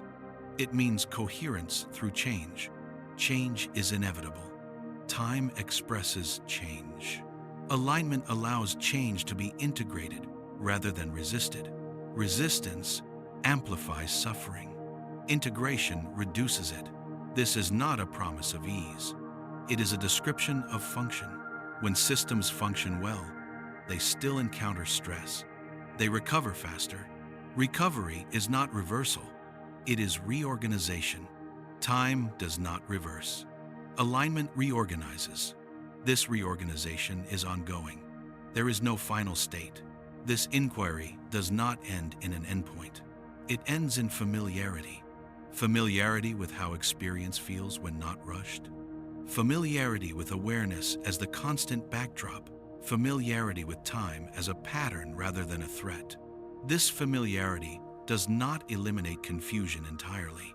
Confusion still arises. But confusion is less frightening when awareness is recognized as stable. You can be confused without being lost. Lostness is a temporal fear. Awareness is never lost. It is what notices being lost. This noticing is enough to begin reorientation. Reorientation is always possible, not in the future. Now, this brings us gently toward the final chapter, not as a conclusion, but as a simple acknowledgement that everything explored about time, alignment, and awareness has been pointing to something very ordinary, something that has been present from the beginning. The simple fact of being here, not in time, but as experience. And in this being, time appears and disappears without threatening what you are. This is not a doctrine. It is an observation. And like all true observations, it does not demand agreement. It invites noticing, which is already happening. Even now, nothing dramatic marks this stage. No final insight arrives to crown the inquiry. No conclusion seals it shut. No authority appears to declare that understanding is complete. Instead, there is a gentle recognition that the movement of inquiry itself has slowed. Not because curiosity is gone, but because curiosity has come to rest in what it was looking for. What it was looking for was never an answer about time. It was relief from being carried by a question that could never be resolved within sequence. The question was never, what is time? The question was, why does time feel like it owns me? And that question has quietly dissolved. Not because time has been explained away, but because ownership has been seen as an assumption. Time does not own experience. Experience is not inside time. Time is a pattern within experience. Seeing this does not remove time from life. It removes the sense of being trapped by it. This removal does not happen all at once. It happens in layers. The most obvious layer is urgency. Urgency begins to lose its constant edge. It still appears when needed, when something truly requires immediate action, but it no longer dominates neutral moments. Neutral moments become easier to inhabit. Waiting does not automatically feel like delay. Pauses do not feel like wasted space. Silence does not feel like absence. These moments reveal themselves as intact experiences rather than gaps between real ones. This is subtle. Most of life is made of neutral moments. If neutral moments are experienced as empty, life feels hollow no matter how many peaks occur. If neutral moments are experienced as workable, life feels full even without constant stimulation. Understanding time as alignment restores neutrality to its rightful place. Neutrality is not indifference, it is balance. Balance is what allows extremes to be integrated. Joy does not overwhelm, pain does not consume, change does not destabilize. This balance is not emotional flatness, it is resilience. Resilience does not mean not being affected. It means not being broken. Time pressure breaks systems by forcing them to operate beyond coherence. Alignment preserves resilience by allowing systems to adapt. This understanding becomes visible in how mistakes are handled. Mistakes no longer feel like irreversible points on a timeline. They feel like information. Information arrives now. Correction happens now. The idea that it's too late loses its grip. Too late is a temporal judgment that assumes a fixed sequence with no flexibility. But if time is alignment, then sequence is always being renegotiated. Something may be irreversible in one sense, but alignment can still reform around what remains. This does not deny loss. Loss happens. But loss is not the end of coherence. It is a change in configuration. Grief marks the period where alignment reorganizes around absence. Absence is not nothing. It is a new condition. When time is mistaken as a linear container, absence feels like a hole in the timeline. When time is seen as alignment, absence feels like a shift in pattern. Pain remains, but panic softens. This softening allows grief to move rather than stagnate. Movement here does not mean progress. It means responsiveness. Responsiveness allows expression. Expression allows release. Release allows new coherence. Time does not heal wounds. Alignment does. Time only provides the context in which alignment can change. This distinction changes how patience is understood. Patience is often framed as waiting for time to do its work. But patience is not passive. Patience is the willingness to allow alignment to reorganize without forcing premature resolution. This is an active stance. It requires restraint. Restraint is not suppression. It is respect for process. Forcing resolution before coherence is ready often deepens fragmentation. This is why rushing, healing, growth, or understanding often backfires. The system needs space to reconfigure. Space is not duration. Space is freedom from pressure. Pressure is temporal. Space is structural. This redefinition of patience makes it less virtuous and more practical. Patience is not about being good. It is about being accurate. Accurate about capacity. Accurate about readiness. Accurate about rhythm. This accuracy changes how decisions are made. Decisions no longer feel like irrevocable commitments to a future. They feel like adjustments in the present. You do not choose once and for all. You choose again as conditions change.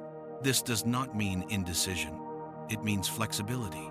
Flexibility is often misunderstood as weakness, but rigid systems break under stress. Flexible systems bend and recover.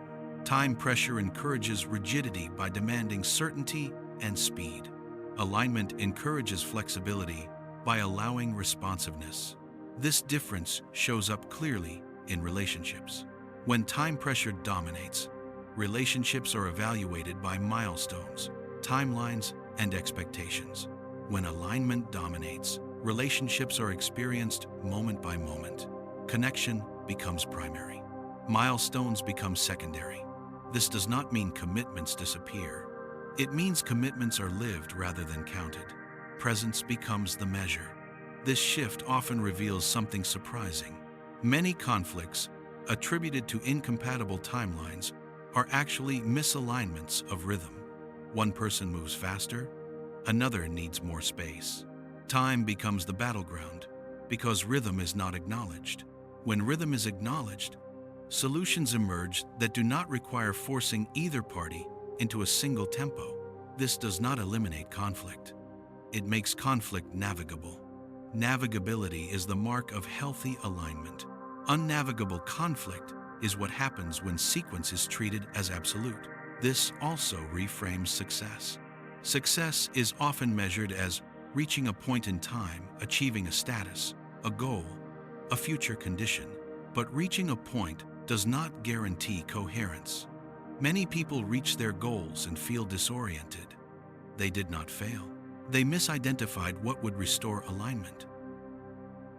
Alignment cannot be postponed.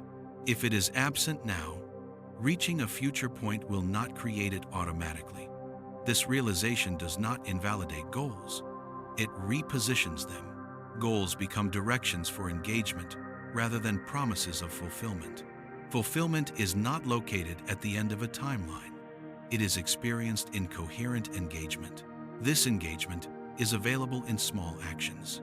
Writing a single paragraph with care, listening fully for a few seconds, resting when rest is needed. These moments are complete. They do not need justification by future payoff. This does not mean everything is equally meaningful. It means meaning is not linear. Intensity of coherence matters more than duration. A few moments of deep coherence can sustain a system longer than many hours of misalignment. This is why some brief experiences leave lasting impressions. Not because they lasted long, because they aligned deeply.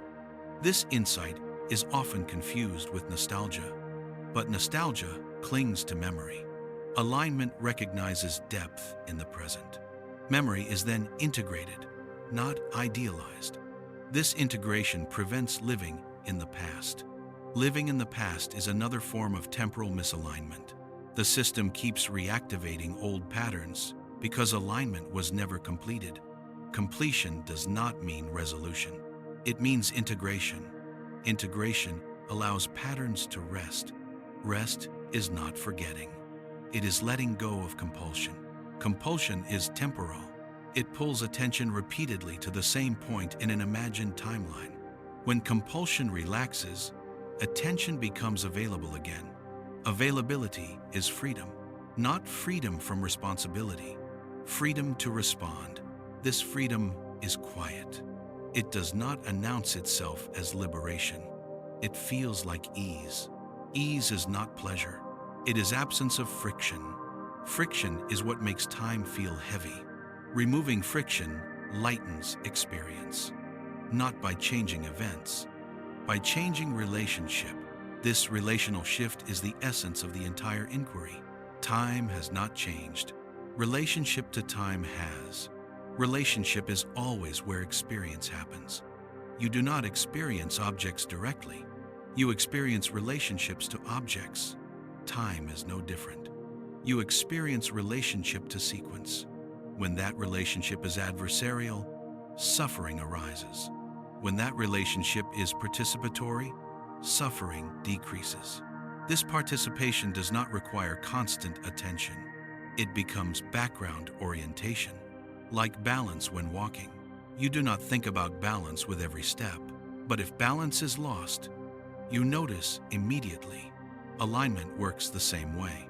Once recognized, it does not need to be held consciously. It self-corrects more easily. This self-correction is the hallmark of learning. Learning is not accumulation of facts. It is improvement in self-correction. Time-based learning focuses on repetition over duration. Alignment-based learning focuses on sensitivity to error. Sensitivity reduces repetition.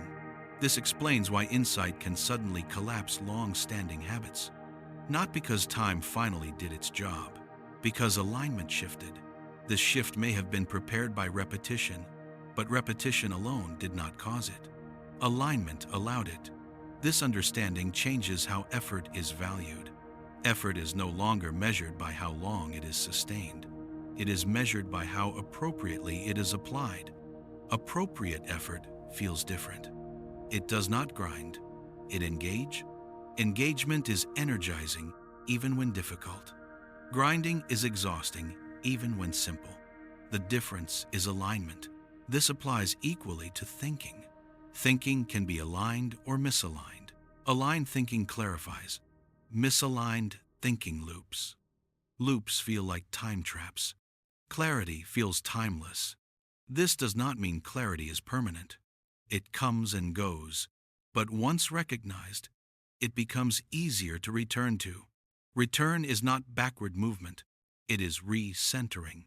Centering is not spatial or temporal. It is structural. It is returning attention to where coherence is available. This availability is always now. Not because now is special, but because coherence cannot exist elsewhere. The past cannot respond. The future cannot feel. Only this configuration can integrate.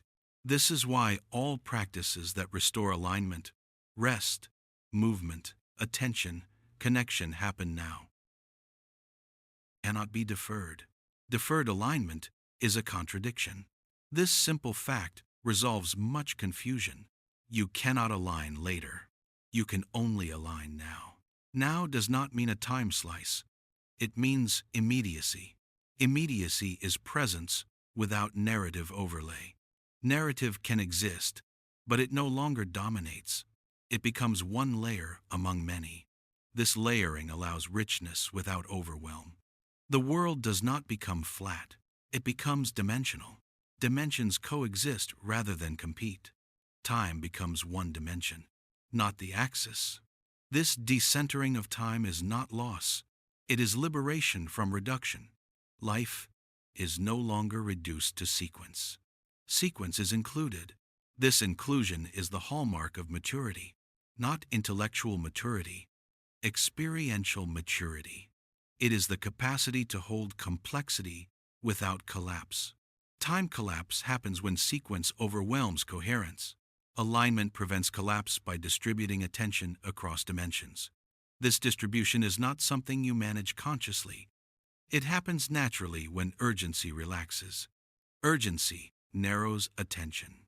Relaxation widens it. Widening allows integration. Integration allows rest. Rest allows renewal. This cycle is natural. Modern life often interrupts it. Understanding time as alignment restores it, not by force, by permission. Permission to slow when slowing fits. Permission to move fast when speed fits. Permission to pause without justification. Permission to engage without rushing. These permissions are internal. They do not require external validation. External demands still exist, but internal permission determines how those demands are met. Meeting demands without internal permission feels like being chased by time. Meeting demands with permission feels like participation. This difference is subtle but transformative. It changes the felt quality of life, not its content. This is important. The inquiry has not promised a better life in terms of events. It has offered a better relationship to whatever events occur. This relationship is what determines suffering. Suffering is not the presence of difficulty. It is the absence of alignment. Alignment does not remove difficulty. It removes unnecessary struggle. This is enough. Enough does not mean everything is resolved. It means resolution is no longer demanded where it cannot occur. Demanding resolution from time itself is futile. Time does not resolve. Alignment does. This understanding is not final. It deepens with experience, but it does not need to be perfected. Perfection is another temporal demand. Understanding is sufficient. This sufficiency is quiet. It does not seek to be recognized. It does not need to be shared. It simply informs how experience is met, moment by moment, not as a practice. As a natural response, this brings the inquiry close to its natural completion, not because all questions are answered, but because the central tension has dissolved, the tension between being here and needing to be elsewhere in time, that tension has relaxed. What remains is the simplicity of experience unfolding without being pushed. Time still moves, but it no longer pulls, and in that absence of pull, something essential becomes clear. You were never late. You were never early. You were never behind. You were only ever here, and here has always been enough to begin. Which leads us to the final chapter. Not to conclude, but to rest. To let everything said and unsaid settle into silence. Not empty silence, living silence. The silence that was present before the first question about time arose. And that will remain when the last question fades. Not in time, but in awareness, always. Nothing closes here. There is no final statement that ties everything together. No summary that gathers the strands and declares them complete. No conclusion that claims authority over what has been seen. Because what has been seen was never moving toward an ending. It was moving toward familiarity. A quiet familiarity with something that was present before the inquiry began, and that remains now, unchanged by understanding. Experience is still unfolding. Breath is still moving. Sounds are still arriving and dissolving. Time is still functioning. And yet, the relationship to all of this is softer. Because effort has stopped, not because life has simplified, but because the pressure to locate yourself inside time has loosened. You are no longer trying to stand at a point on a line. You are resting as the space in which the line appears. This does not feel grand. It feels ordinary. So ordinary that the mind may wonder if anything meaningful has happened at all. But meaning does not announce itself. It settles. What settles now is a recognition that time never needed to be solved. It needed to be decentered. Once decentered, it returns to its proper role, not as a container, not as a judge, not as a countdown, but as one rhythm among many, day and night, inhale and exhale, attention narrowing and widening, engagement and rest. Time joins these rhythms rather than dominating them. This integration is felt more than thought. Thought can describe it, but description is no longer necessary. The nervous system feels it. There is less bracing against what comes next, less clutching at what has passed. Moments pass, but they do not take something essential with them, because nothing essential was ever inside the moment. Essence was always the capacity to experience. That capacity has not moved. It does not age. It does not hurry. It does not fall behind. It is present whenever anything is present. This realization does not erase identity. Identity still functions. Names, roles, histories, preferences all remain. But identity is no longer mistaken for ground. It floats lightly. You can pick it up when needed. You can set it down when it weighs too much. Time no longer defines identity. Identity becomes one expression within time. This reverses a deep assumption. You are not a being stretched thin across past and future. You are not a point racing along a timeline.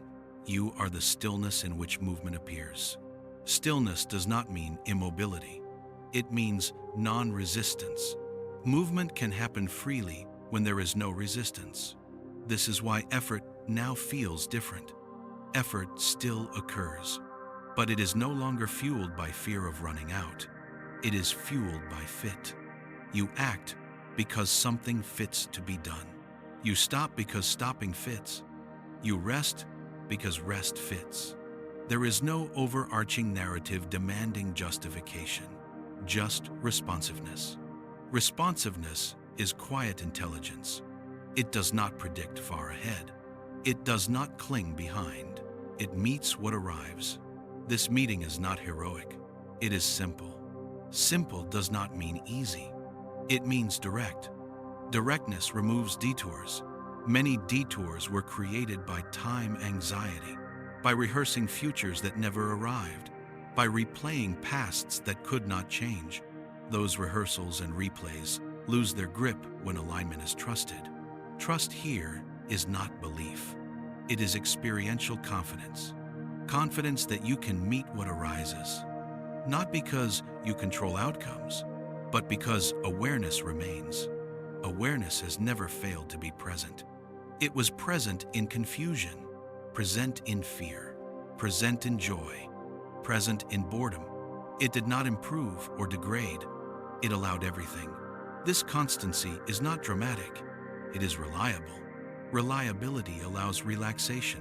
Relaxation allows clarity. Clarity allows choice. Choice allows life to be lived rather than managed. This is the quiet arc that has been unfolding. Not an ascent, a settling. The inquiry into time began with a provocation. What if time does not flow, but vibrates?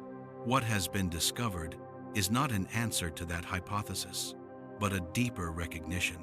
Whether time flows, vibrates, loops, or dissolves does not alter the essential fact of experience. Experience is happening, and whatever is happening now. Not as a point, as immediacy. Immediacy is not opposed to duration. Duration is a pattern within immediacy. This inversion changes everything without changing anything. Life continues. You will still plan. You will still remember. You will still anticipate. But these movements no longer define where you are. You are not inside anticipation. Anticipation appears inside you. You are not trapped in memory. Memory appears inside you. You are not carried by time. Time appears inside experience. This does not make experience superior. It makes it primary. Primary does not mean exclusive. It means foundational. Nothing needs to be added to this foundation. Nothing needs to be removed. It does not need protection. It has never been threatened. Even the fear of time was appearing within it. That fear now has less to hold on to. It may still visit, but it does not convince as easily, because something quieter has been recognized. A background that does not move. A presence that does not rush. A field that does not measure itself. This recognition does not demand constant awareness. It does not require maintenance. It becomes a reference, like gravity. You do not think about gravity while walking, but you trust it. When you stumble, you notice. When you regain balance, you move on. Awareness is like that. Time is like terrain, sometimes smooth, sometimes uneven. But you are not the terrain. You are the capacity to move across it. This capacity does not need to arrive anywhere. Movement is enough. Arrival was always a story told by time. Presence was always the reality, and presence is already here. Nothing more needs to be said. Nothing needs to be concluded. The inquiry does not end. It simply stops pushing. What remains is not an answer. It is a silence that is not empty, a silence that allows everything else to speak. So let the next breath arrive. Let the next sound pass. Let the next moment unfold. Not as something you are waiting for, but as something already included. Close your eyes if they are open, or leave them open if they are closed. Either way, the universe is still vibrating. Time is still arranging itself, and awareness is still here. Not watching from outside, but being quietly, without effort, without needing to continue or to stop.